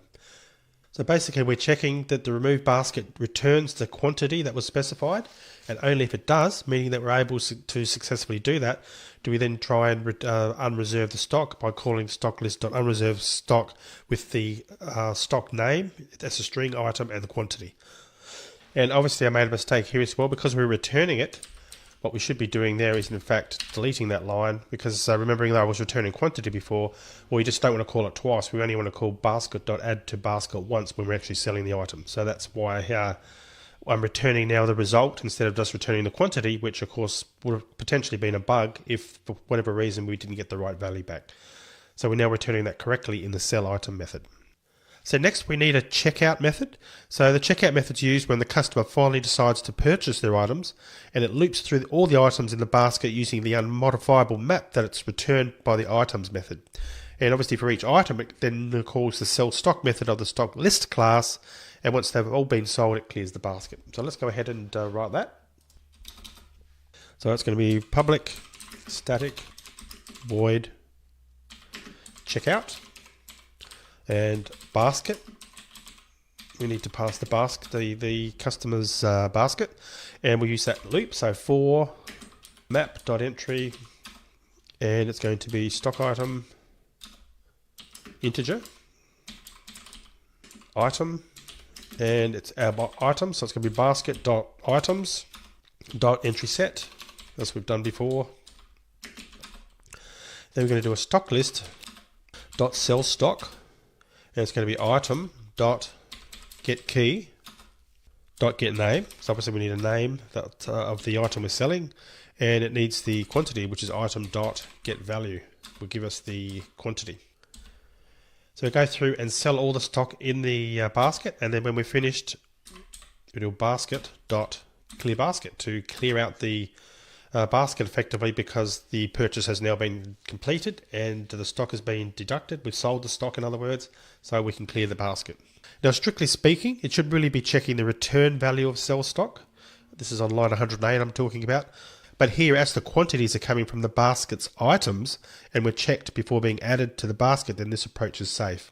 Now, once I've covered exceptions later in the course, I would write this method to throw an exception in the unlikely event that sell stock returns 0. Okay, so we're now in a position where we're pretty much ready to give this program a run. And so one other thing we need to change is we need to go back into the stock item.compareTo method. And I'll tell you why when we get in there. And in the compare to, we've got this printout entering stock item.compareTo. Let's comment that out, just so it doesn't use up all our space on the screen, because it's going to clutter our display when we actually go to run this program. So I'm going to comment that out. And if I now run this,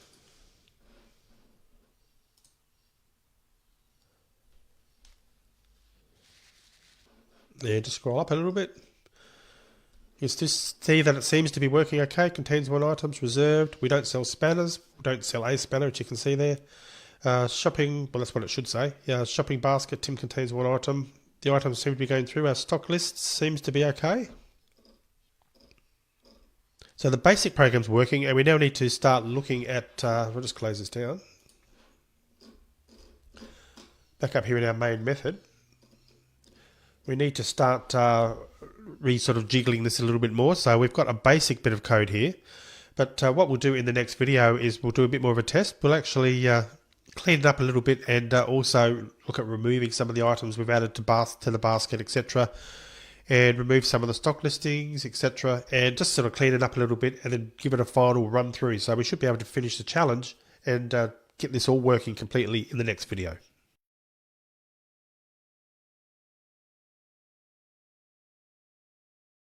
So what we now need to do in this video is we need to go back to our main class, main.java, and we need to just adjust the main method a little bit to clean up some things, and then we need to go through and obviously test this challenge, because obviously we've typed a lot of code in. We now want to run it and make sure that it all works as it should be working. So we finished off in the last video just starting to talk about that. So open up main.java now, and I'm going to scroll down and start. We need to start looking at code starting from line 47, so I'll just put that basically on the screen there. And let's just adjust this a little bit so that we can actually go through and fix this and have the right outputs and add a new basket, etc., and just really sort of test everything else out. So I'm just going to make a bit of space there. Okay, that first one can stay in there. Then we go through and sell a second car, and then we print that out again, so that's okay. Then we're just still doing a test there to see whether there's no more cars in stock. That's okay. The spanner, we're testing a product that doesn't exist, so that should work.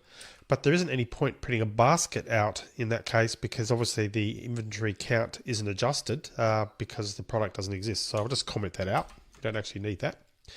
The 3 lines there, the juice, the cup, and the bread, they can stay in there. And I might just comment that out, that basket out as well there. And I'll also comment out that stock list, which we don't probably need right there. So let's add a new basket here now. So I'm going to put basket equals new basket, and we'll call this one customer. Again, it's our second basket. We already had a Tim's basket defined, and we'll add some items there. We'll sell item. We'll do a cup with a quantity of 100. Sell item, and I need to pass the basket as well, obviously. Basket basket, cup 100. Second one's basket. It's going to be juice, 5, and sell item, basket again. And it's going to be cup 1.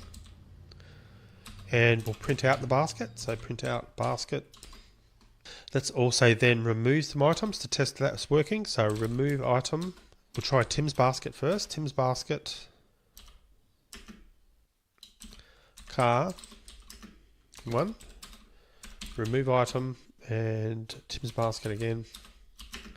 Cup 9. And remove item, one more. Let's do the car. So Tim's basket, car 1. And with the code on line 72, let's actually change that. Let's try and remove something from that basket as well. So remove item, basket, and that'll just be cup, comma 1 as well. So we're removing 1. So basically we're going to be testing to see that the quantities are actually working. We're adding an item and then removing it to see that that works. Okay, so we've removed those 3 items, and we'll also put a printout down here. And we'll do something like cars removed plus, and we'll try and remove another item. So remove item Tim's basket, car, comma 1, and that shouldn't actually work. So should not remove any at that point. All right, and let's print out Tim's basket again. Tim's basket. Okay, and let's actually remove the items now from Tim's basket. So I'm going to do remove item, and we'll actually remove everything. So Tim's basket, we'll remove everything, so it should actually end up being having nothing in it. Bread, comma 1. So we'll do that for all of them. So I'm just going to copy and paste. 1, 2, 3, and we'll do the same for cup, juice, and also bread, which I've already done. So the second one, bread, we removed 1. Cup, let's remove 3. Cup, and this should take it, if my calculations are correct, to 0. Cup, juice to 4, and cup again. We do a second one, and cup. If we take that 3 off that, that should be 0. So again, what we're doing here is remove all items. Tim's basket, like so. And let's print out the basket to confirm it's empty, which it should be if I've done my calculations correct. And let's display the stock list before and after checkout. So I'm going to go do a printout, and it's going to be just put a title, display stock list before and after checkout. Checkout after, that should be. Okay, then we'll print out the basket, because the basket's going to be the one we're going to use for our checkout. Then we'll also print out the stock list. We'll also then check out, because remember we wrote the checkout function, which takes it out of the shopping basket and then actually takes it and sort of updates the quantity and basket. So check out basket. Then we'll print out the basket, which should be empty again. And then we print our stock list. That should hopefully be correct. Okay, so that should be all we need to do, I think. And let's just clean up some of this code down the bottom as well. So what have we got down here? We could probably leave that in there. This for loop, we can probably take that out, because that's just going to sort of muddy the waters a little bit. We don't really need that in there anymore. So let's just take that out, comment that out. And then lastly down here, right down the bottom, let's just do a checkout of Tim's basket, which again, if you recall, was empty, so nothing should happen, and then we'll print out Tim's basket. Okay, so let's firstly just run this to see whether it works, and we'll take it from there. So we'll run this. Okay, so let's have a look at some of the output.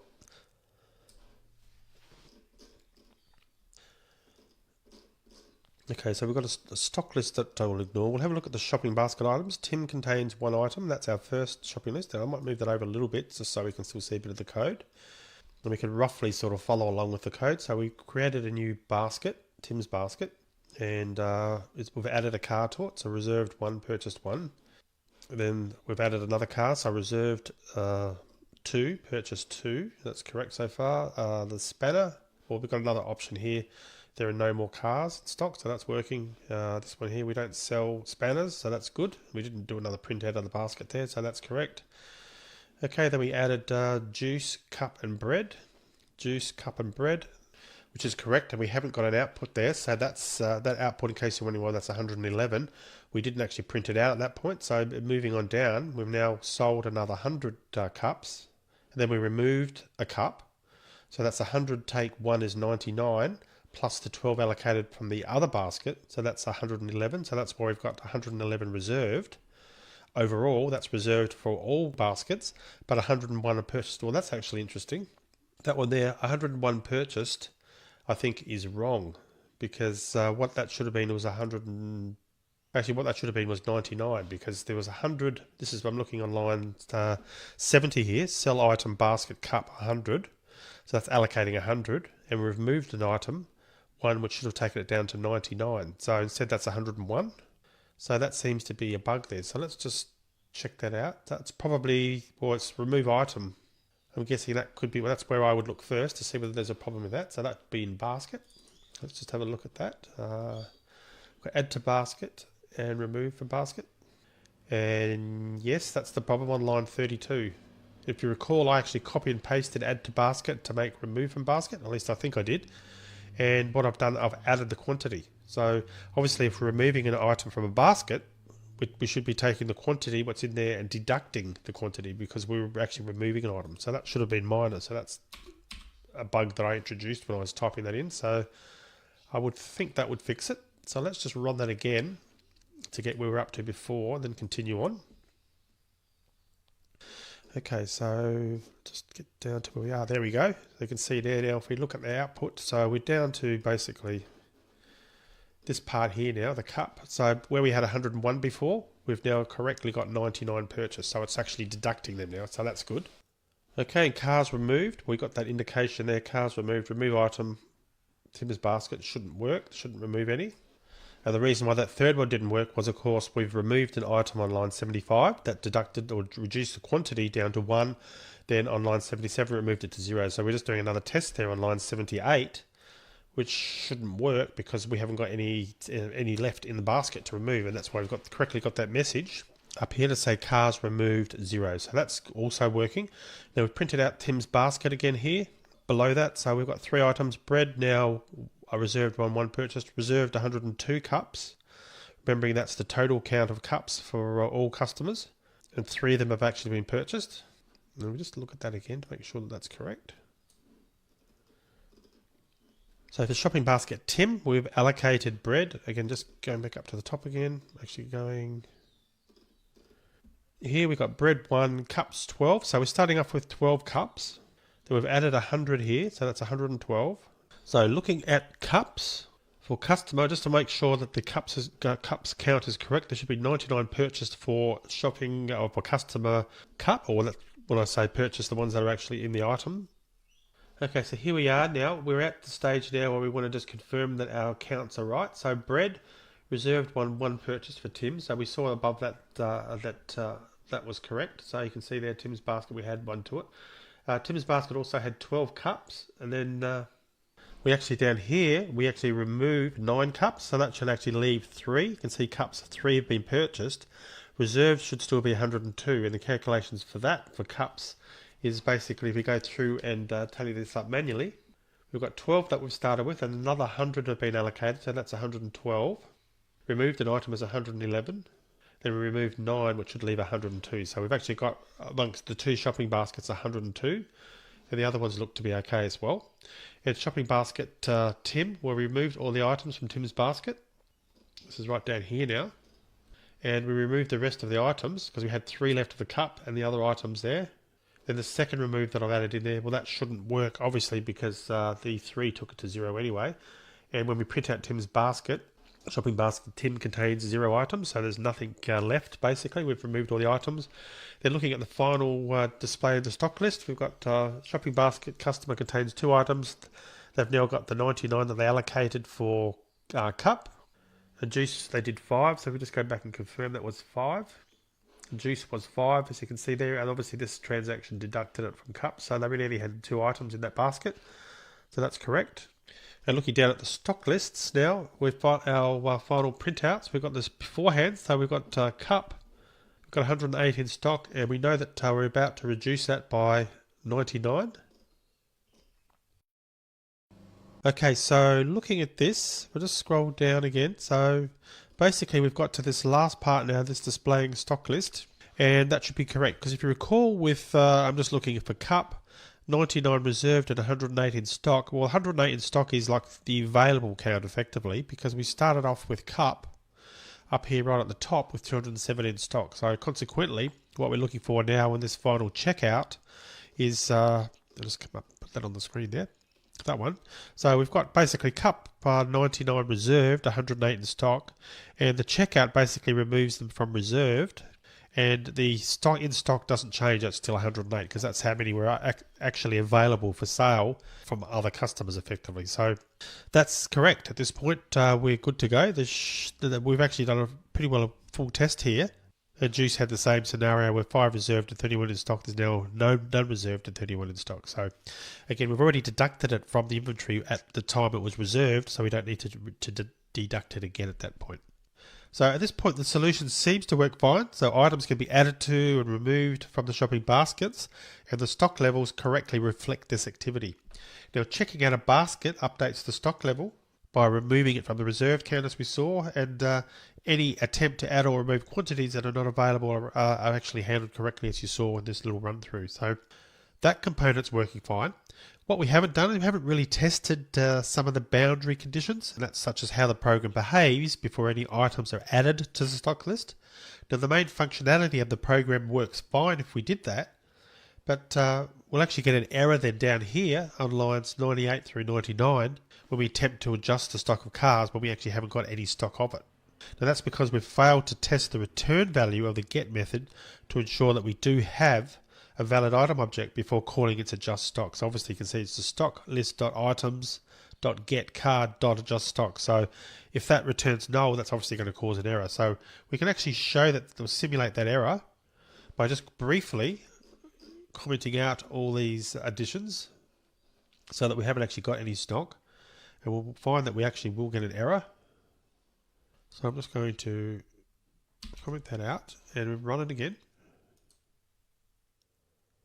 We notice that we do get the error on line 98. And again, line 98 is because we're actually trying to adjust this without determining whether it's null or not. So what we should really do there is you would actually do a proper test. So we'd put something like, I'll just close this run window. If I would start with stock item, car is equal to stock list dot items dot get car, and then we'll do if car, so we test for null. So if car is not equal to null, so then and only then do we try and do an adjust stock. So we would put car dot adjust stock 2000. So we'll change it instead of that line there, and then we'll do another if there. If it's another line of code, we'll put again if car is not equal to null,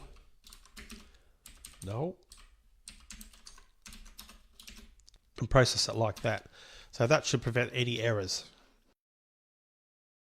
You can see now we don't get any errors. Obviously we don't get any other processing because we've taken all these things out, so they haven't got stock for those items. But the main point here is that we're now testing boundary conditions and preventing errors if we actually haven't got the stock of it. So that's a good thing to do in your programs, to check things like this. Obviously we're running it with inventory, but without actually having any inventory in there to make sure, or for you to be doing some tests to make sure that that's still going to work. So I'll just put those back in again there now, just to confirm it's going to work with. I mean, there's no reason it won't, but we'll do that anyway. Run that again. Make sure our code's still working. We've got our correct results back again there now. So closing that down, that's good. And I just want to go back to stock item. And there's two warnings here. Firstly, stock item, you can see the constructor that takes the double and the stock item name isn't being used. But we did discuss how this could be useful, so for that reason we'd leave it in there for sort of future purposes. So it could be useful in that scenario to call that where you didn't want to actually pass the initial quantity in stock when there wasn't any stock. And also the other warning is that set price double. So on line 36 isn't used either. So changing the price of items is a very common operation, but as our example stands, is not something we needed, so we should probably consider removing that. So that's a general rule with getters and setters. The advice would be don't add them unless you're going to use them. So that's probably something you would probably want to remove in your program, and if the situation came up for you to wanting to set the price other than in the constructor, then you would add it back again. And just before I finish off, stock list, you can see there's got one warning down here, and it's saying that price list method isn't used. And now we did use it, if you remember, but we commented out the call to remove clutter from the output. So we only included it to demonstrate running, or returning rather, a list of items in a way that wouldn't compromise the stock list class though. So again, that one should probably be removed. And basket, we haven't got any real warnings there. And that's actually it. So our challenge is completed, and that's now the end of the challenge, and also the end of this section on the Java Collections Framework. I'll see you in the next section. Cheers for now.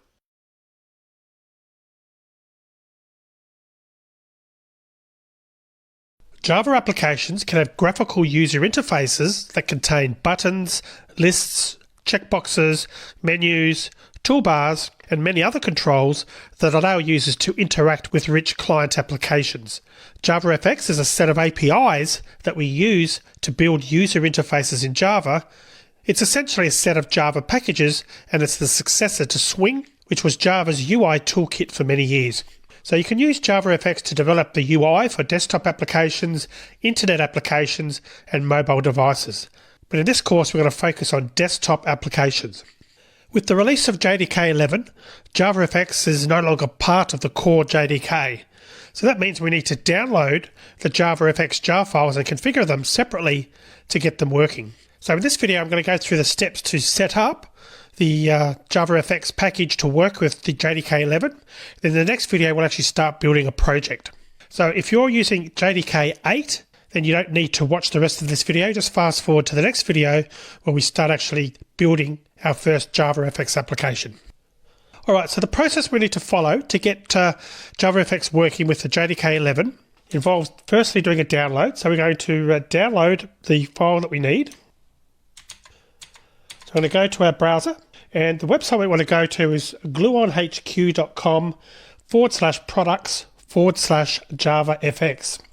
And you can see here that it talks about the JavaFX runtime being available as a platform-specific SDK. So we need the JavaFX SDK for your operating system to be downloaded and installed. And just a note here that it is important to download the correct version. For example, if you downloaded the Windows version of the JavaFX Windows SDK, you'd be able to install it and set it up on a Mac, but you'll find that it won't work. So make sure you do download the right version. I'm on a Windows machine, so I'm going to download the Windows version of the SDK for JavaFX. Good news is it's quite a small download. You can see it's under 38 megabytes. I'm going to save that and give my computer a moment to run the security scan. Then we'll continue with the installation. All right, so it's finished downloading. So what I'm going to do is just go to open the folder. If you have any difficulties like I have, just go to Explorer and just go to the folder. In my case, the downloads folder. So I'm going to go there now. And you can see this open JFX 11. That's the folder I'm going to take a copy of. Now we need to put that somewhere in a good spot, because we need to put it in that spot, and then it'll need to be referred to anytime you use JavaFX in a project. So in other words, you don't want to put it into a temporary location or put it on your desktop or somewhere that you accidentally delete. So in my case, what I'm going to do is I'm going to put it in the documents folder in a subfolder called lib. I'm going to paste it into there. Then I'm going to extract the zip file.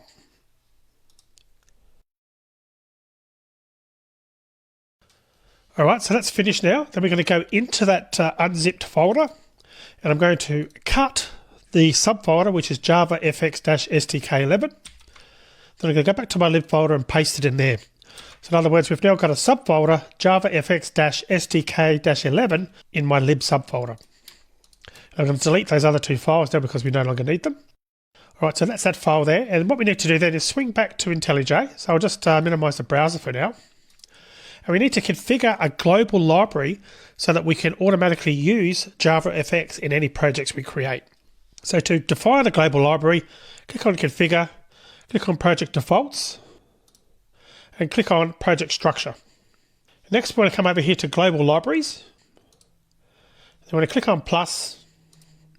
We want to select Java. Now we need to navigate to the folder where we've just created that Java FX folder from the unzipped folder that we downloaded.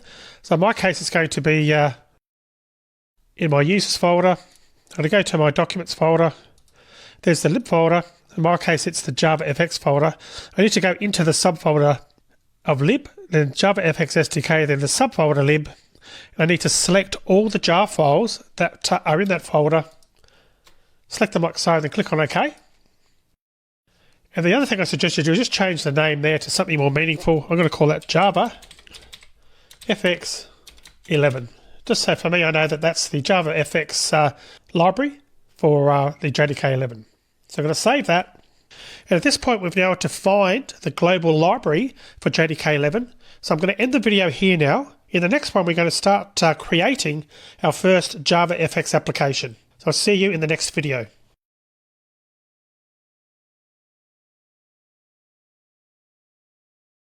In this video, we're going to go ahead and create our first Java FX applications. So make sure that if you haven't already, that you've watched the last video, and if you're running on JDK 11, you'll need to go through the steps to define the global library, because we're going to be using that in this video. Alright, so IntelliJ's got a plugin that supports Java FX applications. When you install IntelliJ, the plugin was installed and enabled by default. So we're going to go ahead and use that in this project. So you click on Create New Project as you normally would. And you notice the option here to the left. You've probably seen that before. We've got Java, which we've used traditionally, but there's also this Java FX. We're going to be using that in this section every time we create a new Java FX application. Make sure your project SDK is set to 11 in this case, if you're running JDK 11. If you're running JDK 8, obviously it'll be JDK 8. Click on Next. We need to define a name. So I'm going to call this one Hello World FX. So effectively, we're going to be creating our first Hello World project, but using Java FX. I'm going to click on Finish now and create the project. Now, if you're running JDK 8, you should find that this is ready to go, and you won't need to take the steps I'm about to go through. But if you're running JDK 11, click over to Main, you'll see right away that there's some errors. So we've got the errors, and that's because the Java FX library is now no longer part of the JDK. So we need to actually configure it and set it up so that the global library we've defined is used for this project. So you'll need to do the following steps every time you create a new Java FX project if you're running JDK 11. So first things first, we want to click on the project, right click and select Open Module Settings. Come up to Project. We want to firstly check the project SDK is correctly configured, 11 in my case. The project language level needs to be configured the same as the project SDK, so the same number. In the case of 11, JDK 11, obviously I'm selecting 11. If you're on JDK 8, you would select 8 there. And by doing that, then if you come over to modules, you should then find that because we're using the project default, that's now also set to version 11. Now for JDK 11 users, the next step we also need to do is go to Global Libraries, remembering that we defined that in a previous video. Then you need to right click here. We need to click on Add to Modules. So what that's doing is adding this module that we've defined, this global module. We're telling IntelliJ that we want to use that in this particular IntelliJ project. So we click on that. So once only set up, and it confirms that it's going to be added to the selected modules, which in this case is the name of our project. Click OK. Click OK again. Now you can see that that has actually fixed some of the import errors. We're now no longer getting any errors, but you'll find that if we go to run this now, just expand this out so we can see a little bit better, we will find that we'll get an error. So I'll click on Run. We've got an error there. Java FX runtime components are missing.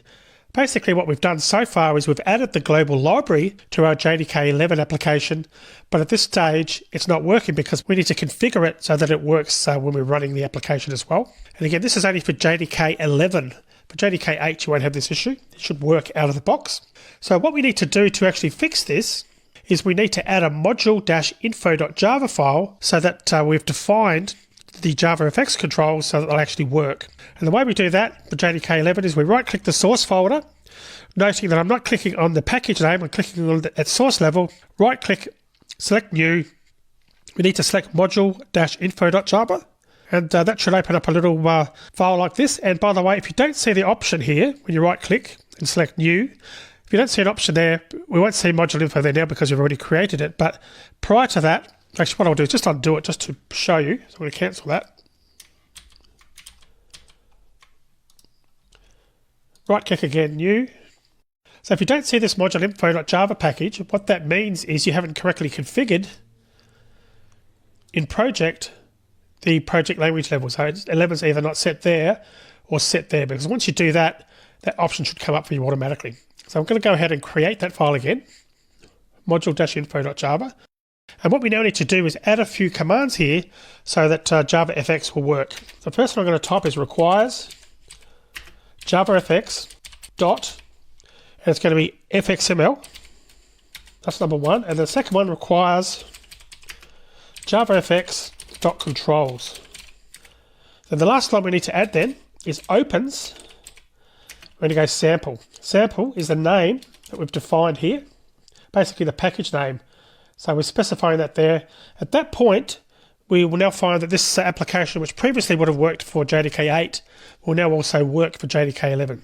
So let's actually give that a test run. And you can see now we've got basically a GUI interface. There's no controls on it at this stage, and that's normal because we haven't added any controls to the application yet. Bottom line is that it's now working. We've correctly configured the JavaFX library, the global library. We've configured it and added it to this project. We've also added the module-info.java file. So at this point in time, it's now working under JDK 11. And also, you didn't need to make the change to module-info.java for JDK 8 users, but in your case, that will also be working as well. So I'm going to finish the video here now. Now that we know that we've got an application that's configured to work for both JDK 8 and JDK 11, moving forward, we can now start focusing on the JavaFX controls and how to actually use them and not be too worried about which particular version of Java that we're actually working on. So let's start working on this application and getting it to do something meaningful in the next video. It's break time. Do you like this video? Don't forget to subscribe to get new videos. Share this video to open new premium videos and ebooks. We'll be a Starfreelancer.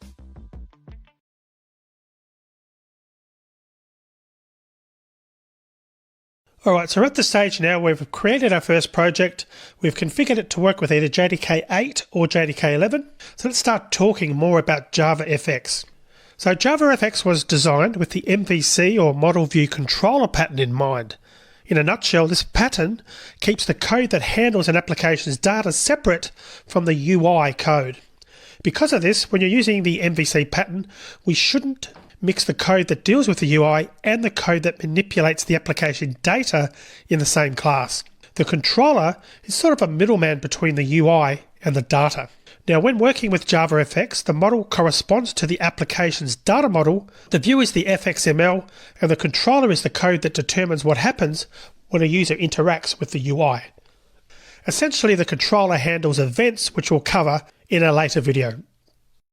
Now, that's a bit of a simplification of the MVC pattern, but it's enough for us to understand why IntelliJ generates a controller.java file for us. If I open up the project, you can see we've got a controller, a main, and a sample.fxml as well. I'm going to close down the module info.java because we won't be needing that anymore. And just a note to keep in mind that JavaFX doesn't actually enforce the MVC pattern, but it is a good practice to follow.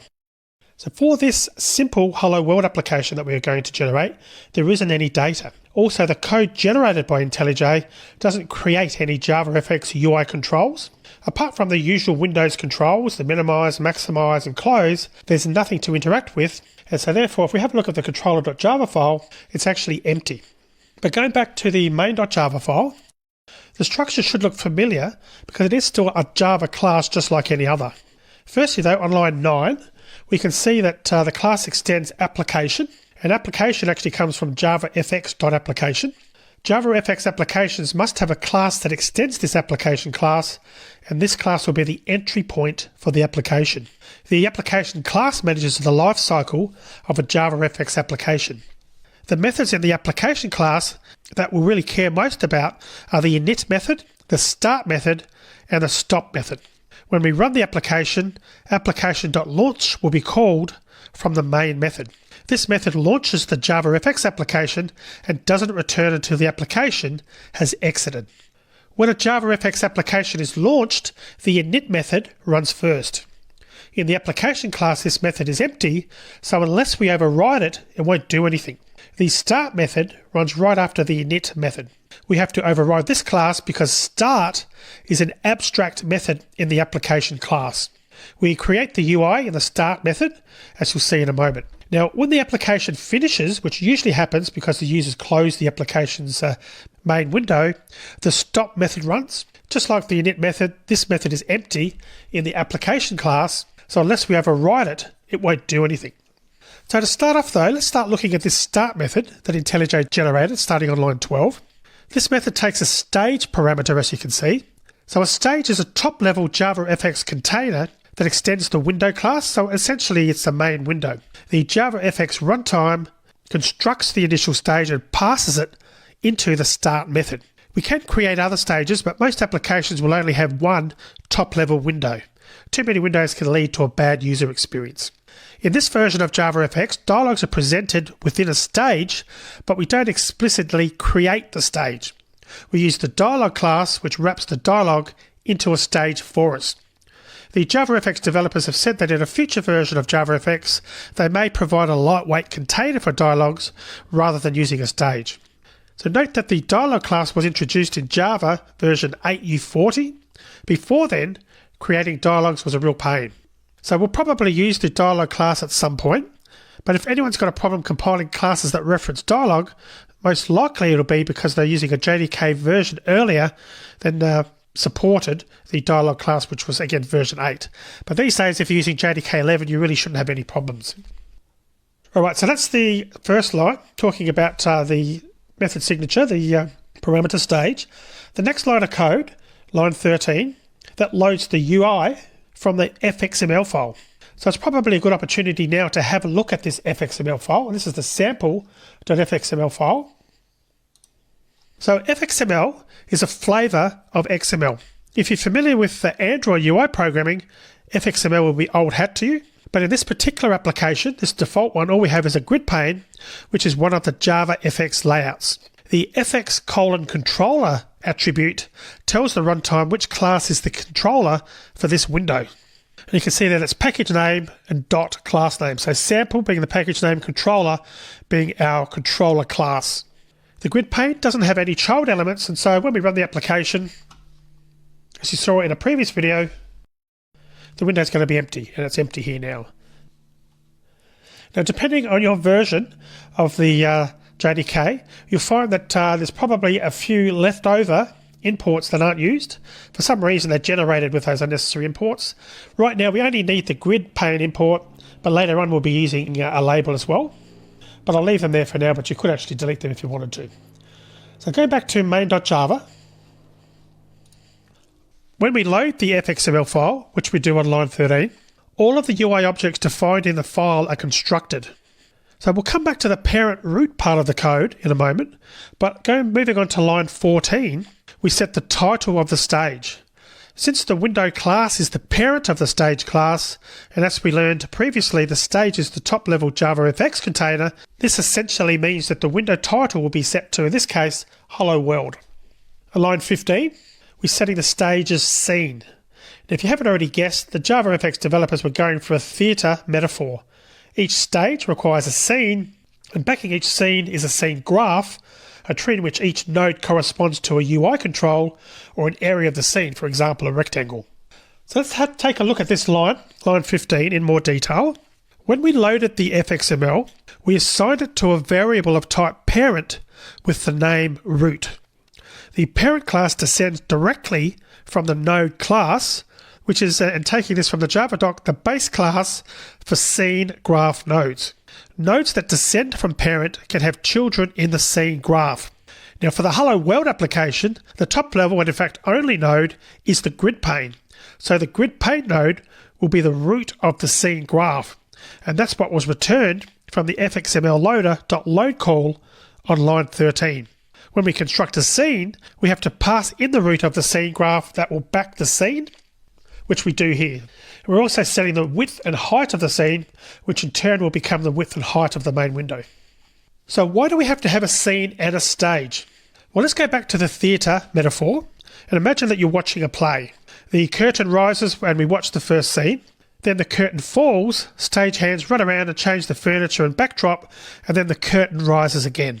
We may see a different looking set and different actors, but it's still the same stage. So if you go back to JavaFX, remember that a stage corresponds to a top-level UI container like a window, and a scene is backed by a scene graph, which contains the UI nodes. If we want to change what's shown in a stage, the window, all we have to do is change the scene, the UI. We don't have to construct a new stage object. In practice, we would load a different fxml file into a new scene and then call stage.setScene. For example, if we had a wizard that we wanted the user to step through using next and previous buttons, we could use the same window, stage, and just change the scene every time they clicked next or previous. Or when we wanted to change parts of the UI in response to a user action, we don't have to remove UI components or make them invisible and add new ones. We just switch the scene. Sometimes it makes more sense to just hide a few controls or something like that, but other times switching the entire scene is the better option. It will depend on what you want to do. Essentially, those scenes make it easy to reuse a container. Alright, so back to our main Java class. At this point, we've instantiated all the UI objects associated with our scene, and we've set the stage so we're ready now to show the UI. And we do this by calling the show method on our stage, and we're doing that on line 16. From the code and the fxml file, we know that when we run the application, we should see an empty window with the title, Hello World. So we'll just run the application again and confirm that. No surprises, empty window, and we can see Hello World as the title at the top of the window. So as you can see, the stage class provides all the window decorations, such as close, resize, and the minimize button.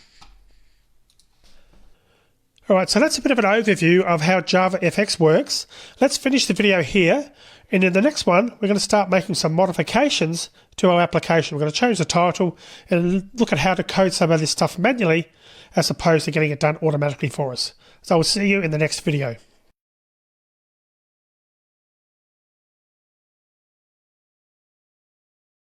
Now that we've seen what the Hello World application looks like out of the box, let's start changing a few things.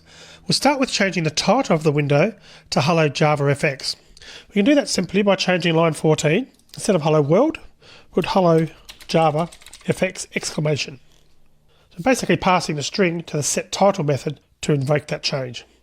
And moving on with that, now let's say welcome to JavaFX within the window itself. We can do that using code or by changing the fxml file. So let's change the application at the moment so that it doesn't use the fxml file at all. Instead, we'll start out doing everything through code. So I'm going to comment out the fxml loader call on line 13. And then we'll add the code that will create a grid pane node, and we'll set the node as the root of our scene. So to do that, I'm going to start here and start by typing grid pane root is equal to new grid pane. Then we want to do root.setAlignment and set that to pos.center. Next line, root.setVgap, parentheses 10, a vertical gap, and root.setHgap, set that also to 10. Then we keep our other code in there, our set title and set scene, etc.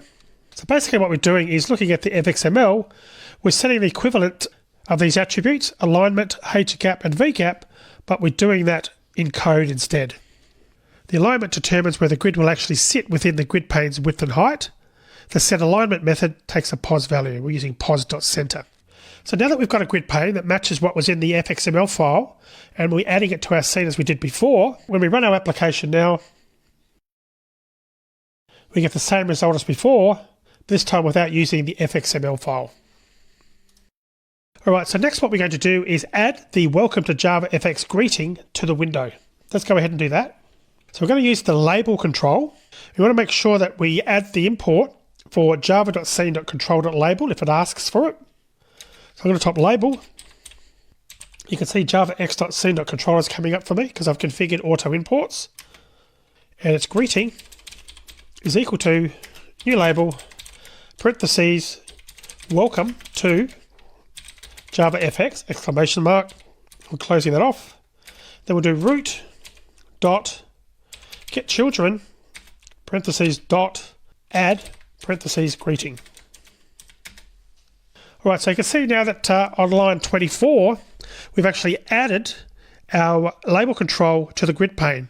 And we've done that by calling the grid pane's get children method, which returns a list of the children, and then we use the add method to add our label control to the list. We always have to do it this way, there isn't a shortcut. We're now ready to run the application again, so let's actually run this and confirm that we can see the label. Okay, you can now see it says welcome to JavaFX in the center of the window. Alright, so let's change the color of the text to green. Now we do this using the label control set text fill method. We pass the parameter being the color that we want. I'm going to go back and do that. I'm going to add that after the line that we've actually used to create the greeting object. So it's greeting dot set text fill, in parentheses we're going to go with the color there, color, noting that the import is javafx.scene.paint. Make sure you import the color class if you are getting an error. Dot, in this case green is the color we want, so I'm going to specify green there. So we run the application. We can see now the text is now showing in green. Alright, so let's now change the font and make the font bold. To do that, we call the set font method and set the font to something we want. In this case, we'll go with Times New Roman, and I'm using that because that should be available in all systems. And what we'll do is we'll set the font weight to font weight.bold, and we'll also set the size to 70. So let's actually try doing that and just see what happens. And the way to do that is on that next line, we can type greeting dot set font. Then in parentheses, we're going to go font, noting it's javafx.scene.text as an import, dot font, parentheses, and I go with Times New Roman. So make sure you type it exactly like that with the capitals where appropriate. And I'm going to set the font weight to bold, as I mentioned, by typing font weight.bold. And the third argument, I'm going to go with the size being 70, the font size of 70. And there shouldn't have been a right parentheses there, we'll get rid of that. And you can see now that we've correctly set that. And if we run the application, you can see that's now quite large. In fact, the text is too large for the window. So we could reduce the font size, but instead let's increase the size of the window by changing what we pass to the scene constructor. So the window height's okay. We just need to change the width. So let's just close this down. So that's this argument here on line 33. Let's change that to, instead of being 300 by 275, let's change the 300 to 700. Let's run that again. And you can see now it actually fits correctly. Alright, so that's how to set things manually with code. So let's see how to do the same thing in the fxml file. So first things first, I'm going to uncomment the previously commented out loader. So that's going to start using our sample.fxml again.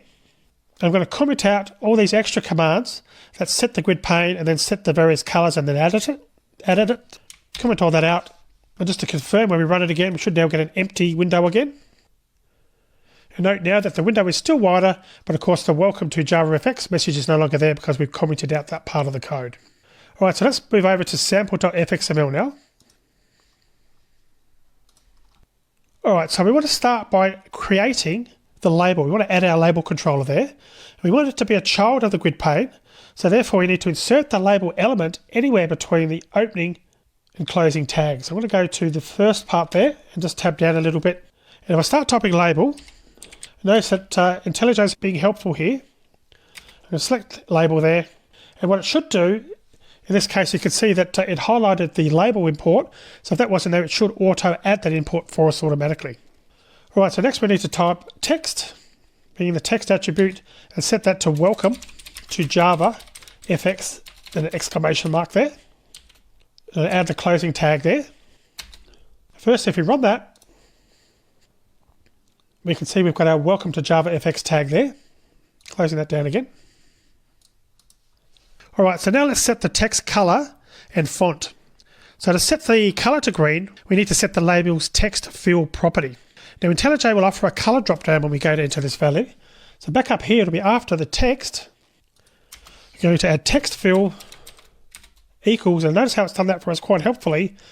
And we can either type it, or we could just scroll down to green and choose it from there. And it'll add it for us automatically. I could have typed it, as I said. All right, so that's the color. Next, we need to add a font.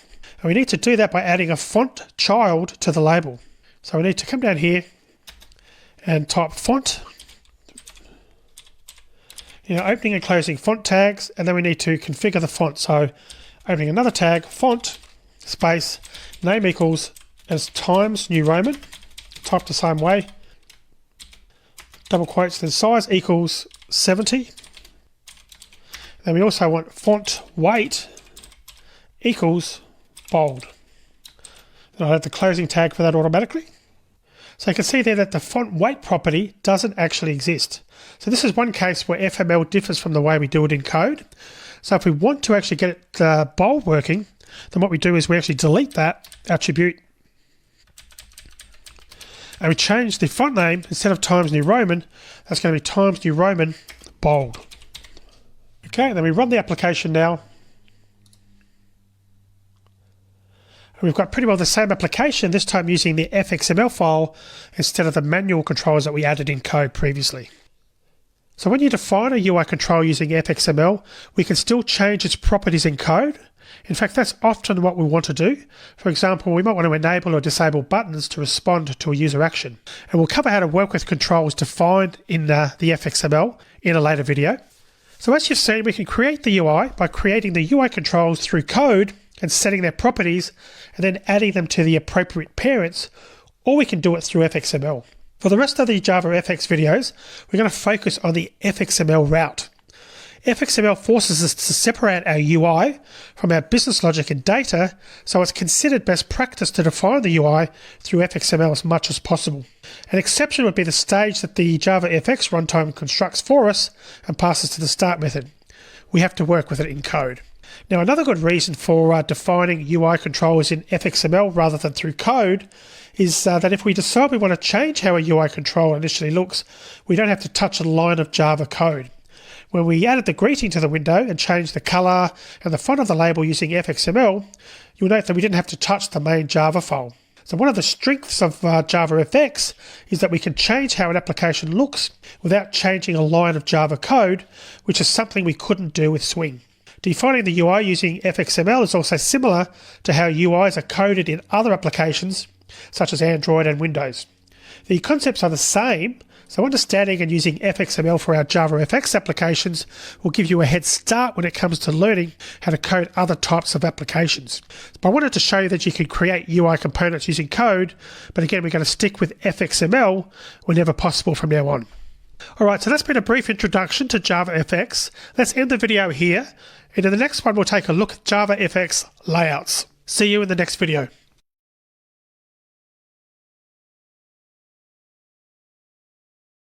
Okay, so moving on, we're now going to talk about layouts. Now, with JavaFX, layouts allow us to add controls, which are UI components, to a container without having to write the code required to manage the positioning and also the resizing behavior of those controls. Now, the layout will manage all of that for us, which is pretty cool.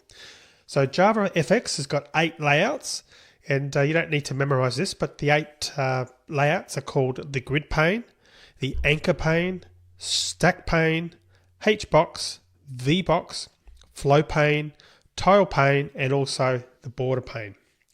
Now, before we get into playing with layouts, I just want to discuss what I mean by the preferred size for JavaFX controls, because preferred size is actually an important concept. So every control computes its preferred size based on its contents. So when I'm talking about preferred size, what I mean is the preferred width and height of the control when it's displayed. As an example, JavaFX has got a button control. Now, we're obviously familiar with buttons, especially ones for OK and cancel, which you've seen in applications in the past. By default, the button control will size itself so there's enough room to display its content, whatever's actually in there, the text in other words. So if we were working with an OK button, the button control would size itself so that its border fits around that text OK in this example. So it wouldn't stretch itself across the width of an entire window, for example. It would only be just wide enough to accept that text. So layouts often use the preferred size of the controls they're laying out to determine how much space a control will ultimately get. So when a control is placed into a layout, it becomes a child of that layout. So some layouts will ensure that their children display at their preferred widths or heights, and sometimes it will depend on where a control is placed within the layout. So that's the theory. Let's actually get started and I'll go through what some of this actually looks like in code. So I'm going to start a new project now. Click on New Project. And that's before I'm going to choose JavaFX here, making sure I've got the correct project SDK there, as you can see. And I'm going to call this one Layouts. I'll put in the right folder for me, which is for my Java programs, and click on Finish. OK, to create the folder. And what we're going to do is, well, firstly, you'll see that as per normal, what IntelliJ has done is created a default project for us. We can see some default code that's been added, which we talked about in the previous example. So that's the default. You can see on line 15. At the moment, it's set to 300, 275. And if we just run that to confirm what it does,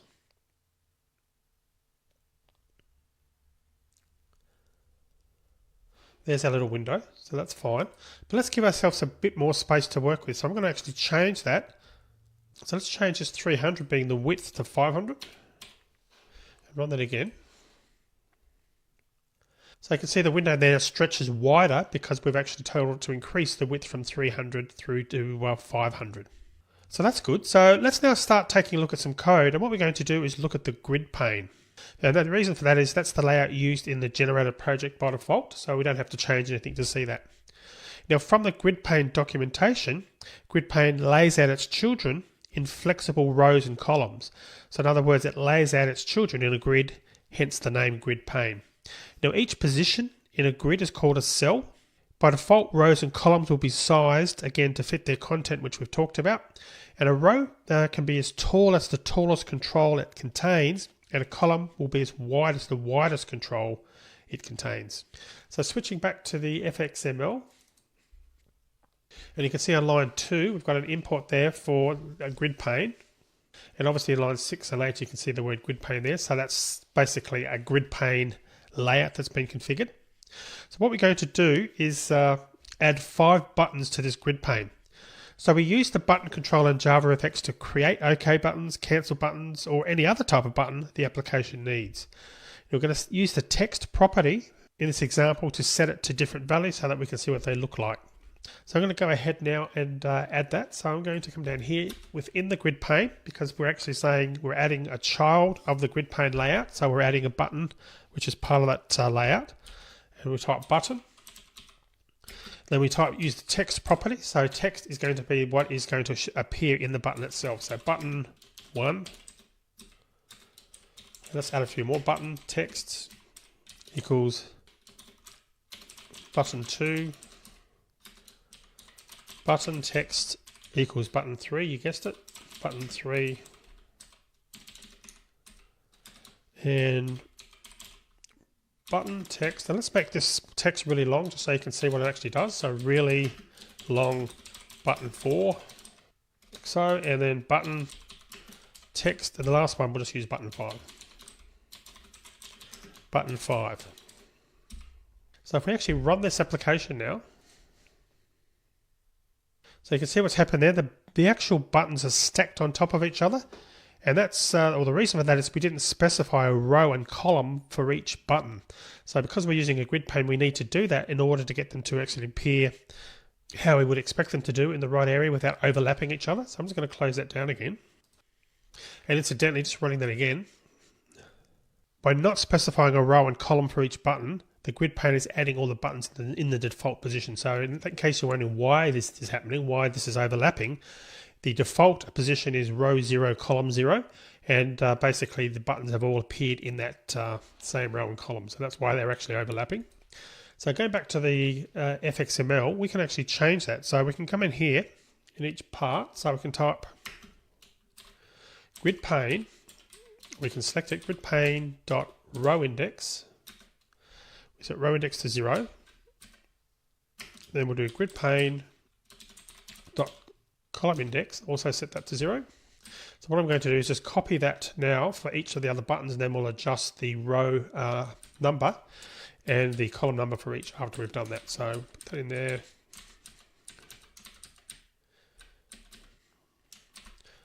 Okay, so the first one we're going to put on or at row index 0, column index 0, which was of course the default as we saw. And the second one we're going to put on column 1. For the third one, let's go to a new row because we only want 2 buttons on the same row. So it's going to be row 1. Remembering the counting starts from 0. So we'll start on column index 0 for that one. And then the second one, we're going to put row index 1, column index 1. And finally, the fifth to last button, we're going to put on row 2 and also leave that at column index 0. So if we run that now, we should find we can see all the buttons. And again, I'll just put this down so we can see the code a little bit as well. We're now seeing what we expect, and though we've got button 1 and 2 are on row 0, which of course is because we've coded it that way on lines 8 and 9. Button 3 and 4 are both on row index 1, which is the second row, so you can see there, and then the button 5 is on row index 2, and then obviously from a column position going left to right, when we're adding them, as we increase the column index, the controls get added automatically left to right in the column. And of course row, as you can see, is adding them top to bottom. So it's basically doing what we would expect. The other thing to notice is that each column is the width of the widest control in that column. So that's another important thing to keep in mind there. So you can see that it's given enough space to put this really long button 4 in place as well. Now as for the rows, we can't really see this here because our buttons have the same height, so we can't sort of see whether it's actually made them longer or anything along those lines. But each row is the height of the tallest control in the row. So if we had a taller control in one of the rows, for argument's sake, the row's height would be greater than the other rows. Now when IntelliJ generates the grid pane definition for us, that's when we created the new project, it's set the, so I'm talking about the code on line 7 now, it's set the H gap, the V gap and the alignment properties, and now we can now start seeing what they'll actually do. So the alignment is set to center, and so the grid is centered within the grid pane's width and height. And you can see that basically it's using the middle part of the window there. So in other words, the grid pane is occupying the entire window and the grid is centered within that window is the point I'm trying to make there. So we can see that we probably can't see it easily, but there is actually a 10 pixel gap between the rows. And the reason that that's happening is, of course, we've got H gap and V gap set to 10 up here again on line 7. And that's also taking into account the gaps between rows there. You can see that that's basically, well, we can't see, but there's 10 pixels between each row. And again, that's got to do with the V gap that we've actually defined. And looking at the gap, there's also a 10 pixel gap between the columns in the second row as specified by H gap. So the gap looks larger for the first row because the first button doesn't occupy the entire width of its cell. So to help us see this, we can actually use a debugging property that grid pane has. So we'll set the grid line's visible property to true. And now when we run the application, you'll be able to see this in a little bit more detail. So I'm just going to close that down. I'm going to come ahead here onto line 7. And what I'm going to do is I'll just press enter there and tab over. And I'm going to do grid lines visible. Let's set that equal to true. So we can actually see this in a little bit more detail. So if I run this now. So now you can see that the grid lines and the 10 pixel gap between the rows and columns, buttons 1, 3 and 5 don't stretch to fill the width of their cells, so that's why it appears that there's a larger gap between the first and third columns, but there really isn't, as you can see there. So the grid line's property is useful when the children in a grid pane don't appear the way we expect. So anytime you've got difficulties and things aren't aligning the way that you think they should be, make sure you do something like on line 8 where I added grid lines visible equals true, and you can see these lines appearing quite helpfully, sort of showing you what's going on. So it really does help you debug the actual problem. So the next thing to think about now is what happens when we resize the window containing the grid pane. So we'll see that the grid remains in the center, so let's just do that. And notice the grid is actually staying in the center. So as we go smaller or larger, it's still centering itself automatically. The reason for that is its alignment is set to center, but that said, it doesn't resize because it's already large enough to accommodate the children in all its cells. So let's add some more text to another button to make it really, really long and see what actually happens. So I'm going to go back here to our already long one, really long button 4, and I'm just going to put some more text here, more text, and let's just copy that a few times. That should be enough. So if we run this again now, so you can see that the text for most of the buttons have been cut off, particularly the ones now in the first column. But when we resize the window, we see that the grid pane will resize until it's large enough to accommodate all its children. So once it's resized to that level, it doesn't try and resize anymore. So again, just going back down smaller, you can see that that's with the 3 dots is indicating that it's not fitting. But if we keep resizing, eventually you'll get to that size, and now it's just it's just moving the alignment to be center, but it's not actually resizing anymore. And the reason for that is it's now large enough to contain all the text for each child.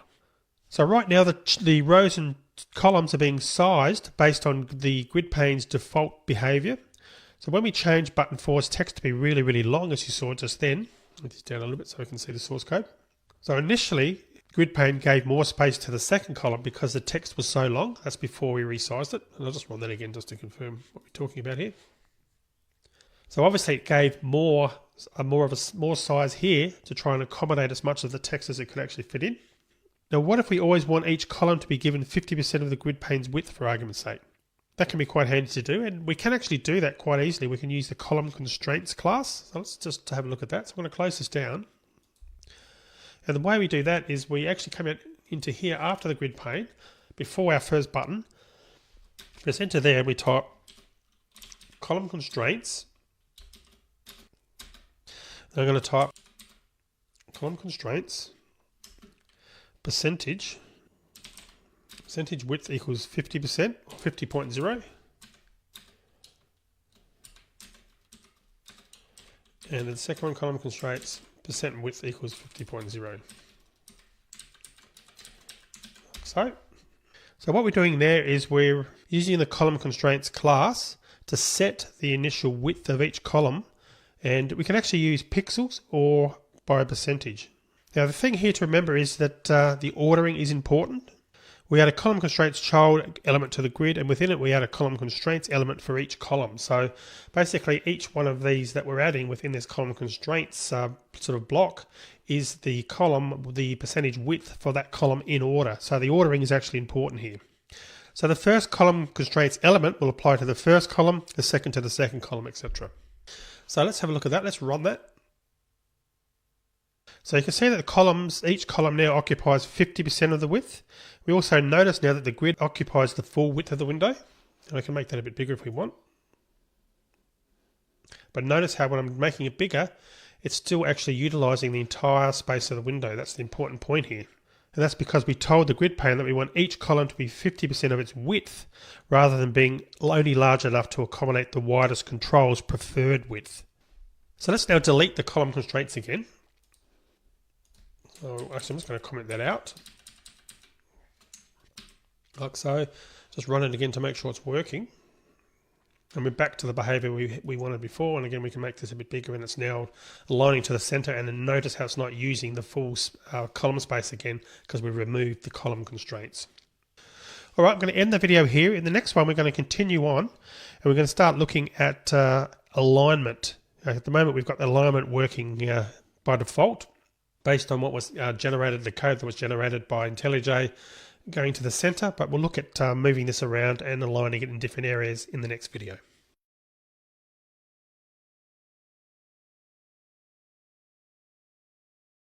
Okay, so continuing on, just run our program again to see where we're up to. And we've still got some long buttons, as you can see there, a long button. And we've now that we've commented out the column constraints again, we've got the width to the left-hand side and the right-hand side. So I mentioned that we're going to start looking at alignment. So let's start looking at doing that now. Now at the moment you can see in the grid pane on line 8, the alignment is set to center. And obviously that was centered in the middle of the entire window. But we can change that. Let's try changing center to top center. Top underscore center. And if you run that, You can see what's done there. What's happened there is, and if you just expand it out so it's big enough to contain the full columns, you can see that it's now at the top of the screen but still centered in the middle. So top centered means just that, top and then center.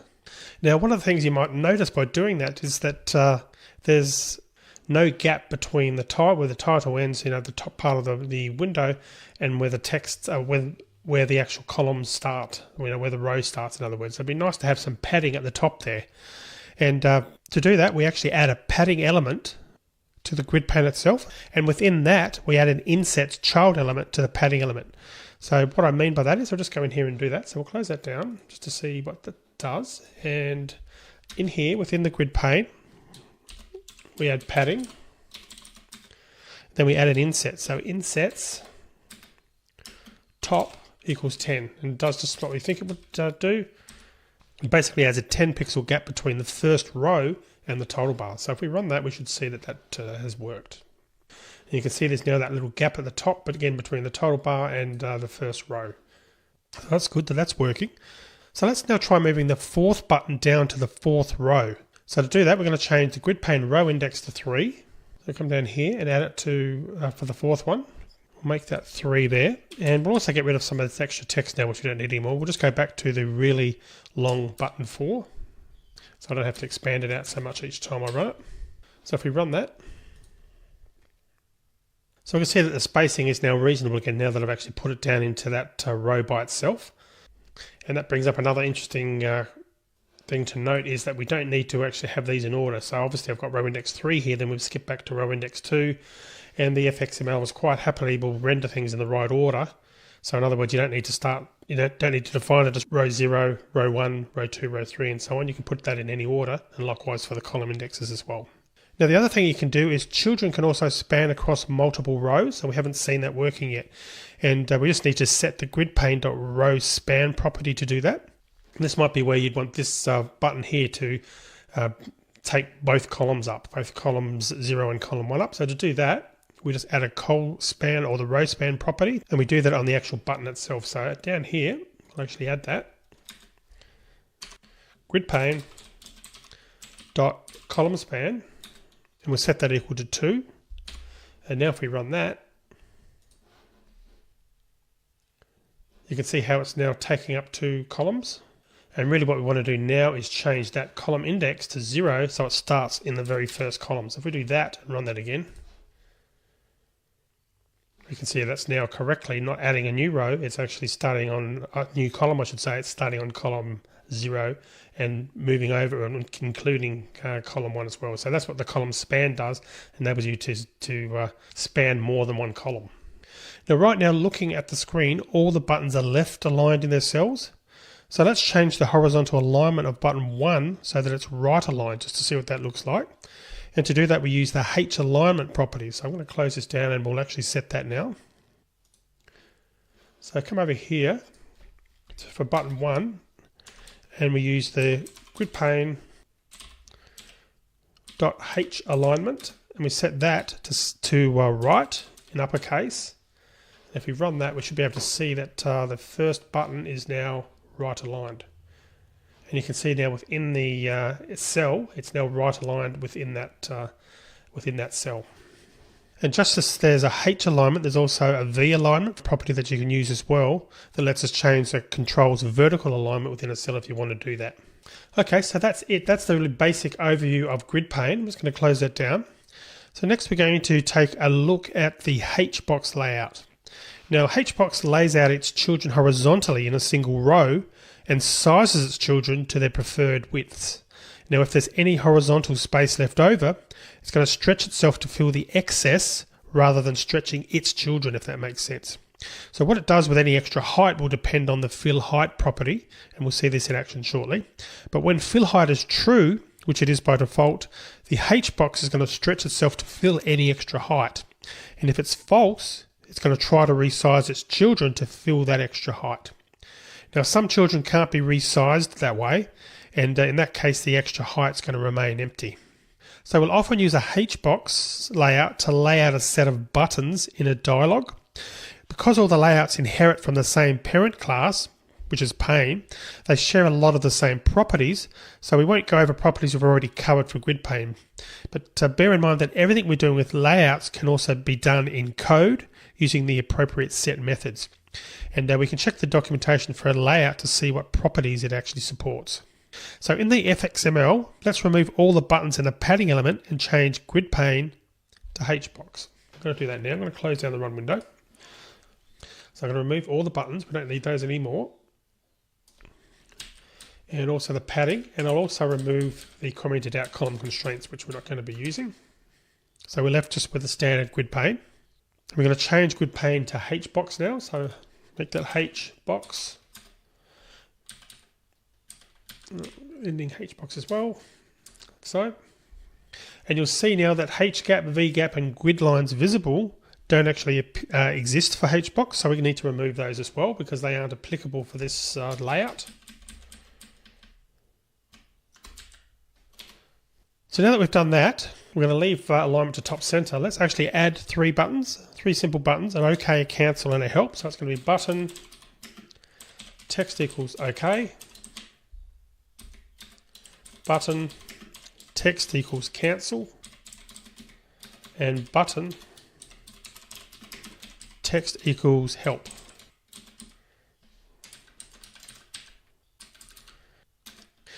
Now if we run this,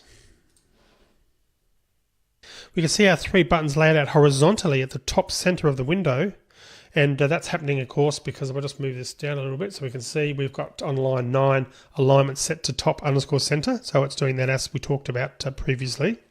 And note also there's no space between the three buttons.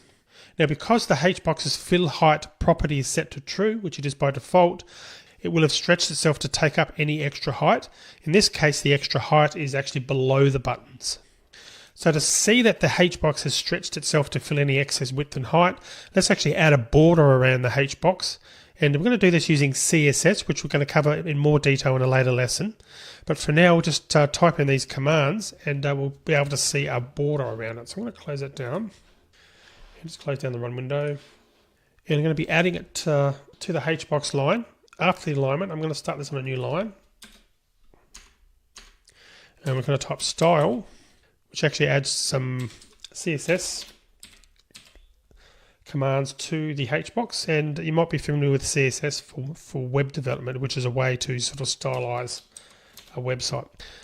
Similar principle. So we actually type in a style, which in this case is going to be -fx -border, and notice how IntelliJ is picking that up for us. The first one we want is color, and we're going to type red. It's going to be our color, and again IntelliJ is helpfully picking that up for us. Put a semicolon there because we want to issue another couple of commands yet. The next one's going to be fx border width. And width we're going to set to 3, the width of the actual border. And the last one's going to be the style. So we're going to set that to -fx border style. Border style, and we're going to set that to dashed, like so. And notice on line 10 in red, it's showing us what the color is that we've selected, which is very nice just here in this next to the line number, which is pretty cool. So now if we run this, we can see that a lot better now. We can clearly see that the HBox is occupying the entire width and height of its parent. So adding a border around layouts and their children is a great way to visualize how much space is being given to the child.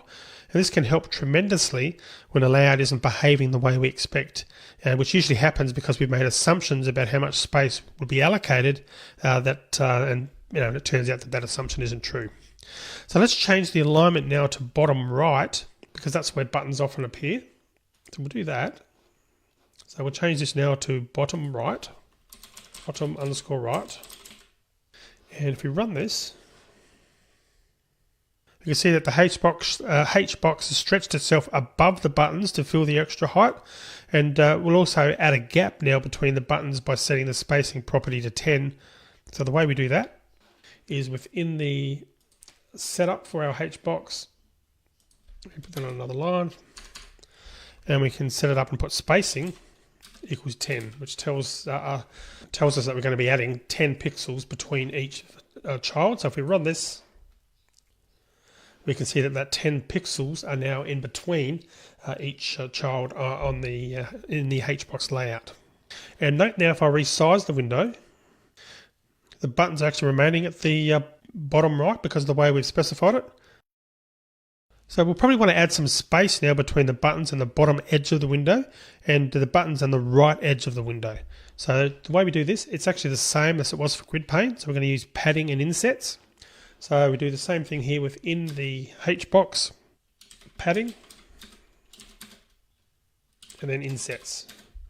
And we're going to put bottom equals 10 to say that we want basically a gap of 10 pixels at the bottom, but also the right, we want 10 as well.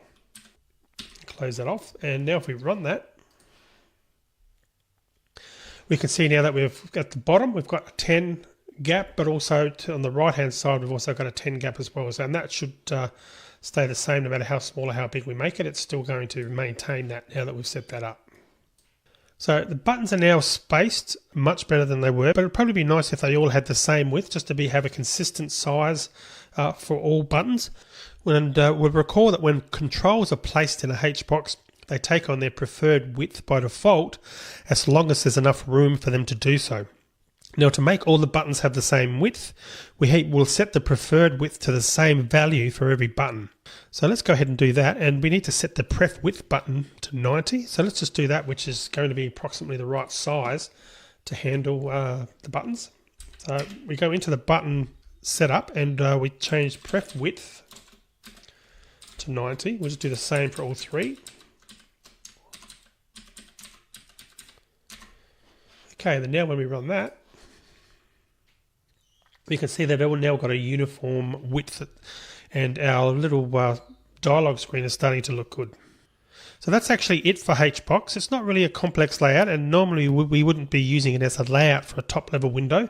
It, as I mentioned, is commonly used in a dialog situation. It would normally add the HBox as a child of another layout. Now, another layout is the VBox layout, and as you might guess, it's closely related to the HBox layout. So rather than laying them out horizontally, it's going to lay them out vertically. But other than that, it's very similar. So that's it for this video. In the next one, we're going to start looking at the border pane layout. So I will see you in that next video.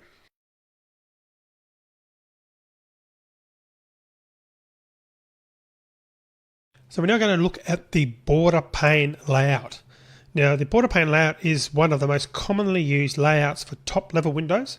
So when you're using a border pane, you can place controls into one of 5 positions: top, bottom, left, right, and center.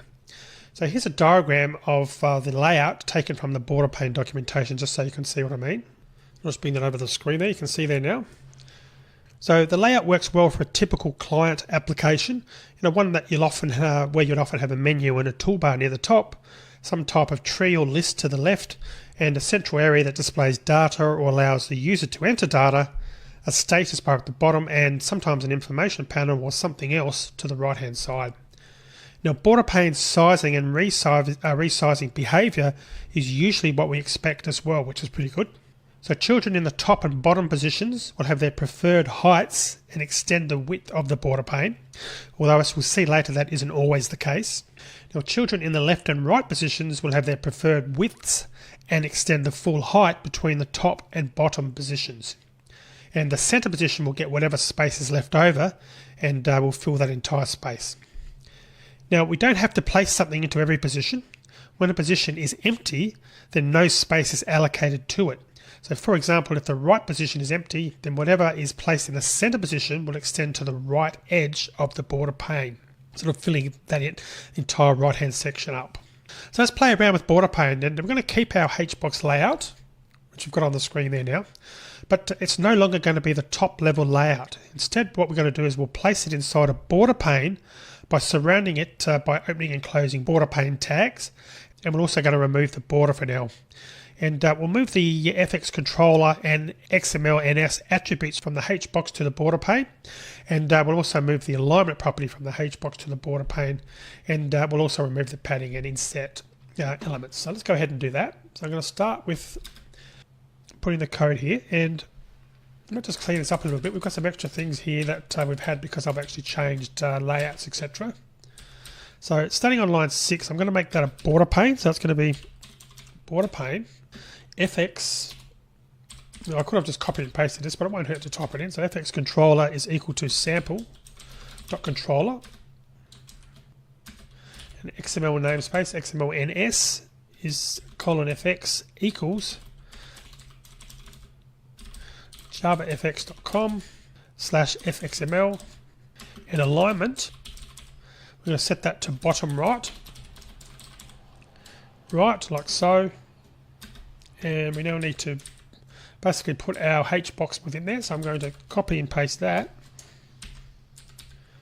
and put that within our border pane, and then we need to remove some things out of the HBox because it no longer has got these attributes because we've actually put them into the border pane. So we're going to delete some of those. And we'll actually delete the style as well because we're not going to be using the border as I mentioned. We'll just leave the spacing in though as it was before. I'm going to get rid of the padding. I mentioned we're not going to be using that anymore. And we're just going to leave our buttons in. So we've now got a border pane, and we've now made the HBox layout a child of the border pane layout, and we put the major attributes that were on HBox onto border pane now. So if we actually run that now, now you find we actually get an error. And you can see there that about halfway down, property alignment does not exist or is read-only. So the thing to remember is when using border pane, we specify where controls should go by placing them into one of the border pane's 5 positions that we talked about earlier in this video. So it wouldn't make sense to tell border pane that we want its children at the bottom of the pane and aligned to the right as we did for the HBox. In other words, border pane doesn't support the alignment property. But as we'll see later, we can align the border pane's children with within their positions in the border pane itself. So let's actually remove the alignment property and run the application again. So I'm just going to remove this on line 8.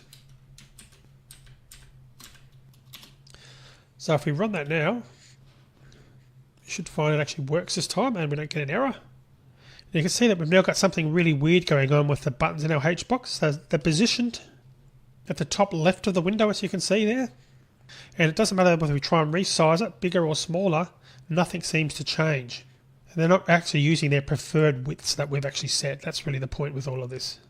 And obviously they're not actually moving at all, and that seems to be a bit of a problem. So the reason we get this behavior is because we haven't set the HBox's position within the border pane. And consequently, the layout doesn't know what to do with it. So let's put our HBox into the bottom position. And we'll do so by placing the HBox within a bottom element. And when we run the application, we should hopefully see that it actually works better. So we need to come through here within the border pane. Before the HBox, we need to specify bottom, like so. And we need to put our HBox within that. Paste that. So now we've told the border pane layout where we want our buttons, or our HBox layout to be, which ultimately contains our buttons within the border pane layout. So if we run that again now, we've now actually got our buttons appearing on the screen, as you can see. So the buttons are there and they're now sized correctly because we can see they're all the same size and we can read the text obviously, but they're left aligned. So one thing to mention here is that with nesting layouts, which we've done here, we've obviously, I'll just move this over a little bit. We've got our border pane and then we've got a nested layout. Our HBox is nested within the border pane. And this is the concept of nesting layouts. By adding the HBox where we've nested the layout within another layout. When using border pane, nested layouts is the only way to add a row of buttons into the bottom position. We couldn't have added each button individually into the bottom position, and that's because each position can only have one child. So nesting layouts is a very common technique for positioning controls where you actually want them, and really to help you get the behavior you expect when a window is resized. So we'll see more of this technique in later videos. So what we're going to do is we're going to add the alignment property back to the HBox, not to the border pane, because we established that the alignment property doesn't exist for the border pane. So we're going to add it back to the HBox, but this time we can set it to top right, center right, or bottom right. And we'll see the same result no matter which one we use, because the alignment property specifies how a layout's children should be aligned within it. So let me run this and just explain, and we can see what it's going to do. So we're going to create, we'll try top left, so alignment equals top right. And we'll also add some padding as well. So padding, And in sets, we're going to do bottom equals 10 as we saw in the previous video, and right equals 10 as well. So now we run that again. And you can see it's now at the bottom right. And you might be wondering, well, hang on, I specified top right, so why is that happening? Well, the thing to remember here is no matter what we use, the result's going to be the same. And that's because, of course, we've specified for the border pane that our HBox is being inserted into the bottom part of the layout. So there's no way this can actually can be put up there when we've already told the border pane layout what's going into the bottom part of it. So the point I'm getting at here is that no matter which result we use, top right, center right, or bottom right for the alignment on line 10, we're going to get it showing in the right position. And that's because the alignment property specifies how a layout's children should be aligned within it. And because the HBox is in the border pane's bottom position, which I was getting at, it's tall enough to fit the buttons, but no taller. So therefore aligning its children vertically within it won't actually make a difference. So let's quickly try all three alignments just to confirm this. So we've set it to top right first. I'm going to close it down. Let's also, just to confirm it, try center right and see what happens.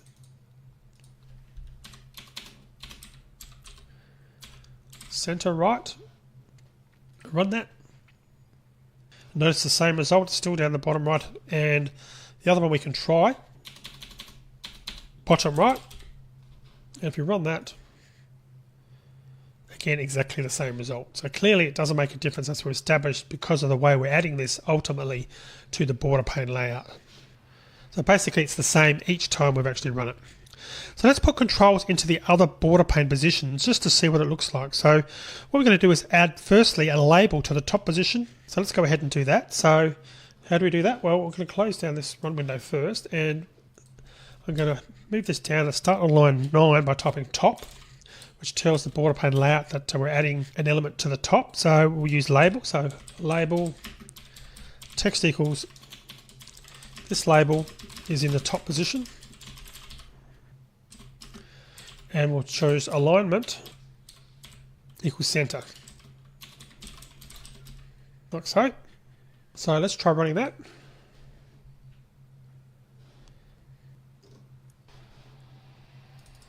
And didn't try and import. Okay, so I need to accept that import, so obviously make this valid. Try again.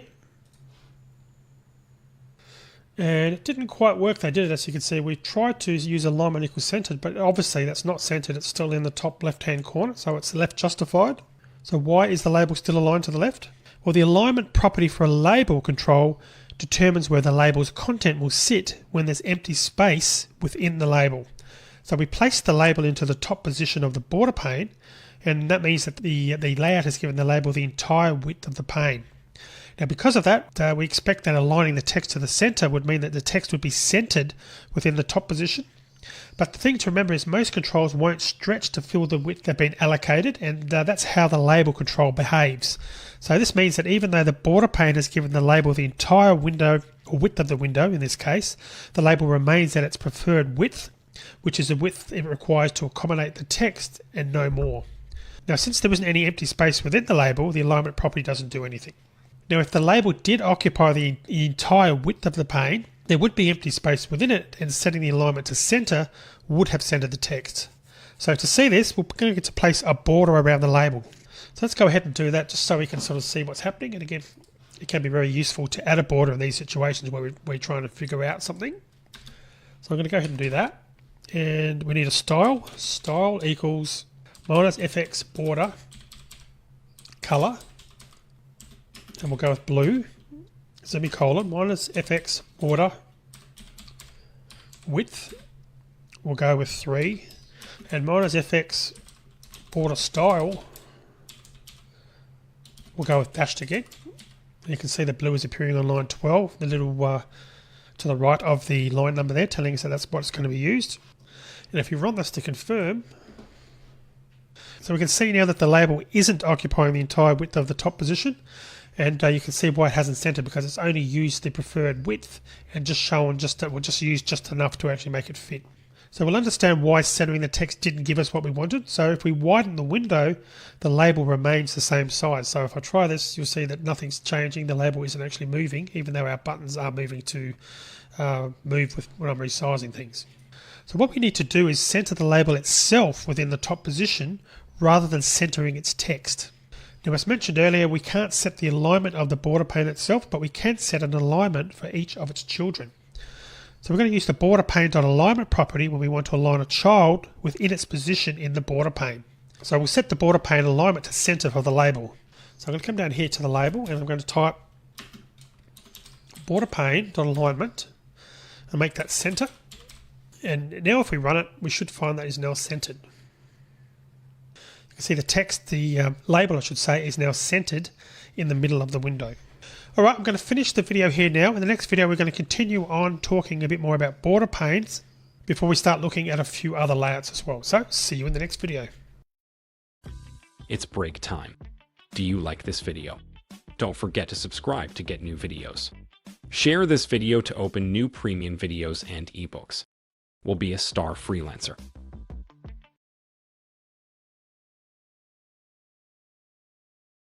So if we rerun our application from the last video again, we can see now that the label is correctly aligned and centered at the top, and we can make the window larger or smaller and it remains centered. So it's a combination of specifying top, but also the alignment equals border pane.alignment equals center. So let's move on now to the border pane's left and right positions. Now the controls in these positions will be sized to their preferred widths and will occupy the entire height of the position. Now that's different to not including the height of the border pane, because the top and bottom positions occupy the entire width of the border pane itself, and that means that they occupy part of the left and right hand sides of the border pane, if that makes sense. So what we're going to do is add some labels into these positions using the left and right child elements. So I'm going to come down here after top and clear up some of these lines here, get rid of the lines we don't need. So come down here at the end of top, the top element, and we're going to add a left. So it's left. We're going to add a label. Label text equals, this label is in the left position, and then an alignment equals center to that as well. Center. So that's our left, and we also add one for right. So right. It's going to be right of the border pane, obviously, and label text equals, this label is in the right position, like so. So we've now got a top, a left, and a right that are in use. And if we run this, so you can see what's happened there now. We've got the labels sized to their preferred widths and placed at the top of the left and right positions. And obviously we can maximize this and they still stay in those positions. Now we still have the center position, so let's add a label there and give it some text that will be too long to fit in the remaining space, just to see what happens. Remember that the center position will get any space that's left over after controls have been placed in the other positions. So let's go ahead and do that. I'm going to add it up here and center. And add another label here, so it's label text equals, this label is in the center position and has really long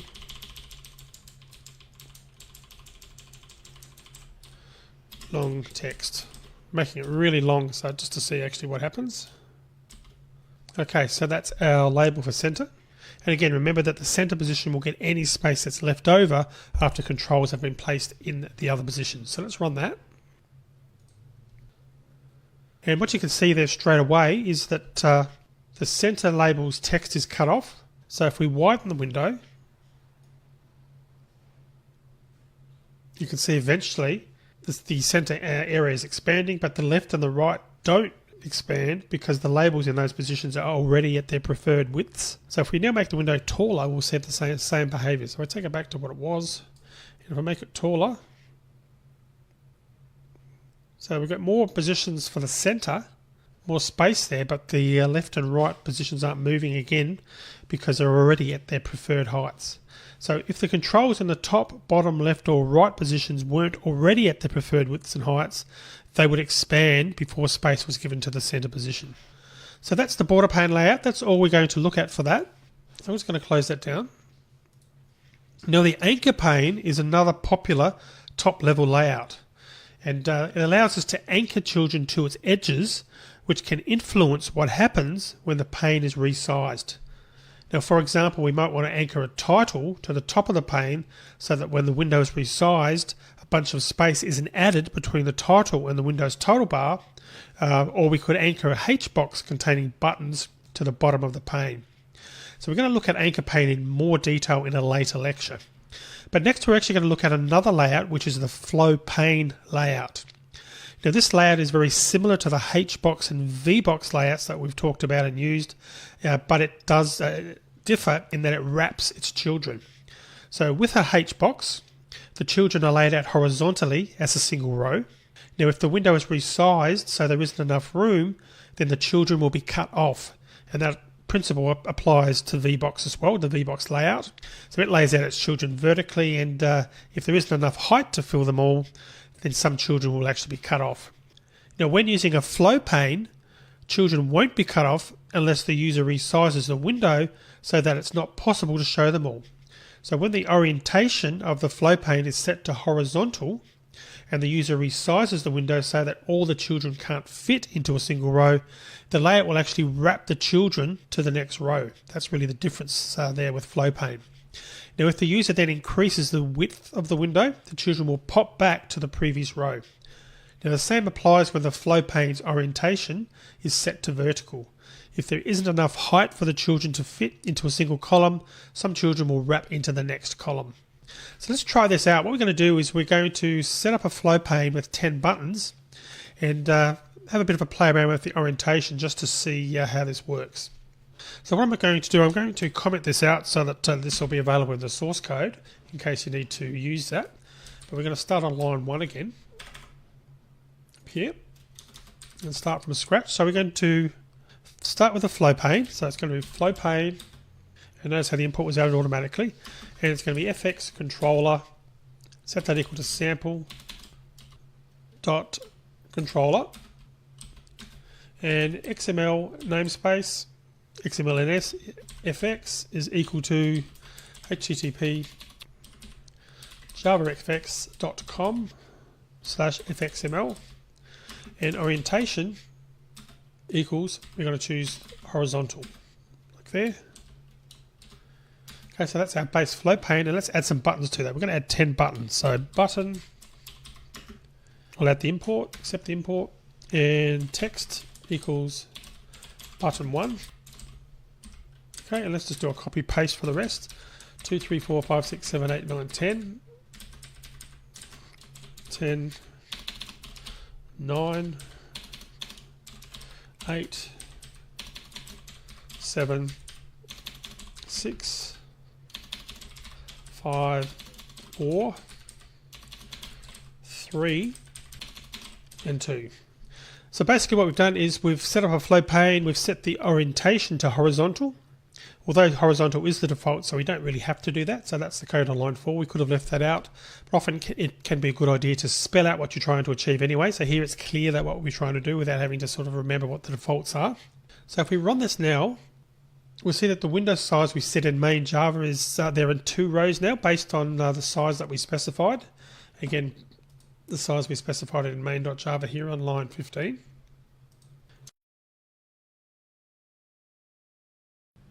So again, running it, we can see the buttons 1, 2, 3, 4 and 5 fit in the first row, buttons 6, 7, 8, 9, 10 fit in the second row.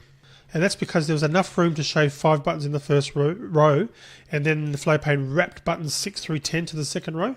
But if we widen the windows, you'll see that they'll all pop back to the first row. So if I come over here now and just make this bigger, you can see how they're popping back automatically. So there's no code changes required from your point of view for that to happen. And just sizing it, it's actually moving automatically. We can go right down to here if we want to. So flow pane, the flow pane layout is doing that for us as well. Now what we could do there as well, we could add a gap between the buttons if we wanted to do that. And you've seen how to do that previously, so I won't actually do it again there now. So let's try the same thing but with a vertical flow pane this time. And to do that, I'm going to close down this, and you guessed it, I go into orientation and set that to vertical, like so. So we'll just run that again. You can see by default it's stacked them 1 through 10, it's different rows. And again, we can just go up, and it's going to try and make them fit based on how wide the window is. So let's quickly change the flow pane back to a V-box to see that the children will be cut off if we resize the window too small, whereas that wasn't the case with flow pane. So if I make that a V-box, and we need to remove the orientation because that's not part of V-box. So I'm going to do that. So we run this. And of course that should be V capital B. Like so. If we run that again now.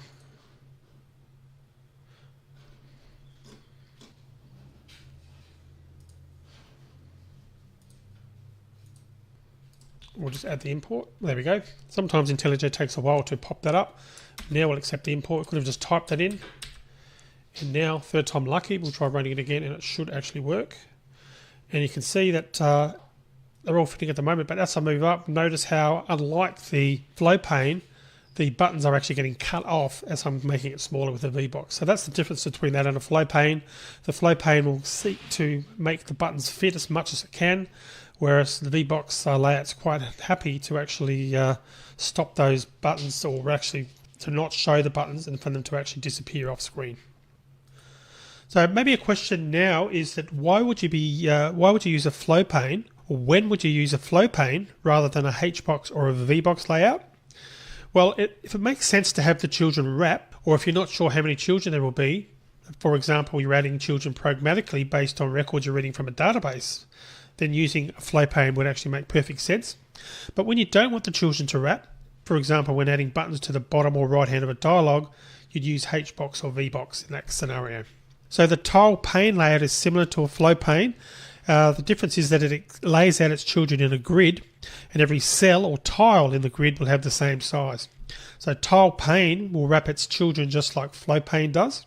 So to see the difference, let's switch back to a horizontal flow pane. So I'm just going to undo the changes I made. I'm going to undo them to go back to where we were.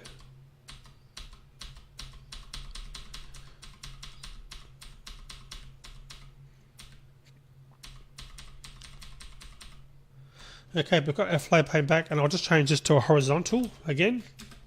So if we just run this again to confirm,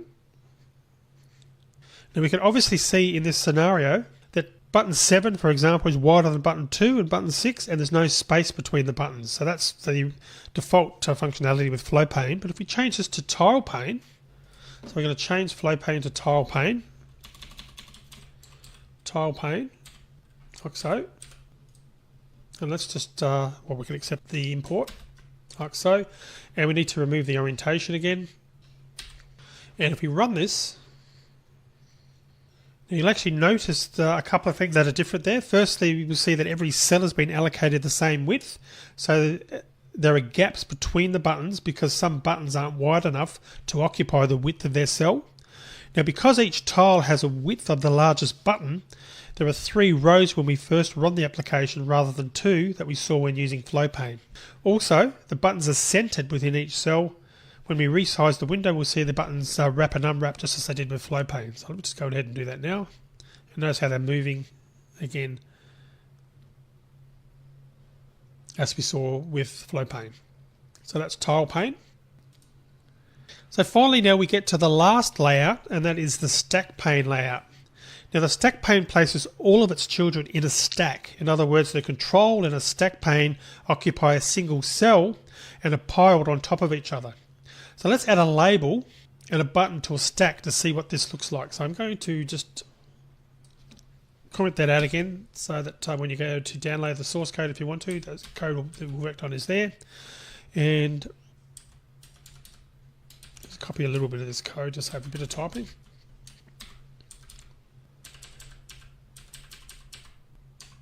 But we're not going to use tile pane, we're going to use stack pane.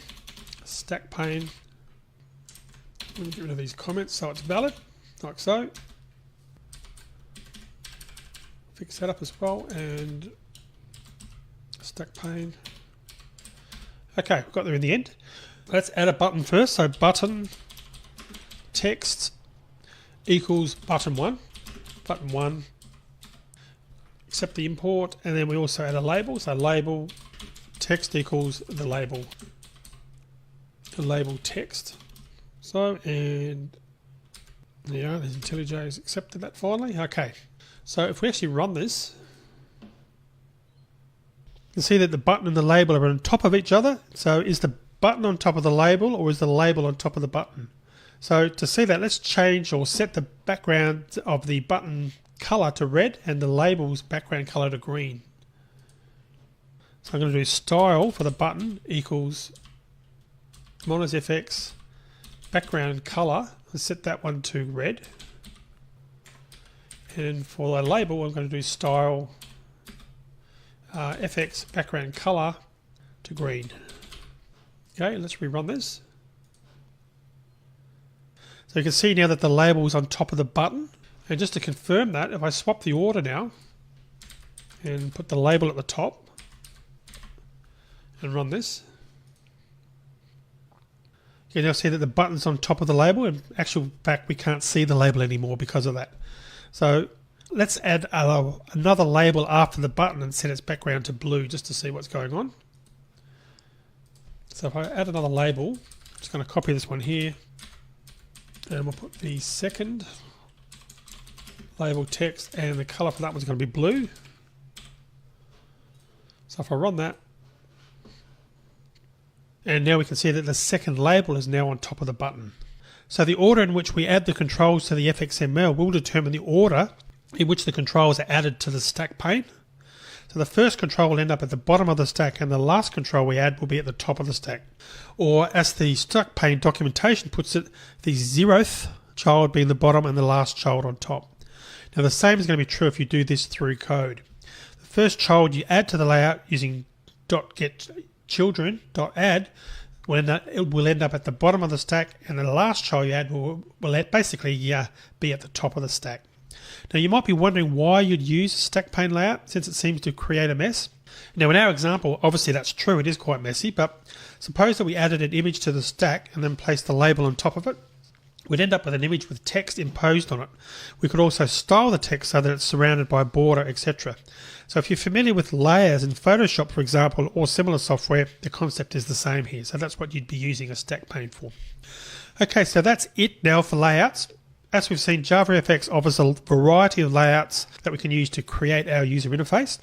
And we can usually design the UI we want by using these layouts either alone or by nesting them, and you saw an example of nesting layouts in previous videos. It's also possible to create custom layouts, but that's really an advanced topic that I won't be covering here. So that's the end of this section on layouts. Next, we're going to take a closer look at some of the JavaFX controls that we can actually use in our user interfaces. So see you in the next video.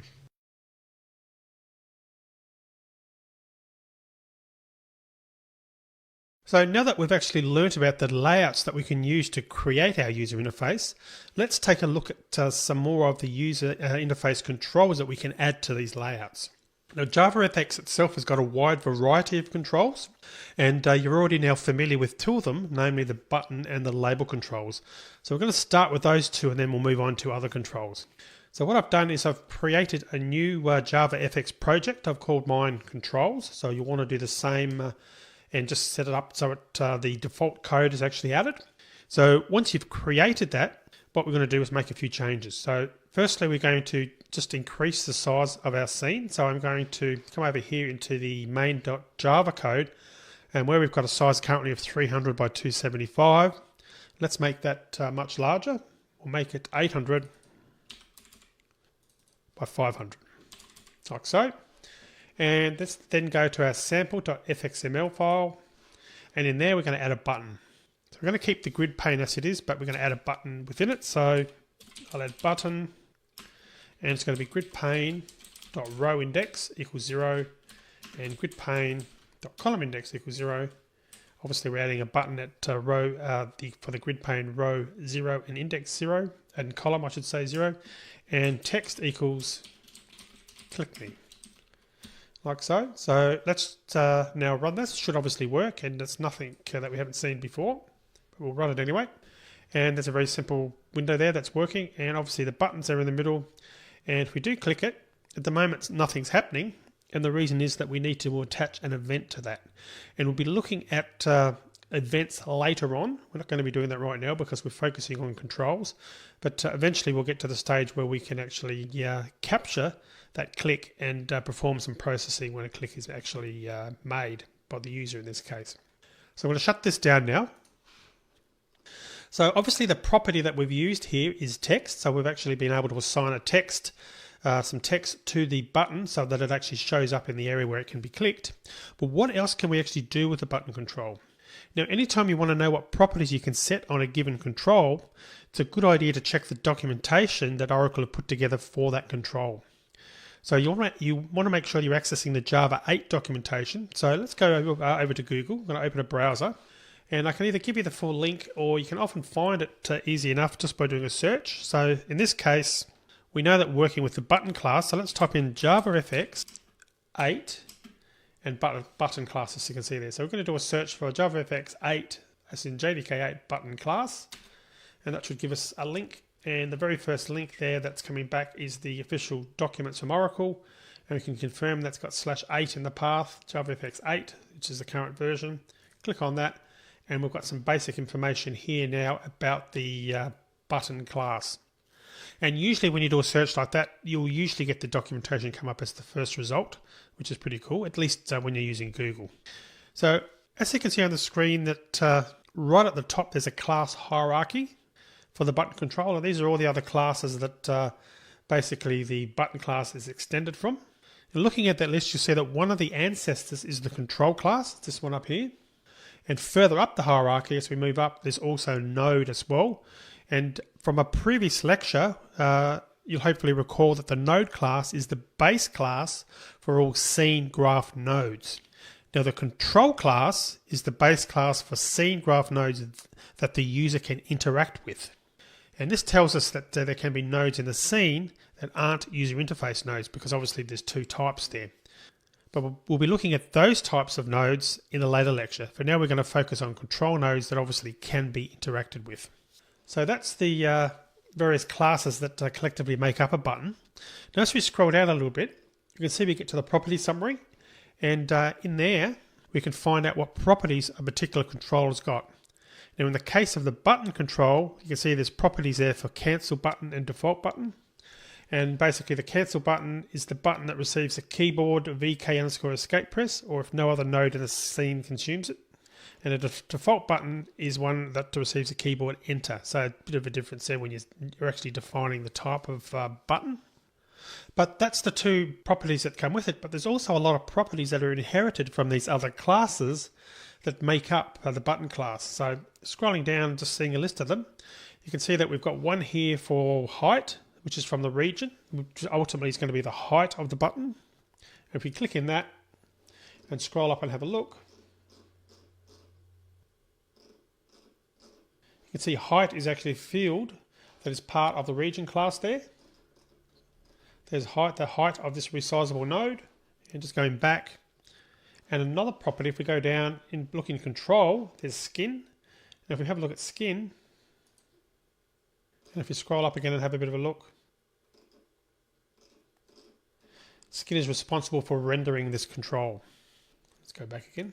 So there's lots of properties here that collectively do make up this button. So it's quite a complex set of classes that have been defined by JavaFX.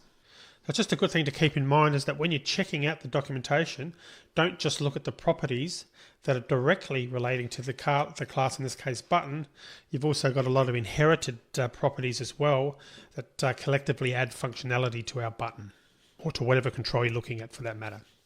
Now, talking about skin, that belongs to the skinnable interface. And if we just go up to the top again, all implemented interfaces, skinnable is actually one of these. So is an interface that is that this button implements. So if we click on skinnable, You can see that there's also quite a few classes here that actually implement this skinnable interface. And it's obviously useful also when you're searching documentation to go into an interface to see all the various controls in this case that actually implement this interface.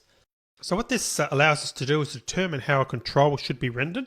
So every JavaFX control provides a default implementation of this interface, but if we wanted to, we could subclass a control and override the methods in this interface, or we could even create a custom control that implements this interface. But these are really advanced topics that we're not going to cover in this section, but I just wanted to make you aware that we're not limited to a control's default appearance or to a set of controls that JavaFX offers out of the box. You've certainly got that capability of creating new controls or extending functionality. But let's get back to our button.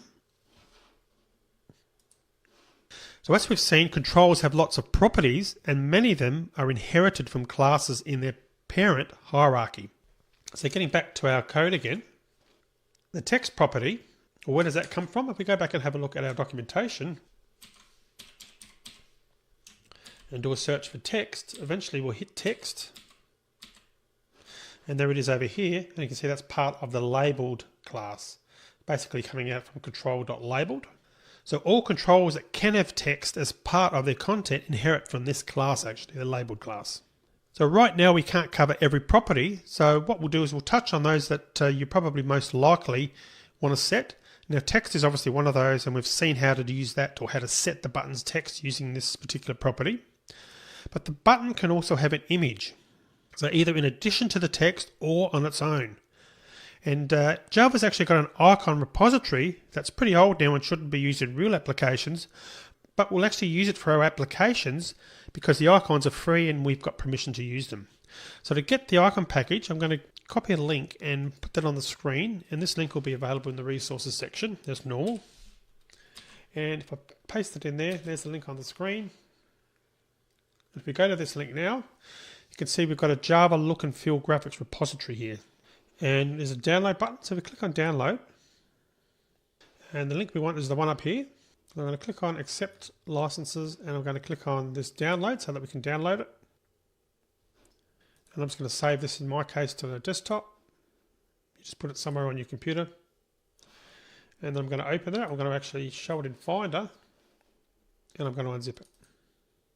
So next, now that I've done that, I'm going to add it to our project. So I'm going to go back to the project. And I'm going to click over here, click on the controls, right click, open module settings. I'm going to click on plus here now. I'm going to select jars or directories. And I'm going to navigate to the folder where I've just unzipped that jar file. In this case, it's going to be on the desktop. I'm going to select the jar file. I'm going to click on OK. And this message will pop up automatically that IDEA can't determine what kind of files. So even though there's images in there, we're going to actually choose classes because that's really the nearest match. And the reason that we're selecting classes here is that it's going to add the jar to the class path, which is what we want. So I'm going to click on OK at that point, and we've now got access to that jar file. And if you wanted to, another way of doing this would be to actually delete this, delete that out, and OK that. And we could instead just right click, click on Reveal in Finder, and it might be Reveal in Explorer if you're on Windows. Click on that, and that's going to navigate to the folder containing these files. And then what we could do is we could take the jar file, copy it, and paste it into that folder. I'm going to go into the controls directory where my code is, paste it in there, and that way the actual jar file is in the project, which might be easier in case you're sort of moving or you accidentally delete the jar file from the desktop. So if that's the case, do the same thing though. You come back here and notice how that appeared automatically there. Right click, open module settings. I'm going to add it, jars or directory. This time I'm going to select it from there because it's now in our project. Click on OK, choose classes, then ultimately click OK. And that's now available in the class path, so we'll be able to actually use it. So now that we've actually got these icons in our class path, let's actually add one to our button's contents just to see what it looks like. So what we're going to use is, I'm going to open this, just click over here now. We can actually go into there, you can sort of see them now. So we've got toolbar button graphics, and there's a general folder. We've got all these different various images here, but the one that we're going to look at is the tip of the day. Tip of the day 24. If I just click that, we can see what that is. That's that little image there. We're going to actually put that on our button. So I'm going to close it down. And obviously that was a light bulb icon. So we're going to add a graphic child element to the button element, and inside that an image view element, so that this actually shows up. So how do we do that? Well, we come back here to button, and we need to get rid of this closing tag because we need to add something in there. And I'll actually add the one manually like so, and just move that over. Because within there now, what we need to do is firstly we need to add graphic, like so. And then within that, we need to add an image. So we type image, view, and we accept that import. And then we actually specify our image. So how do we do that? We put image, then we put URL, and we'll accept that import, making sure that we're choosing the Java FX image. It'll be URL equals. And how do we access these? Well, if we've actually got this in our class path, we can just put the @ / and if we type toolbar button graphics, bearing in mind it's case sensitive, /general /tip of the day GIF, like so. Now if we run that, notice how the icon is now appearing to the left of the text, which is pretty cool. It looks pretty nice. So just before we finish this video, we've added obviously the icon for the button. You can see how we've used an extra property to ultimately enable us to actually put an image there. So that covers what we'd mostly commonly do with a button, set its text and graphic. That's probably the two main things you'd probably use it for. So really button can just have text or just a graphic or both. And obviously in this scenario, we're showing both on the screen.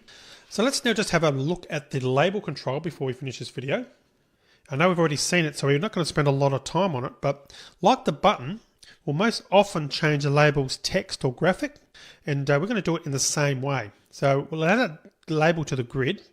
This time we're going to add it at column index 1. So I'm going to go ahead and do that outside of the button. So the label, it'll be grid pane dot row index is be 0, and this time column index will be 1. So column index is equal to 1. And the text is going to be, this is a label. I won't close it off because we're going to put these same items in the middle there. So let's also add an image for that. So it'd be graphic, as we did previously. Then image view.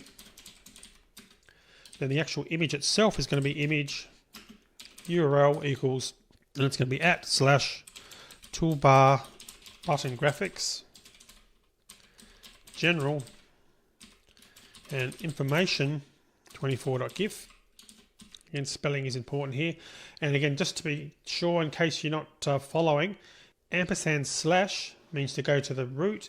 And by specifying toolbar button graphics, we're basically saying to look in the jar file, which is in the class path / general is the subfolder, and information 24.gif. If we scroll down, we should see there's that GIF there, and that's the little GIF that we're going to be actually using for the label. Okay, now run that. And you can see that's working okay as well. We've got a label and also an image to the left-hand side.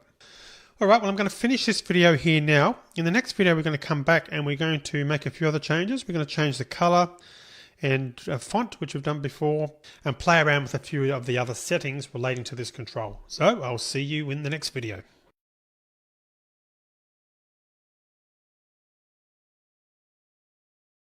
So continuing on, we saw previously we can change the color of the text by setting the text fill property. I'm talking about the label here starting on line 17. And we can also set the font by setting the font property. So you might want to change the color because we want to display errors in red, or we want all text to be a certain color because we're using a particular color scheme or theme, for example, for our application, like sea colors or nature colors. So what we're going to do is we're going to set the label's color to blue, and then the font to Times New Roman size 12 italic, and then we'll run the application and see our changes. I'm going to come up here on line 17 and I'm going to add the text fill. So text fill, I'm going to set that to blue as I mentioned. Then we also want to assign a font as well. To do that, we can actually put that in here, font. And then font, the capital F, and the name is going to be Arial, so Arial. Again, case is important here. We'll just allow that import. And we're going to call it italic. So Arial italic, like so. And we'll put size equals 12. 12, like so. And we run it.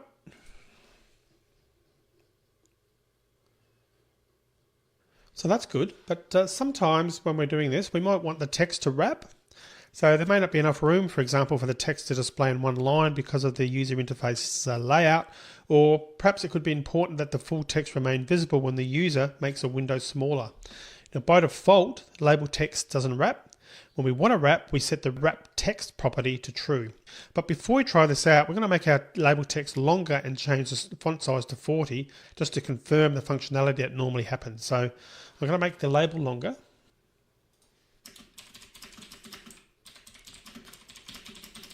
That should be enough. And we're going to change the font size where it was 12 to 40. So now if we run that, clearly it's now not fitting. It's actually cut off towards the end, just towards the last word label there.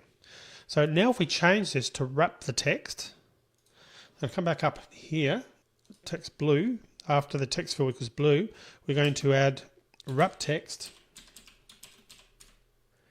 equals true, like so.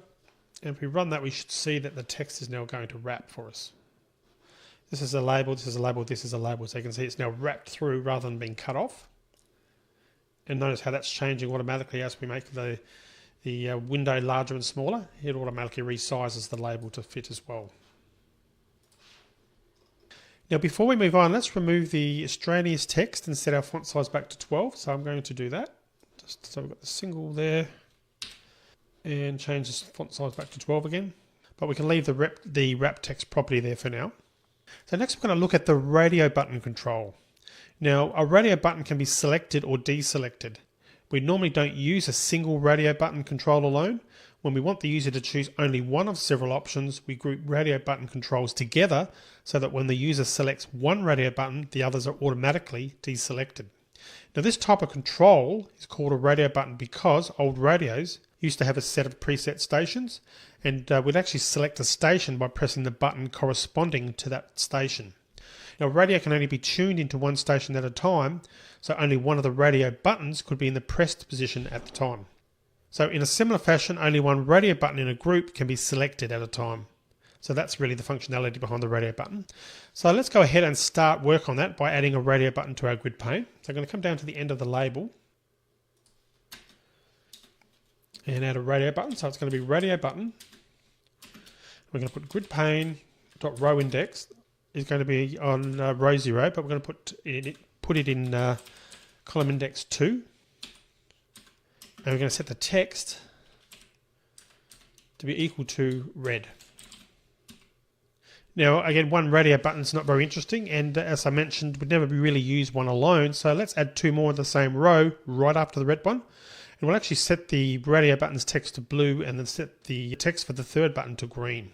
Let's go ahead and add those. So they're all still going to be on row index 0, but for column, we're going to put 3 and 4 for the second and third radio buttons, and the text is going to be blue and green respectively. So let's just run this. So there's our 3 radio buttons, and at the moment we can click them, and you can see that they're all clickable. They aren't being deselected based on a click from another button. They can just be either selected on or selected off. So in other words, they're all operating independently and not how we'd normally want it to operate, where you would click one and the others are automatically deselected. And that's because the purpose of a radio button is usually to give the user a number of choices, but to allow them to select one option only. That's really why we're using a radio button. Now, to get the behavior we want then, what we need to do is we need to group the radio buttons together, and we'll add them to what's called a toggle group. Now, the radio button class descends from the toggle button class. The toggle buttons can be added to a toggle group, but right now radio button is the only control that descends from toggle button, but who knows, there might be more in the future when Oracle release them. The toggle group class doesn't descend from node, and therefore it can't be added to a scene graph as such. Now, because of that, we have to use the FX define element in the FXML to use this toggle group. And we use FX define when we need to add something in the FXML that isn't part of the scene graph. Let's go ahead and actually type some code in. We'll assign an ID to it as well, and then we'll see how this works and see how we actually add the radio buttons to our toggle group. So I'm going to close down the program. Let's close down the run window. And above the radio buttons, I'm going to add FX define. Then within there, we're going to add toggle group. And then we need to accept the import, making sure it's JavaFX, which it is. Then we're going to put FX ID equals color toggle group, like so. And the reason we're using an ID will become apparent shortly because we're going to be assigning that to the radio button. So let's go ahead and do that now. So to use that toggle group and to basically link the radio buttons together, we type toggle group equals, we type $color toggle group. And notice when I've typed that, IntelliJ automatically finds the definition that we've defined on line 33. We'll do the same for the others. Toggle group equals $color toggle group. And then toggle group $color toggle group. I need to add a slash there for the first one. And just to be clear, when we're actually referring to an FX ID value, the value for something we've defined here, we put a dollar in front of it, and that tells IntelliJ to look for an FX ID or FX definition with the ID of whatever we've typed after the dollar sign. So just to be clear, the FX define element, we need to add that because the toggle group doesn't ascend from node and can't be added directly to a scene graph. So this is the way of getting that functionality to work.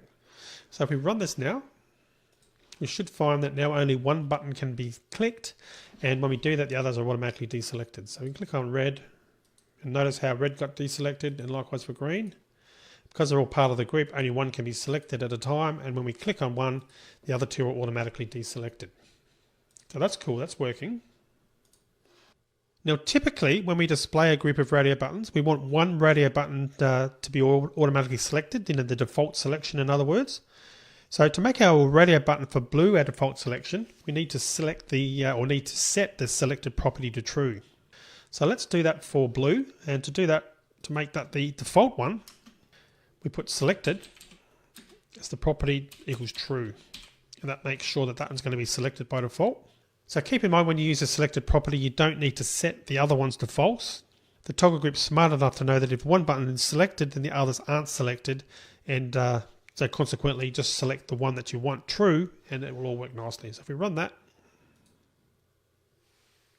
you can see now that blue was automatically selected when we first started, and the processing still works as it did before, in that someone's being deselected if we click on another one. So that's good. That's all working nicely. So let's go ahead now and add a checkbox before we finish the video. So we use a checkbox when there's only two choices or states. For example, sometimes when we buy something online, we're asked if we'd also like to subscribe to a newsletter. And we can subscribe by checking a box. If we don't want to subscribe, then we leave the box unchecked. So let's add a checkbox to our grid to see this in action. So we're going to add the checkbox to the fourth column of our row. I'm going to close down the run window again. And come down here after the radio buttons. And I'm going to do checkbox. Text equals subscribe to our newsletter. Row index, grid pane, getting probably very familiar with that now. 0 again. And the column index we're going to set to 3. 3 like so. Okay, so if we run that, and when we click it, we can see that it's actually selected, that a tick box comes on, and we can tick it again and it turns it off. So it's on, off, on, off. Now the JavaFX control actually allows for 3 states, but you have to turn on the third state because it's off by default. Now this third state is known as the indeterminate state. Now when the indeterminate state is turned on, the checkbox will initially contain a dash. And once the user clicks the checkbox, there isn't a way to get the dash back by clicking the control. So let's turn the state on by adding the indeterminate property to our checkbox and setting it to true. Come down here and we'll put indeterminate, and we'll set that equal to true. If we run this, and you can see we've got the little dash now. Basically then once you click it, it's on or off at that point. So I can't actually think of a practical use for this, and it's really not what users expect from a checkbox. So you'll normally suggest you leave this turned off, but I just wanted to show this to you to let you know that it does exist if for some reason, or you can think of a reason to actually use it. Okay, so now sometimes we only need a single checkbox, but other times we might want to use checkboxes instead of radio buttons. So a group of radio buttons allows a user to select one choice from several options, which we saw. Now what if we wanted the user to be able to select more than one choice? Now there's a few ways to do this, but one common way is to use checkboxes instead of radio buttons. Now we can't group checkboxes together under a toggle group because checkbox doesn't descend from the toggle button class. But what we can do is group the checkboxes together visually, just as we did with the radio buttons. So let's place our checkbox into a VBox and add 2 more checkboxes to it. So we'll go up here and we'll add a VBox. So what I might do is just add a bit of space so we can see what we're doing. So we're going to add a VBox. And we'll add that. Actually, what I didn't do either, just out of interest, was I didn't actually assign the row index. So just to show you what I probably should have done, I'll do that just before we continue on. I should have actually defined that row index equals 0, and obviously I didn't do that. I only assigned the pane. That's probably bad coding on my behalf. So if we run that again,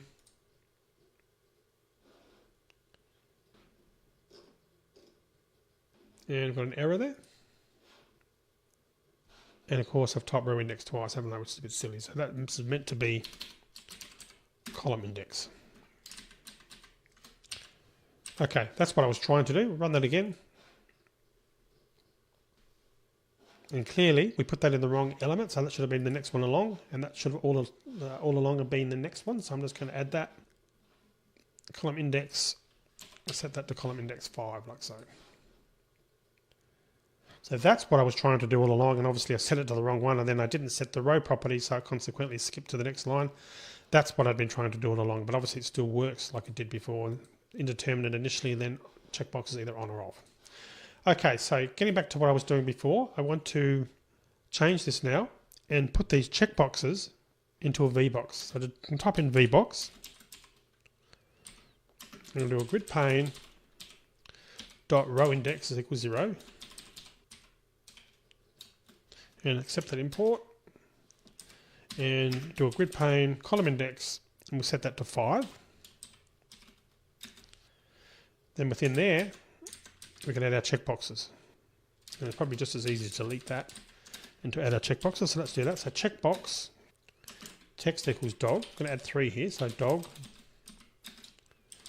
Checkbox text equals cat. Checkbox text equals bird. Like so. And if we run this now, we've obviously got 3 selections there now. Because it's a vertical, it's a VBox, it's going from top to bottom, and click on, and we can obviously select more than one option at the same time, quite happily. So I mentioned that radio buttons descend from the toggle button class. So a toggle button is a JavaFX control in its own right, and a toggle button looks like a regular button, but when we press it, it stays down. And when we press it again, it pops back up. So let's add one to our grid quickly to see how that works before ending the video. So I'm going to close this down.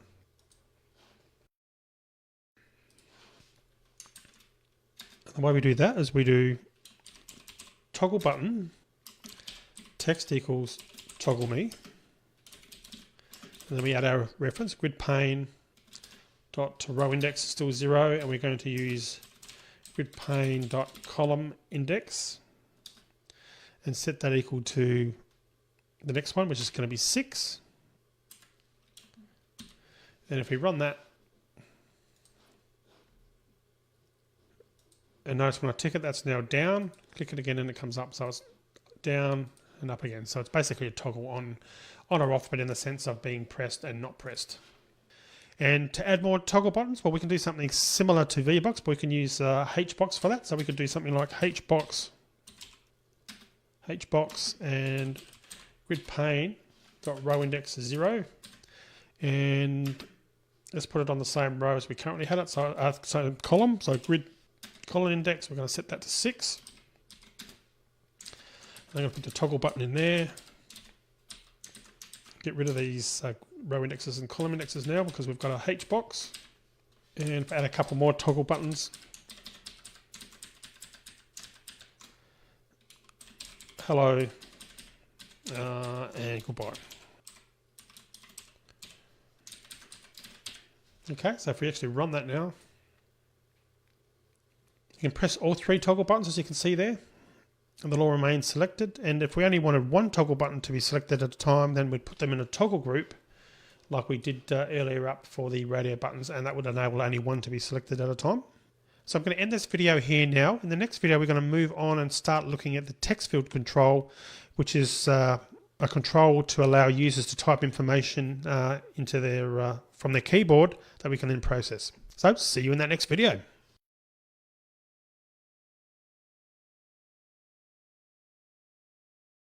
So just before we go on with text field, I just wanted to show you one other quick thing that we can do with radio buttons. Now we set up a V box and a H box for the checkboxes and toggle buttons. We can also put radio buttons in a box as well. So I'm going to put the radio buttons in a V box. And it often can be convenient to do that because we only set up the row index and column index once instead of having to set it up for each radio button. So I'm just going to go ahead and do that. So I'm going to create a V box. V box. I'm going to set the row index to 0 and the column index I'm going to set to 2, like so. And then I'm just going to put these 3 radio buttons in there, in the V box, like so. And I'm just going to get rid of the grid pane, row index and column index, which is now not needed for each individual radio button. So I'm going to do that. Like so. Now consequently, now that we've done that, we now need to change the column indexes. So I'm going to make the checkbox column index 3 because the column index for on line 39 was 2, so we need to make that 3. And for the H box for the toggle buttons, I'm going to make that 4. So if we run that, we should still get the identical results we had in the previous video, other than the fact that these are now vertical. And obviously they weren't vertical before, they were going left to right across in a column situation. And obviously everything else is still working like it was before. And obviously the group is still working, as you can see there. We can't turn a radio button off now because one has to be selected at all times because we put it in a toggle group.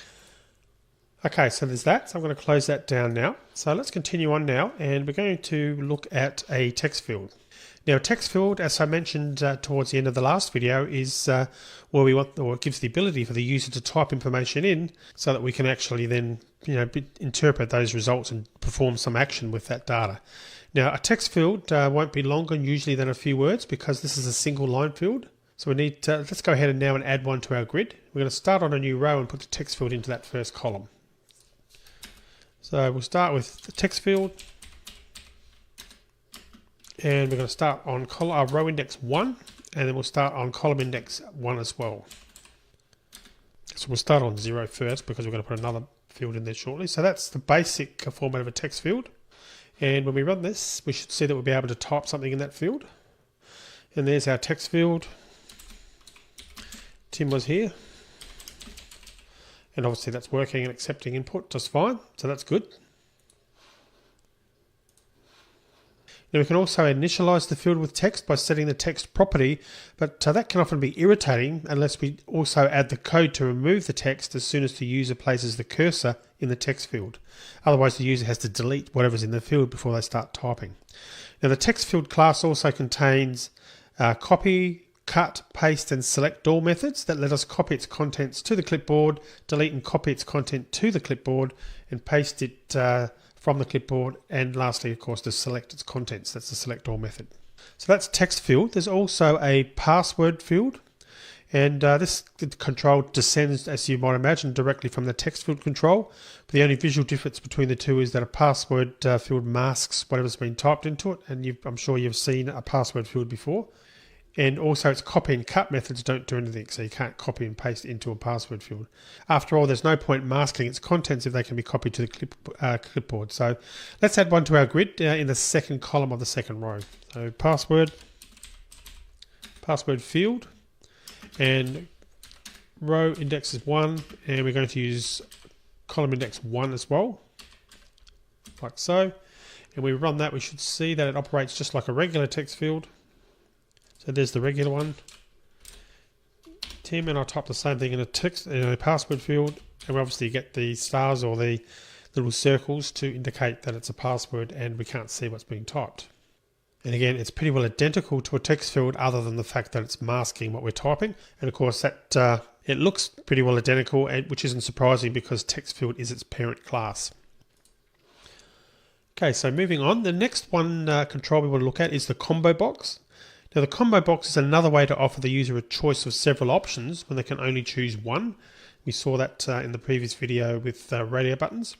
Now, if we wanted to offer, say, the user 10 options, radio buttons wouldn't be the best choice because they'd probably take up too much room on your screen. But a combo box takes up about the same room as a text field until the user wants to interact with it. And of course at that point they can reveal the list of options by clicking on it. So let's add one to our grid in the third column of the second row just to see what they look like. So it's combo box, and we'll do the row, which is 1, and we're going to use the third column index, third position, which is number 2, obviously starting from 0, of course. Now to populate this, we need to add a list of items, and obviously each one of these will be a separate selectable option. So the way we do that is we type items, it's a tag. Then within there, what we need to do is add the following code. So we type fx collections, and it's going to be fx factory equals observable array list. So obviously the array list is what we're actually building here, a list of options. Now what we need to do is we need to do an import. IntelliJ doesn't always automatically add these, so I'm going to go ahead and do it. So if you're getting some weird results, just come up here and actually add them. So what I'm going to do is do an import. And I'm going to do java fx.collections.star just to make sure that it's imported. Again, it may actually do that, but just in case it doesn't, it's a good one to actually add just to make sure that it's actually doing the right thing. So the collections, and we'll also import the string because it's on the next line I'm about to start typing a string. So I'll type import java.lang.string, and that's essentially what these are going to be. The entries for each item that's selectable from the combo box, like so. So they may be imported, but if by chance they're not, then you'll need to type them in. And obviously that's grayed out at the moment because we haven't actually used it, but we're going to go down here. You can see FX collections is now working correctly where it was red a minute ago. And to add the options, so we just type string, which should now work because we've imported it, and we'll say fx:value equals, and then we just type in the text that we want for each option. So the first one's going to be option 1, string fx:value equals option 2, string fx:value option 3, and we'll do a couple more, string fx:value equals option 4, and last one, string fx:value option 5. Okay, so it's given us 5 options for our combo box. And I haven't talked about it yet, but we introduced new classes and attributes here. So fx collections, fx:factory, which you saw. You can see this on line 65. fx value, which you see in use on lines 66 through 70. And also the observable array list, which is also defined on line 65. Now we're going to go over those in detail in a later lecture, but for now, just understand what we're trying to do here is we're populating the combo box with a list of strings. Now when we run and click on the combo box, we should see a pull down list of options. So let's go and have a look and see whether it actually works. So there's our drop down list there, and if we click on that, you can see we've got our options, and I'll just move this so we can see it and also see the FXML. And notice how we've got our various options there, which correspond to the ones that we've added on line 66 through 70. And obviously we can select one, and once we select one, it operates just like a normal combo box would, in that it closes down and selects that particular option. And getting to the stage where if it's something like that, you might find it's a little bit too small and you can't sort of necessarily read all the options. And what we can do is we can extend this column to make sure it fits. But to see the problem better, let's just make this a little bit wider, a little bit longer rather, each option, so that we can see a potential problem, and I'll show you how to go about fixing that. So make them longer so they fit. Okay, if we run this again, now you see how it's automatically expanded that out for us, which is pretty handy. But if we had a smaller interface, smaller window rather, and we found that they wouldn't necessarily fit properly, we can select it and it does expand it out and show the whole thing, but then it doesn't actually show it all in the column. So what we can do is we can actually increase the column span by using the gridpane.column span command to make sure that it goes over 2 columns, so we can be sort of sure to see what it looks like even after we've selected the option. So to do that, we just come back up to the combo box and gridpane.column span equals 2. So now if we run that again, and again I'll just make this a little bit smaller.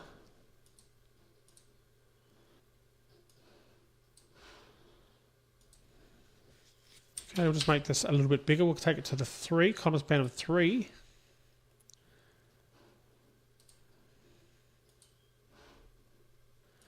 Let's just make this a really, really long one, just so we can really see what the problem is.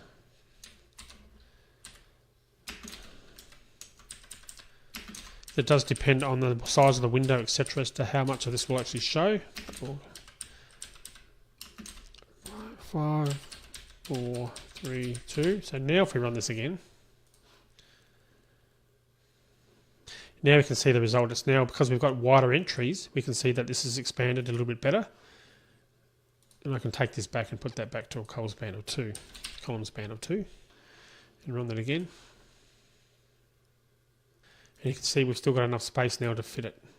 So this was actually the problem I was trying to show you before. So notice how that's now been cut off and it's not actually showing the whole combo box. So closing that down, and because I made it so long, I need to actually go to the column span of 3. So if I do that now,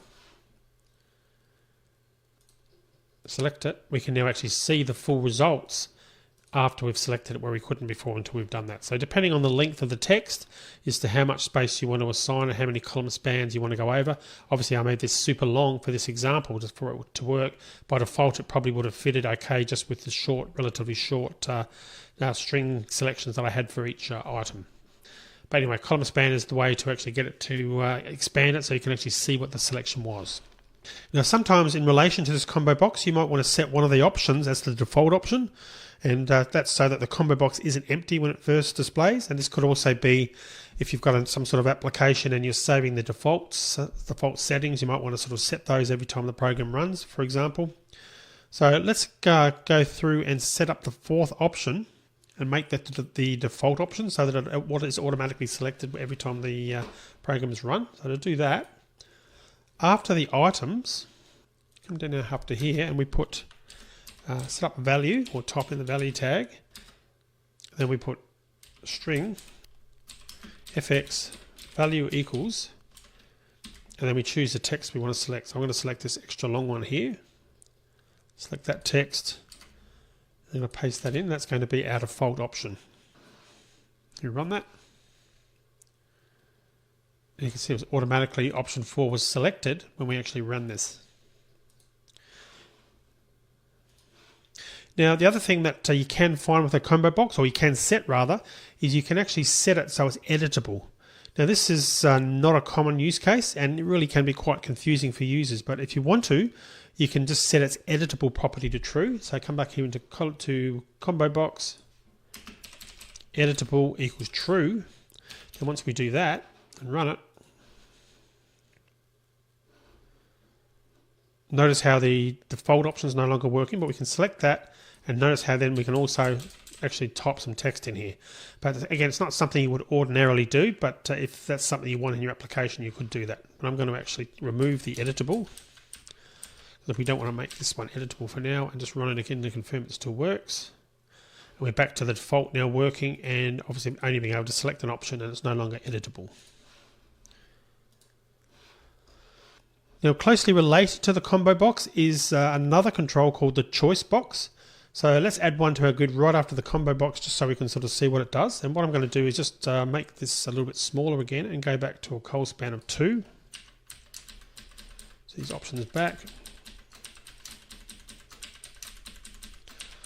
Okay, and I also make the default shorter as well. And we'll change the column span back to 2. So this all fits, and let's go and create a choice box. So it's going to be choice box. Grid pane, row index is going to be 1, and column index, we're going to make that 4. The reason it's 4 and not 3 is we've got column index 2 here, but of course we did a col span of 2, so that's taking up column indexes 2 and 3, so we need to start on 4. And similar options for the choice box, we have items, and we do the same thing with the FX collections. FX factory, set that equal to observable array list. And again, we'll be talking about these in later videos. And we type in the values, and let's do string value, and we'll set the first one to CB1 for choice box 1, and let's just copy and paste a few extras here, 2, 3, 4, 5, and change them 2, 3, 4, 5, like so. So pretty well looking at that, that's identical to what we had for the combo box, other than obviously the values were different values and we're not using a col span. So if we run this though, there is actually a distinct difference. If we select it, and notice the tick here. So it's like the combo box, the user can only select one item. So you might have noticed that there's space in front of each choice in the pull down, and that's this little tick here, as you can see. When we select a choice and open the pull down again, we can see that the check mark, obviously if I select CB2, then CB2 is actually ticked again, and the check mark's been placed obviously next to the item we selected. Apart from that, there isn't really much of a difference in how the user interacts with a combo box and a checkbox, but there are implementation differences. So according to one of the Java FX developers, the choice box control is more suited to a smaller number of items. A combo box can handle a larger list of items. Also, we can use what's called a cell factory with a combo box, and we'll cover these cell factories in a later lecture. But to be honest, many developers have wondered, why both controls exist. The combo box can be used, with a small number of items as well. So what I would personally suggest you do is stick with a combo box and only use a choice box because you have a small number of options and you happen to like the tick.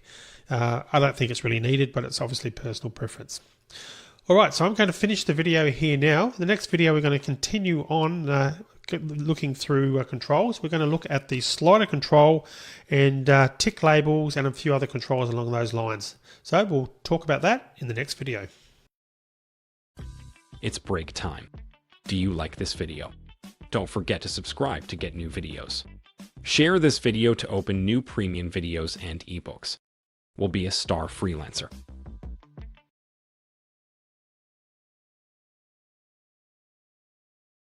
So let's continue on with our study of controls and look at the slider control.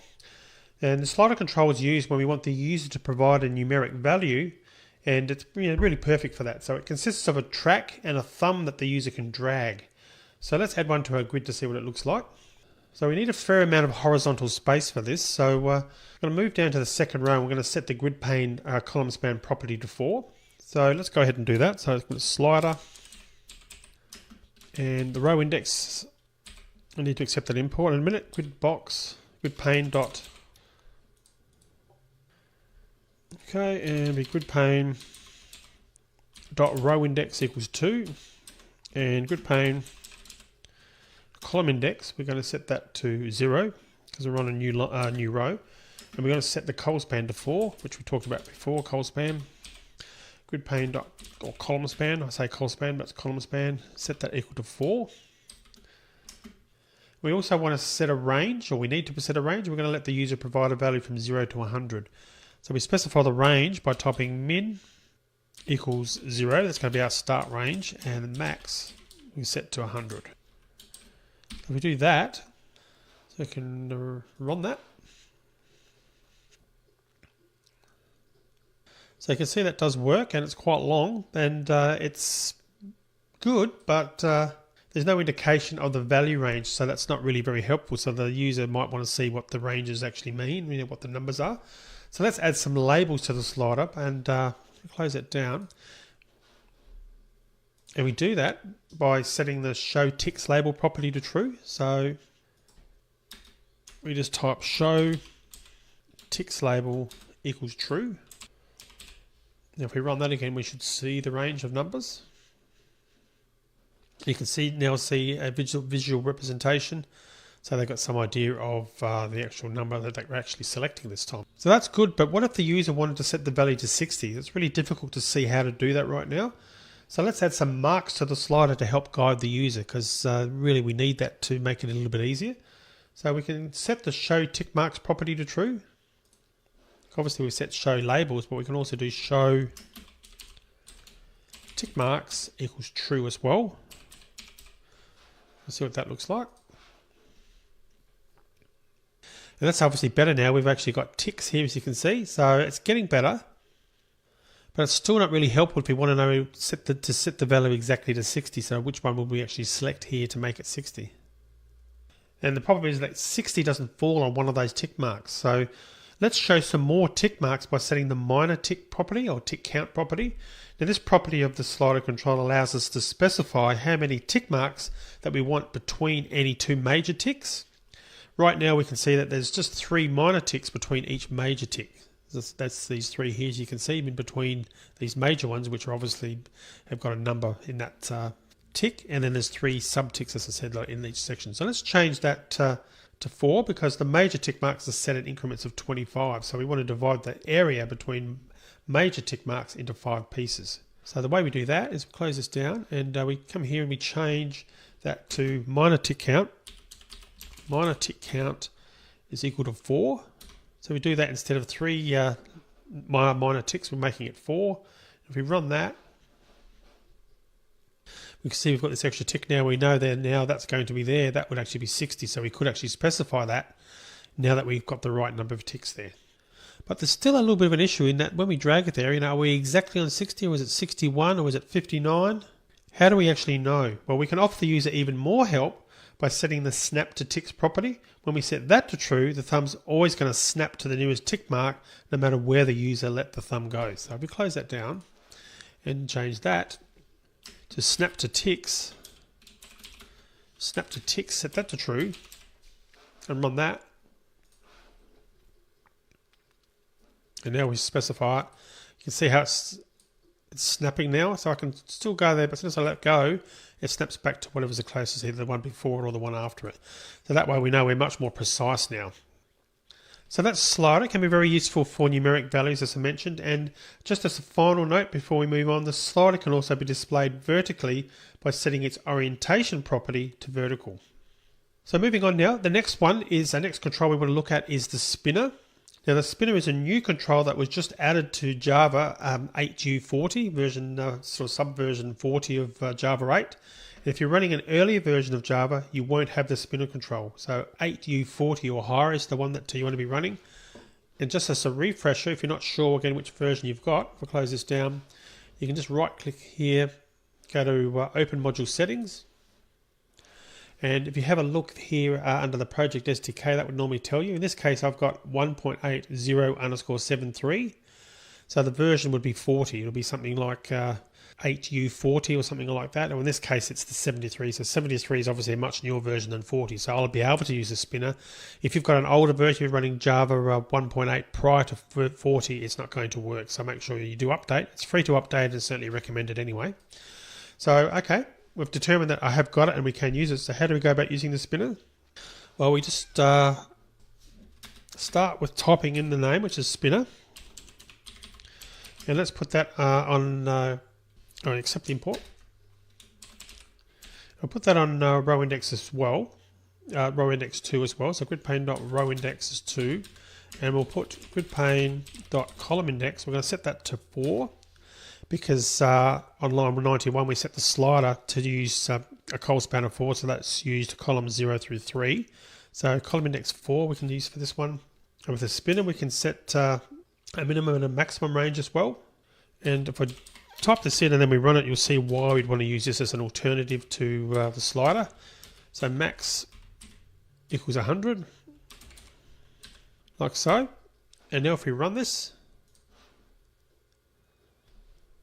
you can see here now with the spinner, they can actually specify a range. We can be pretty precise there. And if I hold this down,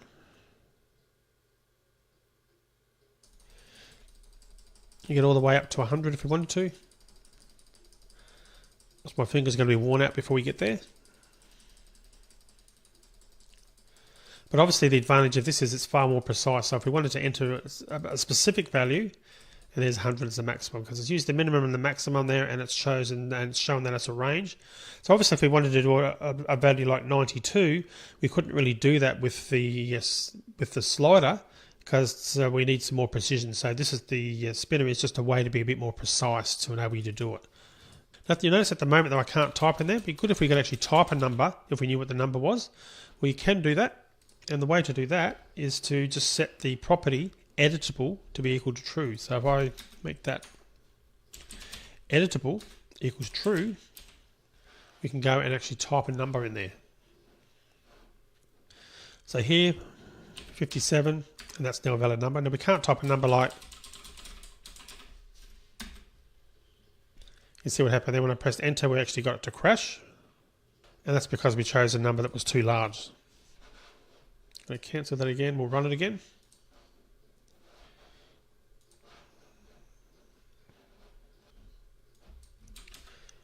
You can obviously type a value that's valid for that number, and then it'll work nicely. And notice when I type a number that's beyond the maximum, it's only going to select the maximum. But where I ran into difficulties before was typing a number that was too large for the computer to handle, and that's why it actually crashed like that. But we'll be talking a little bit more about that later, and we can capture or trap rather those exceptions and do some processing to confirm rather than just crashing ungracefully like we did there. But we'll talk about that a little bit later. The point here is that now we've given the user the option to type in the number as well as using the upper and the lower range if we wanted to. Close that down. And again, just a confirmation that they need to press enter, the user needs to press enter to actually sort of confirm that value that they want. If they don't do that, the spinner is still going to be set to the previous value. And as an example, if the spinner was displayed as some sort of part of a dialog and the user changed the value and then pressed the OK button in the dialog, but they didn't press enter with the spinner, then the application code wouldn't see that the spinner value would change. So it is important if you're setting editable to true, or from a user perspective, they've got to press enter to sort of save that change.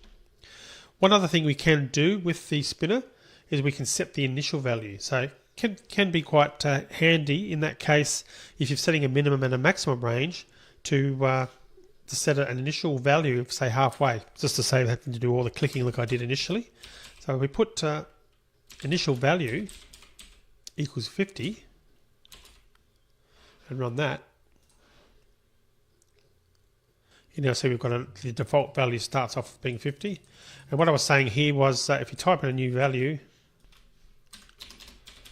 if I actually click away, that value still hasn't been updated. It's until I press enter, that's when it's actually been updated. And you can see that more if you put something invalid. I moved away from it, nothing's changed, but then if I come back and I press enter, you can see that's then processed.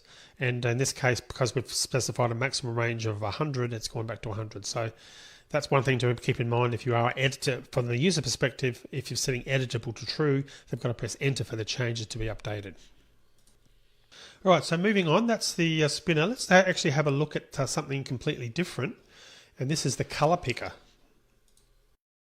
So in terms of setting that up, we're going to type color picker,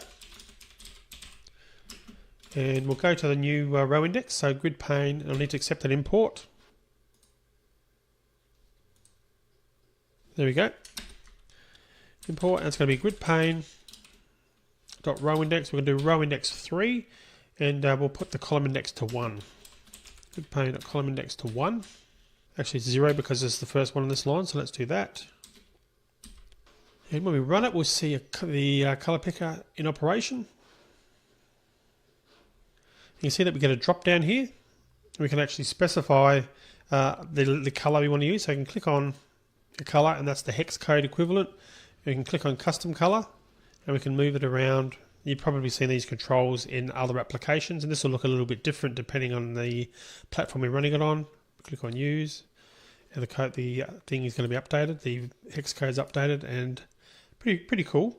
Depending on which color you pick, the color picker is going to display the color name or the web color, the hash followed by 6 hex digits.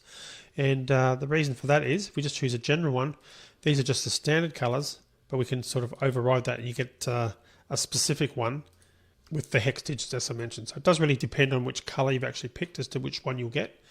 And you saw me when I clicked on custom color before. You get another dialog as you saw popped up there, and now we can actually we've got different options to choose a different particular shade or whatever, or be really precise with the color that we actually want, and the hex code gets updated on the screen. Oh, and the other thing I didn't show you was just you can also type in the codes. You can click on these if you want to, or put a different shade there. Do it that way. Web, just type in the code if you wanted to that way, and obviously you can just change this. So you've got quite some good quite detailed options to really choose the color and be really quite precise on how you go about it. One thing to remember though, if you do click save, which we'll do there now that we've saved that, next time we actually open the dialog, we should see it saved on the custom color selection, and those saved colors will stick around for the life of the application and then be thrown away unless you save and restore them between application runs. So that's another good thing that you can actually do. You notice they've got a custom color here now as well. That's because I've actually clicked on the save button. It's pretty cool how that does that for us automatically. And let's do one more control now before we actually run out of time and end this video. And I'm going to show you something you probably will use a lot more than the color picker, and that's the date picker. Very handy for calendars and some sort, any sort of application that uses a date. So date picker. It's going to be row index 3 again. And we'll use column index 1 for this one, because obviously we've used the column index 0 for the color picker. Start on the basic option, so click on run, and there's our date picker, and you can see it's quite flexible. Let's come up, we can go back to different months, and notice when I went back to January, went back to the previous year, back to 2014. You can choose a particular date and then it puts the date in the field automatically. This may look a little bit different depending on how your dates are in your part of the world. For Australia, we always use day first and then month and year, but you'll have a different one depending on how you've set your date on your computer. And we're actually going to use this date picker in a later lecture, so you can find out more about it then, but you can see how that once you've selected the date, it just updates it and puts it in the date picker field. Alright, so I'm going to finish this video here now. In the next video we're going to continue on. We've got a few more controls to go through yet, and we'll do that in the next video.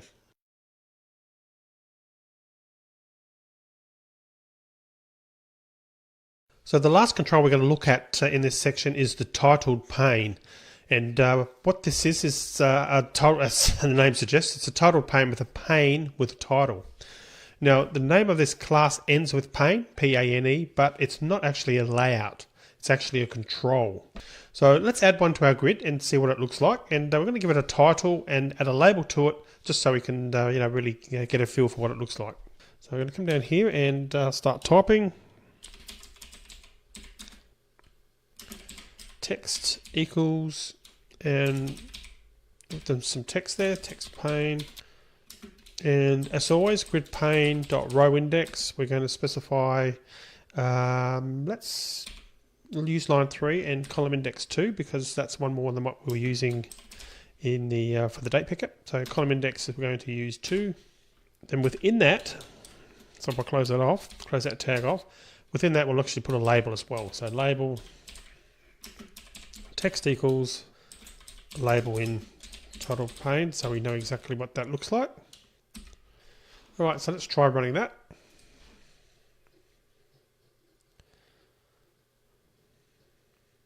And you can see the titled pane there. We can close it and open it, as you can see there. And obviously that is one of the features of a titled pane, in that we can actually click it and it can open and close it so that you can actually hide the content, which can be very useful depending on the application you're creating. And obviously once you hide it, all the contents are hidden other than the title, and then you can obviously expand that out. So you're probably asking now, okay, well, it looks good, but where would we actually use this? Well, we can use it alone, as you've seen there, or we can actually add to it an accordion control. Now, what an accordion control is a group of tiled panes, and only one pane is allowed to be open at a time. So that's probably something that you would use in an application. So let's add 2 more tiled panes and put them inside an accordion just so you can see what this looks like. I'm going to close that down. Close down the run window. So what we actually do is we actually put it within an accordion. So we're going to come down here and type accordion, and we're going to do row index 3 for that. And because we're replacing this, we're going to put grid pane column index 2, because we're going to remove that shortly. And we're also going to add a col span of 2. So column span is 2. So that's our accordion. And then because we're doing panes, we're going to put panes in there. So. And let's take our first one, our title pane, paste that in there, and we're going to remove the grid pane.column and row index, because obviously we've done that on the accordion now. That's the first one, and let's add a couple more. We'll add 2 more as well, just to see what model ones look like.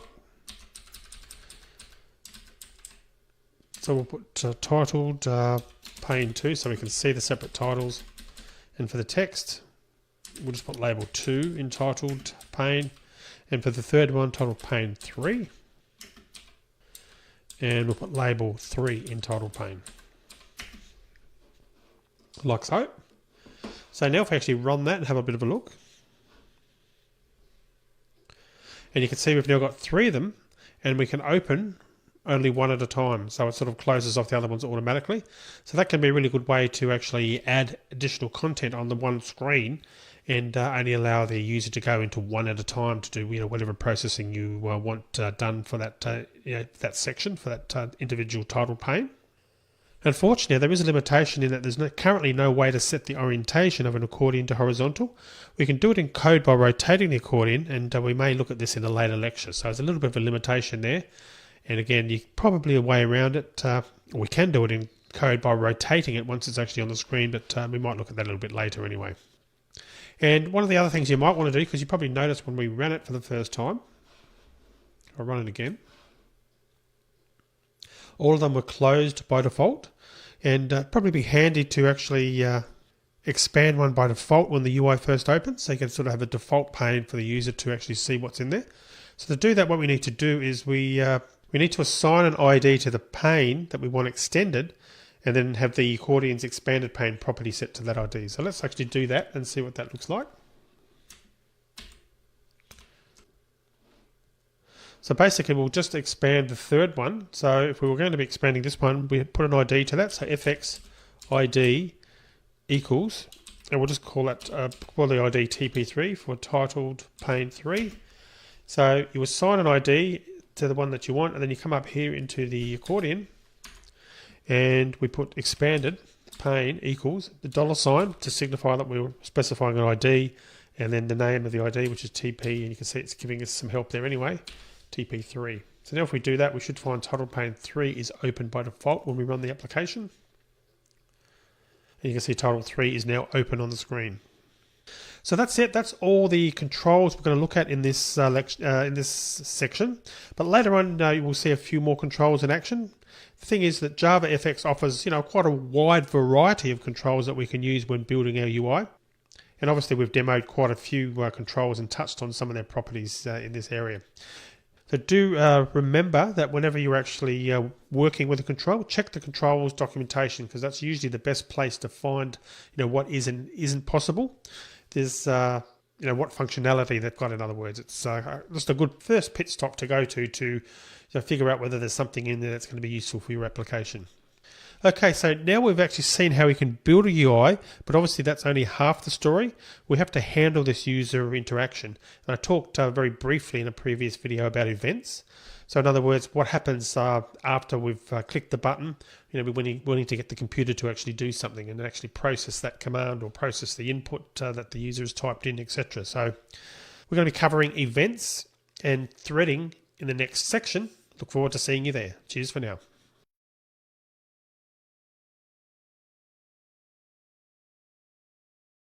So we're now seeing some of the controls that we can use to build our our UIs, and then also the layout managers that manage those controls for us. But when we interacted with the controls in the controls project that we worked on last time, we could see sometimes that the state of a control had changed, but the application was unaware of this. For example, nothing happened when we pressed the Click Me button, and nothing also happened when we selected a radio button or type text into the text field. So we build a user interface so that the user can interact with it and provide information or data for the application to process. And when we press the Run button in IntelliJ, then IntelliJ runs the application we're working on. And when we type it into the editor area, IntelliJ does actually syntax checking and colors the code to make it easy for us to read. So we can ask IntelliJ to open projects to show us the settings and dialogues, etc. So how does IntelliJ know what code to run when we press one of its toolbar buttons? So this is where events and event handling start coming into play. When the application wants to do something because the user's interacted with a control, it'll actually run a method that's known as an event handler. So what we're going to do here is we're going to write an event handler for a button just to see how this works. So I've created a new JavaFX project. So do that as you would normally do. And I've used events for the name here. So we're going to start by adding a button to our grid pane, and then we're going to go to the XML and add a button with a text that has a message, and then we're going to place it into the first row. So let's go into the sample.fxml. I'm going to add this button. So it's button text equals, and we'll say text say hello, and we'll put that in row index and column index 0. So 0, grid pane, column index 0 as well. And of course, when we run this the first time, as you've seen in previous videos, we've got a button. Nothing actually happens when we click the button. And that's because we haven't added any event handling for that at this stage. I'll close that down. So in other words, we haven't added the code that's going to make our application pay attention to when the button's clicked. Now, before we do, we have to talk about the concept of a procedural-driven program versus an event-driven program. So console applications that we've used primarily in this course prior to this section, or other ones that don't have a user interface, are procedural-driven. So in other words, they run from the entry point of the application to the last line of the code. So there may be conditional statements that influence exactly which code is executed, but when the application runs, we'll know roughly in what order each method and line of code will actually be executed. But UI applications are event-driven, and that's because the user dictates what code will be run and when, and that's by clicking on particular controls on the screen. So to use an analogy, let's think about IntelliJ again. So when we run IntelliJ, it doesn't run its code from beginning to end and then stop executing. The window remains up, and the application has no idea what the user, i.e. us, the programmers, want to do with it. So one user might start by creating a new file, but another user might open the settings dialog. Someone else might create a new project, then go to help, then rearrange the layout of the main window perhaps.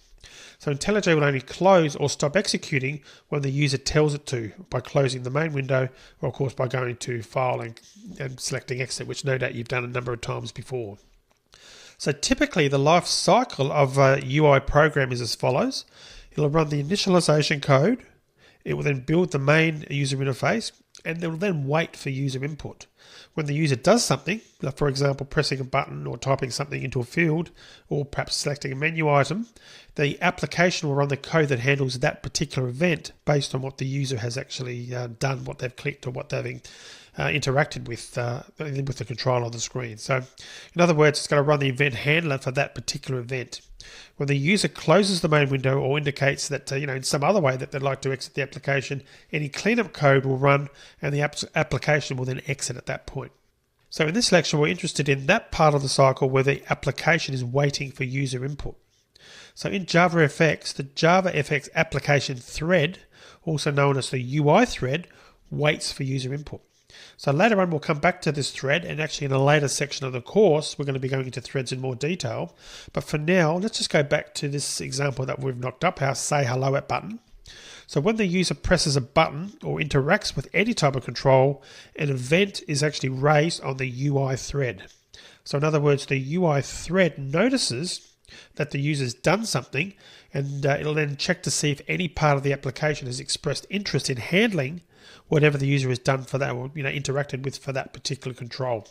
So if it finds something, it's going to run the event handler the application has associated with that event. In our case, what we'd like to do is we'd like to run an event handler when the user presses the say hello button. So our first step is to write the event handler. So do we put this method in main.java? Well, actually, no, we don't do that. This is where the controller.java file comes in. And I'll just open that on the screen now. And we haven't really done anything with this in the past. So far it's remained empty for pretty well everything that we've done in this section of the course. But now we're finally at the stage of needing to use it. You probably recall that JavaFX was designated with the MVC or Model View Controller pattern in mind. So the controller, if you recall, is the part of the application that handles user input. So it obviously makes sense then that our event handlers are actually put into the controller class for that reason. So we've got the controller.java class open on the screen now. So let's add a method called onButtonAction. And what we're going to do is when this method is run, it's just going to print out a simple message on the console. So we're going to go into there. We're going to type public void onButtonClicked. And we're just going to print out a message, hello. So if we run this now, click on say hello, nothing happens. So why doesn't anything happen? Well, it's because we haven't associated the event handler with the button yet. So we've created our code, we've created our event handler, but we haven't added that association so that the button actually knows to call that particular method when it's actually pressed. So to do that, we need to go back to our HinXcml file and select the button's onAction property in the event handler. So let's go and have a look at that. So going back to our button, we then need to add onAction equals, then we put a hash on, and notice how the onButtonClick came up automatically. And that's IntelliJ's way of telling us that there was actually a method there called onButtonClicked. So if we now run this, now that we've written the event handler and we've associated the event, click on say hello.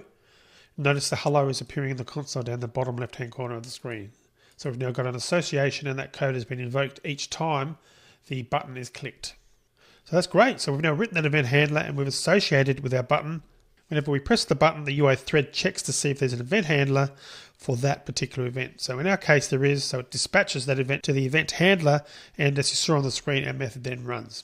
So another way of saying that an application is interested in handling our event is saying that it's listening for an event.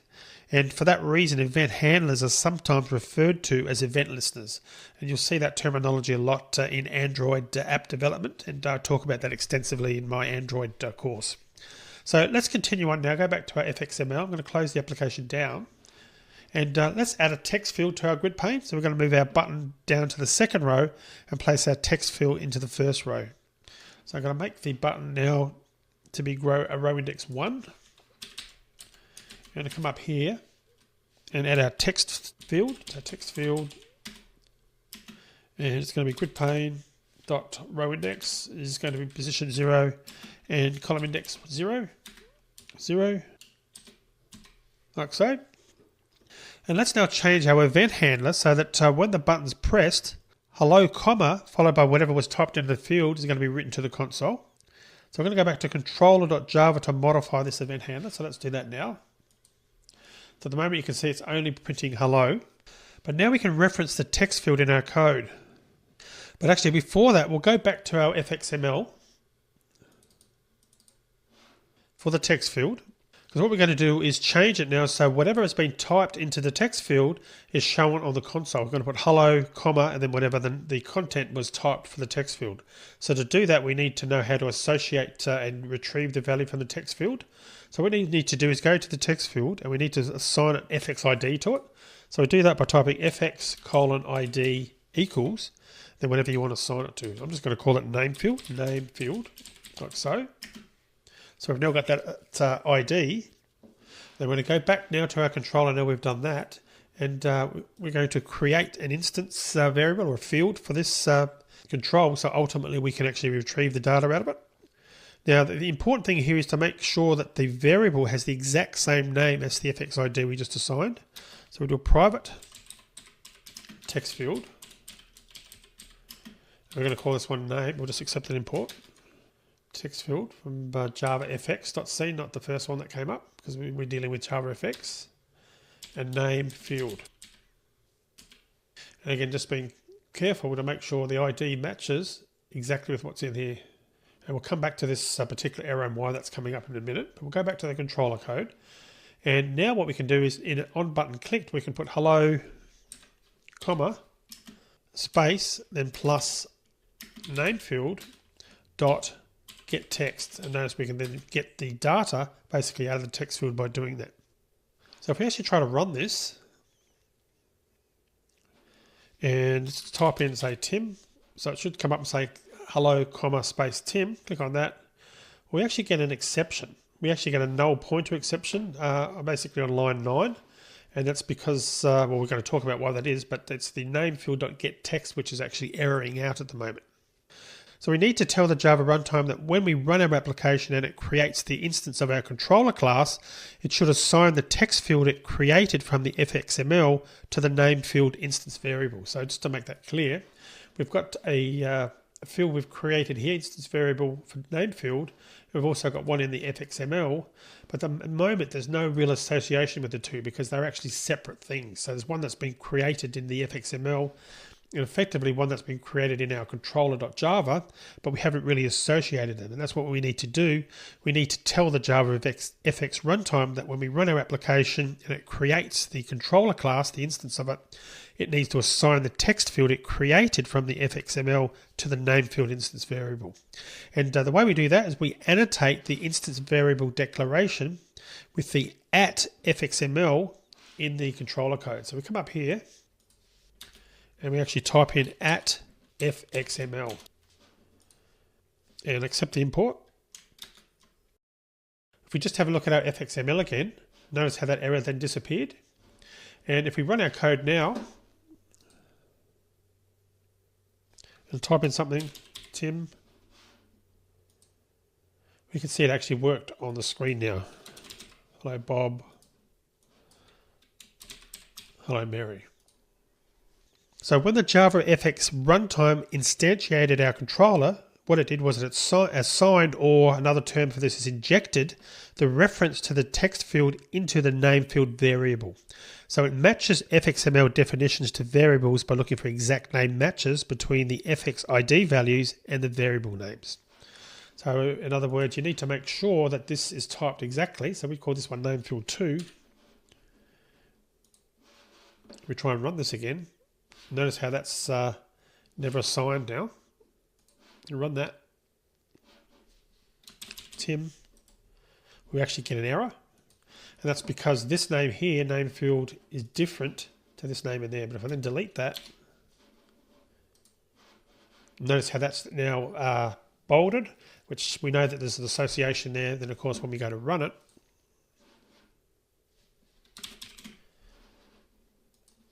we find that it actually works just fine. So with that said, it's also a good idea to annotate event handlers. It's not actually a requirement, but it really helps developers who might read our code at a later time, and that obviously includes yourself as well. And the reason for it is that they'll be able to see at a glance that a method is an event handler associated with a controller in the fxml. So let's add the annotation to the event handler now. So we come up here and we put @fxml, put that there as well. So I'm going to end this video here now. In the next video, we're going to continue on and we're going to start looking at using parameters for event handlers And we'll actually start up by modifying this method, actually, the on button click method, to have a parameter, and so we can understand a little bit more about the events and so forth that are actually passed to this method. So let's get cracking on that in the next video.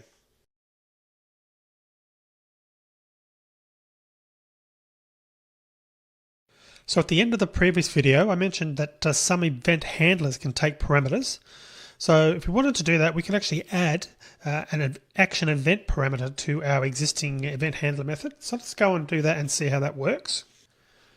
So I'm just going to add it in there. I'm going to call it action event, which is the name of the class we're going to be using. Action event E. Now the reason that we might want to do this, and I'll just accept that import. The reason we might want to do this is we might want to use, say, the same event handler for more than one control. And if we're going to do that, we need to know which control the user interacted with. So if we add this parameter to our method and then call the getSource method, we can actually figure out which control was actually used. So it makes a bit more, it makes our code more concise, so we don't necessarily have to create an event handler for each and every control. So let's look at doing that. So I've added the action event as a parameter. Then to actually use it, we can actually just type in something just to get some information from that action event. So I could do something like the following button was pressed. And we can type e.getSource, and getSource returns an object which we can then print out, which will tell us ultimately which control was actually pressed in this case, the button. So if we do that and run it, and a name there again, click on say hello, and you can see the following button was pressed, button, say hello, and it's given us some information about the button, the fact that it was a button. The style class tells us that it's a button, and then it's like the standard to string method here that's being used, and that's just meant to be like a memory location where that's stored in memory, which should change each time. And just to confirm that, if we run that again,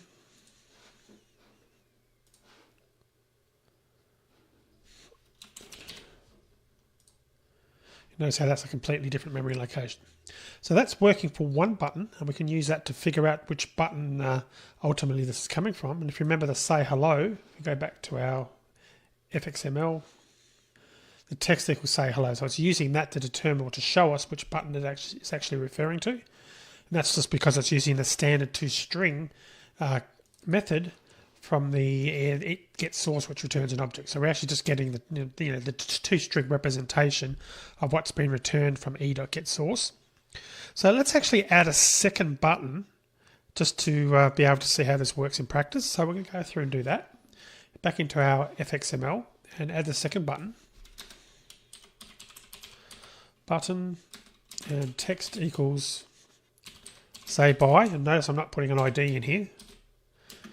Grid pane dot row index is equal to 1, and we'll set the column index to 1 as well.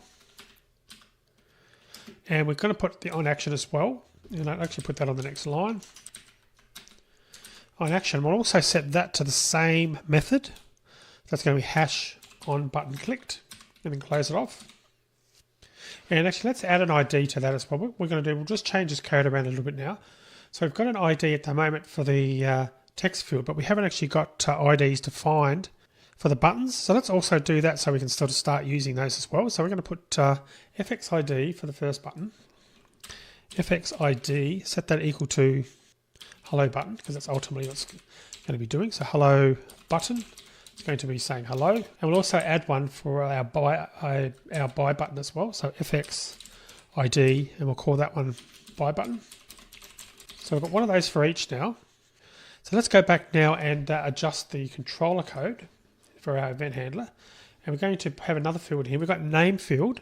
We're also going to add a hello button and a buy button. So private button, hello button. Accept that import the java fx.scene.control one. And private button. And we also have to annotate them with at fxml again. And likewise for the buy button at fxml. bearing in mind this has to be an exact match between what's we've assigned the name here, hello button and buy button, to what's in the fxml. It has to be hello button and buy button, like so.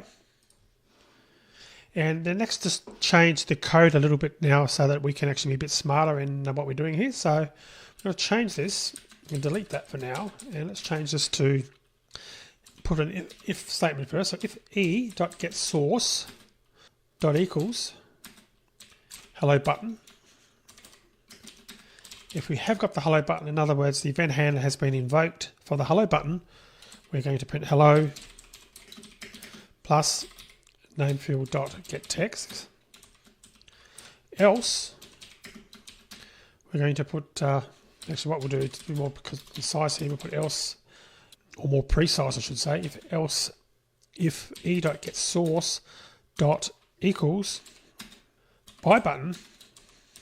So if that's the case, we're going to print out buy plus namefield.getText, like so. So you now see we've got one method that's handling the events, what's the event handler for two buttons now. And just to confirm this works, I can type Tim, say hello. We've got hello Tim appearing down the bottom left hand screen, and click on say bye Tim. So you can see that's working as well. Now we could have just created another event handler and associated it with the buy button. And in this case, probably that would have made more sense, but I just wanted to show you this technique, how it can be useful depending on the functionality that you're trying to achieve, to have one event handler handling many controls in that just the one method. If we have a really long event handler, and most of the code would be duplicated if we were to add a similar event handler to the same type of control, then obviously reusing the same handler is an option, and it's probably a good way to go to reduce the amount of code duplication. And we could also assign different handlers, put the common code into another method, and then have both event handlers call that method. The best option will depend on the specific case and what you're trying to actually achieve. And just to be clear, you can see that on line 18 and on line 20, we're using the dot equals from the dot to get source to actually figure out whether we're actually working with the hello button or the buy button. And that's a pretty cool bit of functionality in there that actually checks that and enables us to actually write code that's specific for a particular control that appears in our layouts. So now that we know the basics of event handling, let's look at some other controls and the events that we may want to handle in our code. So right now, we don't check to see if the user's typed anything into the text field. Now, our application won't crash if we press one of the buttons when the field is empty. Just to demonstrate that, I'll delete that. It said hello, comma, then nothing, and buy nothing. So it doesn't crash if it's empty, but let's make sure the field isn't empty. Now we could do this by adding code to our event handler. If the field is empty, we could do nothing, or perhaps we could inform the user by displaying an error message. But it's better to prevent the user from doing something they shouldn't and then to verify user input and report an error. So in our case, it's better for us to disable the buttons when the field is empty and only enable the buttons when something has actually been typed into the field. That way we can be sure that when our event handler is called, the field isn't empty and the user won't do something only to be told that they can't do it until they've done something else, if that makes sense. In other words, preventing the user from making a mistake in the first place will result in a much better experience for users.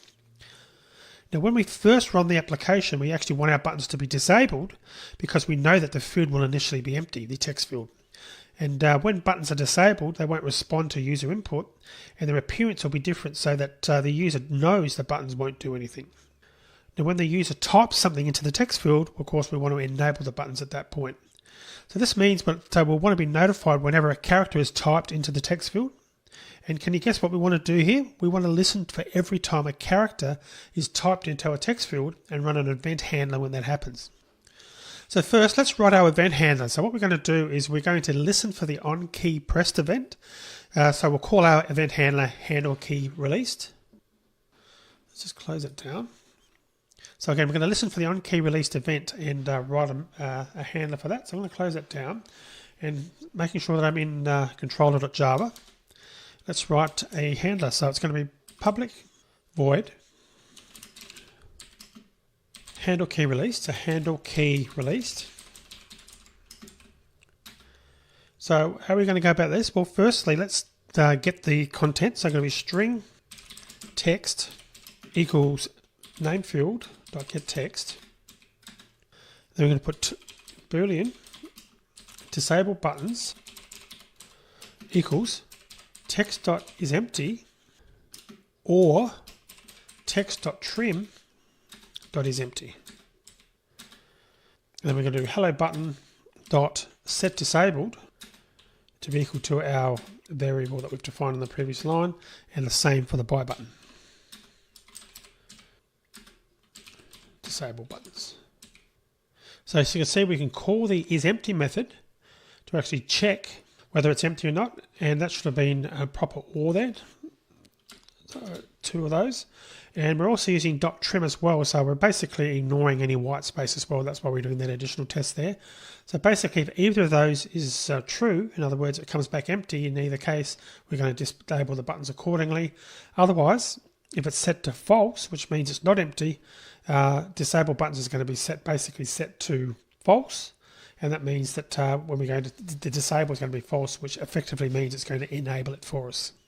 And this may seem inefficient, but we have to check every time the user types a character into the field.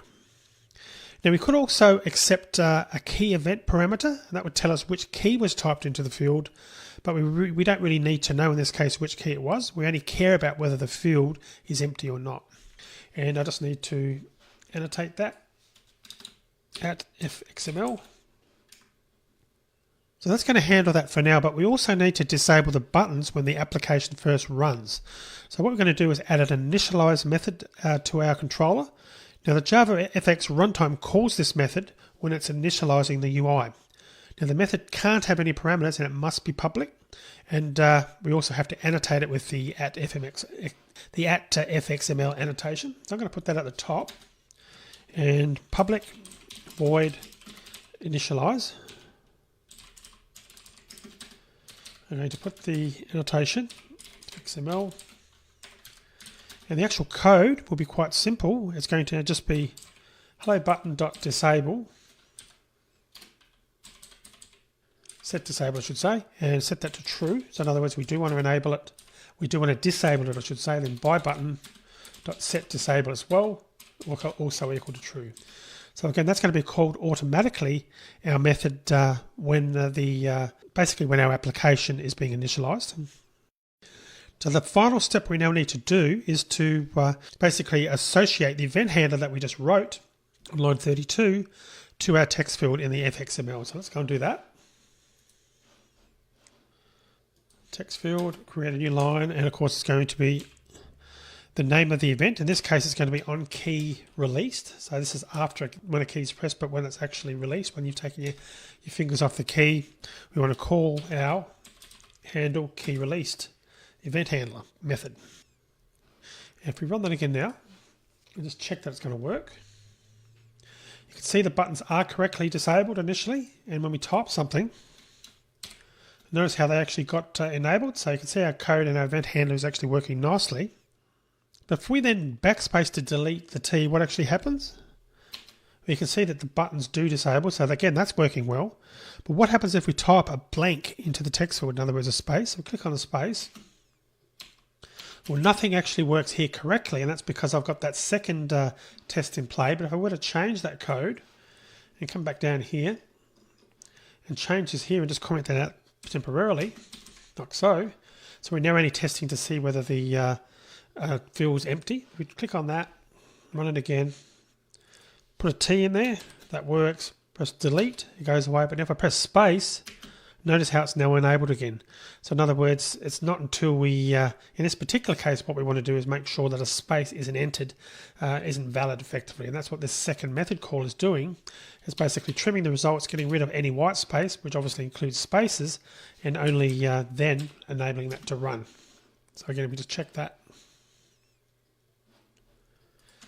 T, delete, press space. No matter how many spaces I press, it's considered as white space and it won't enable, which is the functionality that we're actually looking for right here now. Okay, so I'm going to leave the video here now. In the next video, we're going to add a checkbox and start looking at creating some event handlers to cater for that. See you in the next video.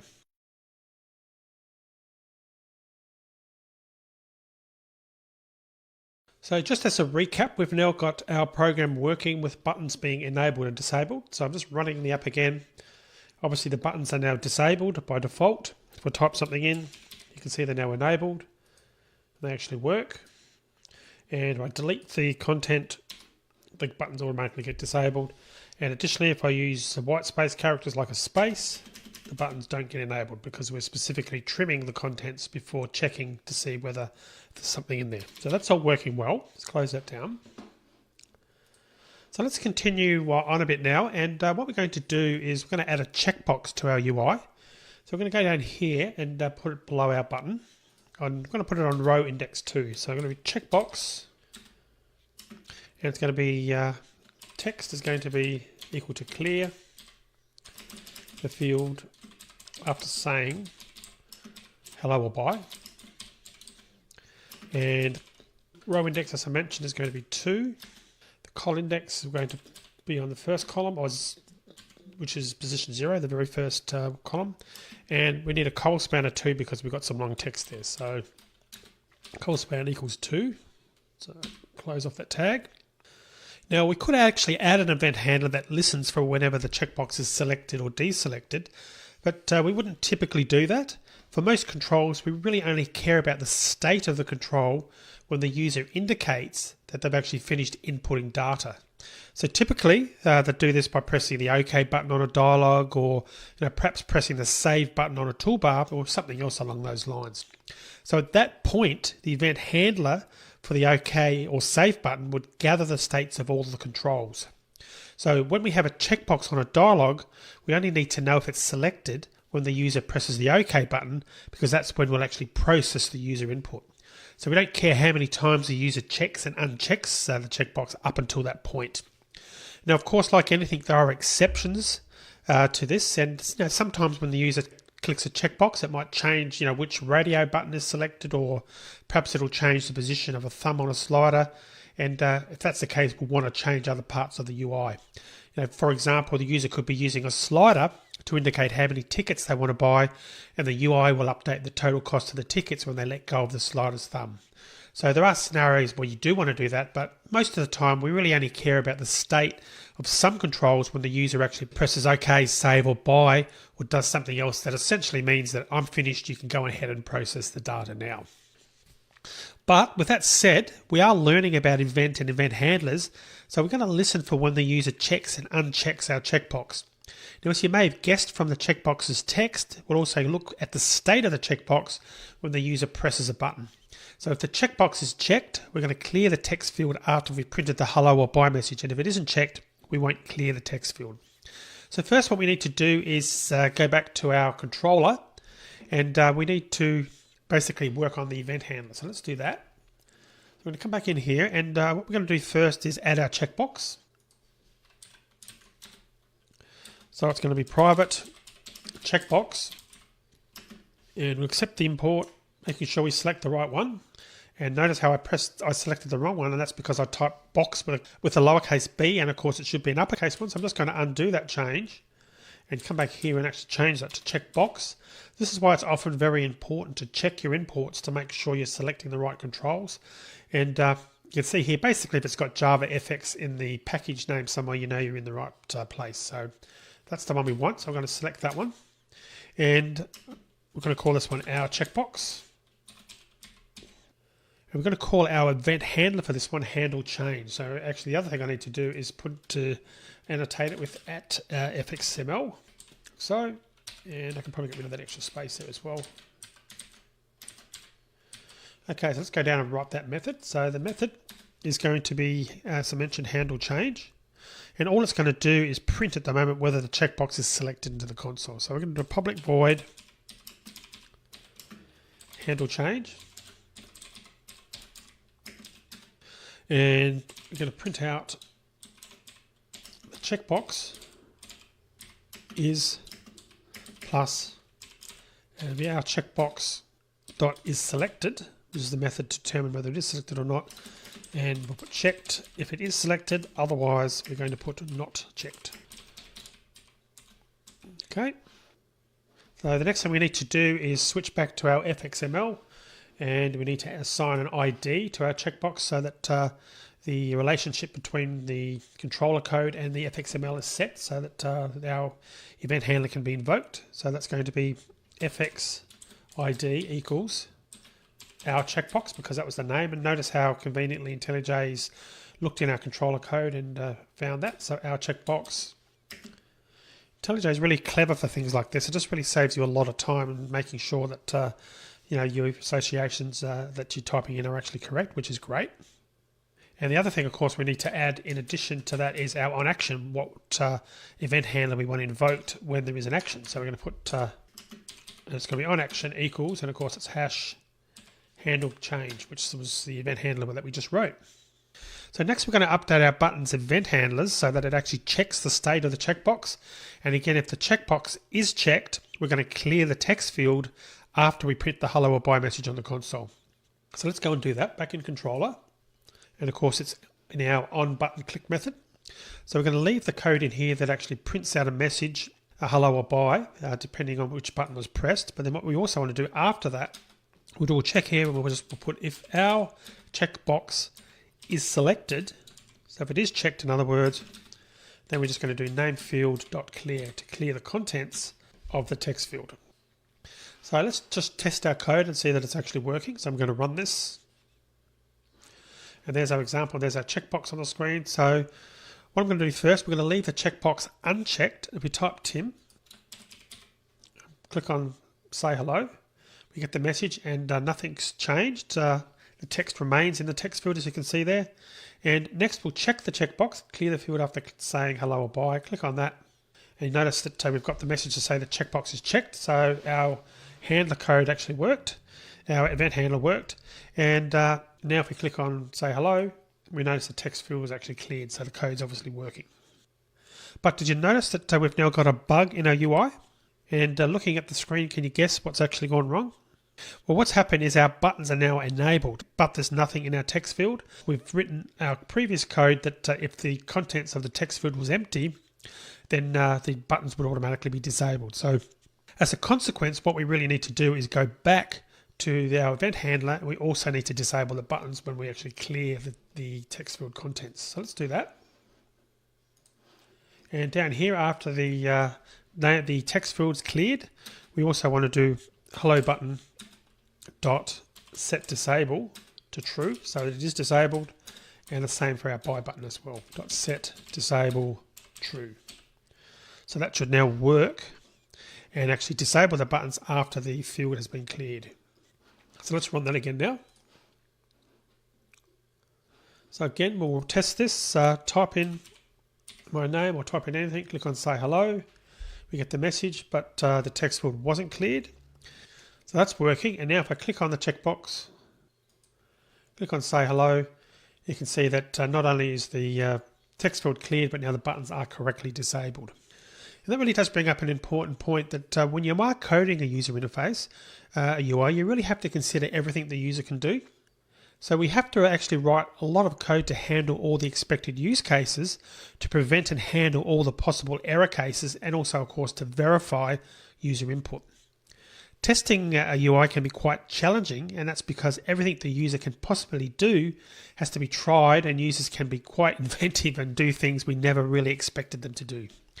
So never ever assume that a user will interact with a UI in a certain way or even in a specific order. So, never think, I don't have to worry about that because a user would never do it, because believe me, speaking from personal experience, somewhere out there will be a user who will do that very thing. Now, the bug we just fixed wasn't a bug in the sense that our application would crash or process data correctly, and so it's the sort of thing that we really want to fix in a real-world application. So we've seen how to process user interaction and input, and we've listened for the events we're interested in, and when an event is raised, our associated error handler will run. But at this point, we've really only scratched the surface of the events that controls can handle. So every control has a set of events that it can raise when a user interacts with it. So do check the documentation for a control to find out which events it can raise. And again, as I've shown you in previous videos, you can find the documentation for a control by searching for Java FX8, followed by the control name in your favorite search engine. So just as an example, I'm going to open a browser up. If I type Java FX8 checkbox. We can get the documentation there for the checkbox for JavaFX. And obviously in there, you can research that and find out what methods and what capabilities are there, and for the various types of events that a particular control will actually support. Now we can't really leave the topic of events and event handling without talking a bit more about the UI thread. So in a previous video, I discussed how the UI thread sits and waits for user input. So when the user does something, the UI thread sees if the application is listening for that event, and if so, it dispatches the event to the event handler. Now the event handler itself runs on the UI thread. So what that means is that while an event handler is running, the user interface thread is busy, and it is no longer paying attention to the user input. In other words, the user won't be able to interact with the UI while that's actually occurring. And if he or she tries to do anything at that point, the application won't actually respond. And more than likely, if you've run a program in the past, you've had the experience of having an application freeze up on you. So no matter how you mashed a button, nothing happened, and then suddenly the application became responsive again. So when that happens, that could be probably more likely due to your system being too busy, but it could also have been due to an event handler that's taken too long to run, and consequently the application is basically in limbo until it was finished. So let's actually see an example of this. So what we're going to do is go back to our code, close this down. I'm going to disconnect and close the program down. And what we're going to do is actually add some code now, right here, before we actually do a check for to see whether our checkbox is selected. So basically, we're going to put the thread to sleep for 10 seconds after we print a message to the console. So what this is going to do is effectively show you what will happen and how the UI becomes unresponsive. So we're just going to put a try thread.sleep 10,000. And we're going to type catch and interrupted exception E. We don't care about this. And we have to change the name for that. Now, exceptions I'm not going to go through here. There is actually a section on the input-output section itself does talk about exceptions and details, but just for now, think of an exception as a way for you to trap an error. And you can go back to the input-output section and check out the videos to find out more about exceptions. But essentially what we're doing here is we're actually putting the user interface, the UI thread, to sleep for 10 seconds, just so we can sort of simulate this sort of lockup situation. And you can see that we're writing it in, we're putting the code in our button event handler, so we'll need to click a button to actually get this code to invoke. So let's actually run the app. We just type something in so we can enable the button. So now if I click on say hello, then you notice at the moment now we've got the spinning globe because I'm on a Mac, but if you're on a Windows machine or a Linux machine, basically we can't do anything. So it's just sitting here absolutely doing nothing. And now we've finally got our process back again, and we can do the same thing again. And now I can't really do much. I can move the window around a little bit, but I can't interact too much with the controls or do much of anything at all. And depending on the operating system that you're running it on, you may actually have to kill the application. So the bottom line here is that this is actually a bad situation to be in. You can see it's still causing problems there, and we've got ourselves into a bit of a process here where we can't actually we can't really complete out the event, and that's because and you can see what's happened there now. I've got a full screen. That's because I double clicked, which is on a Mac is the way to open and close a screen. So eventually we'll probably get control back and we can close it, but you may have had to actually end the task if you're on a Linux machine or a Windows machine. The bottom line here is no matter what actually had to happen, this is obviously a bad user experience. And what we're going to do is I'm going to pause the video here now, and then in the next video we'll continue on talking about threads and why it's really important to make sure that when we're processing things in our event handlers that we want to return back as quickly as possible to prevent situations like this happening. So I'll see you in the next video. It's break time. Do you like this video? Don't forget to subscribe to get new videos. Share this video to open new premium videos and ebooks. Will be a Starfreelancer. This video is over. Go to starfreelance.eu to download these videos, materials, and sources. Watch more videos to get premium videos and ebooks. We'll be a Starfreelancer.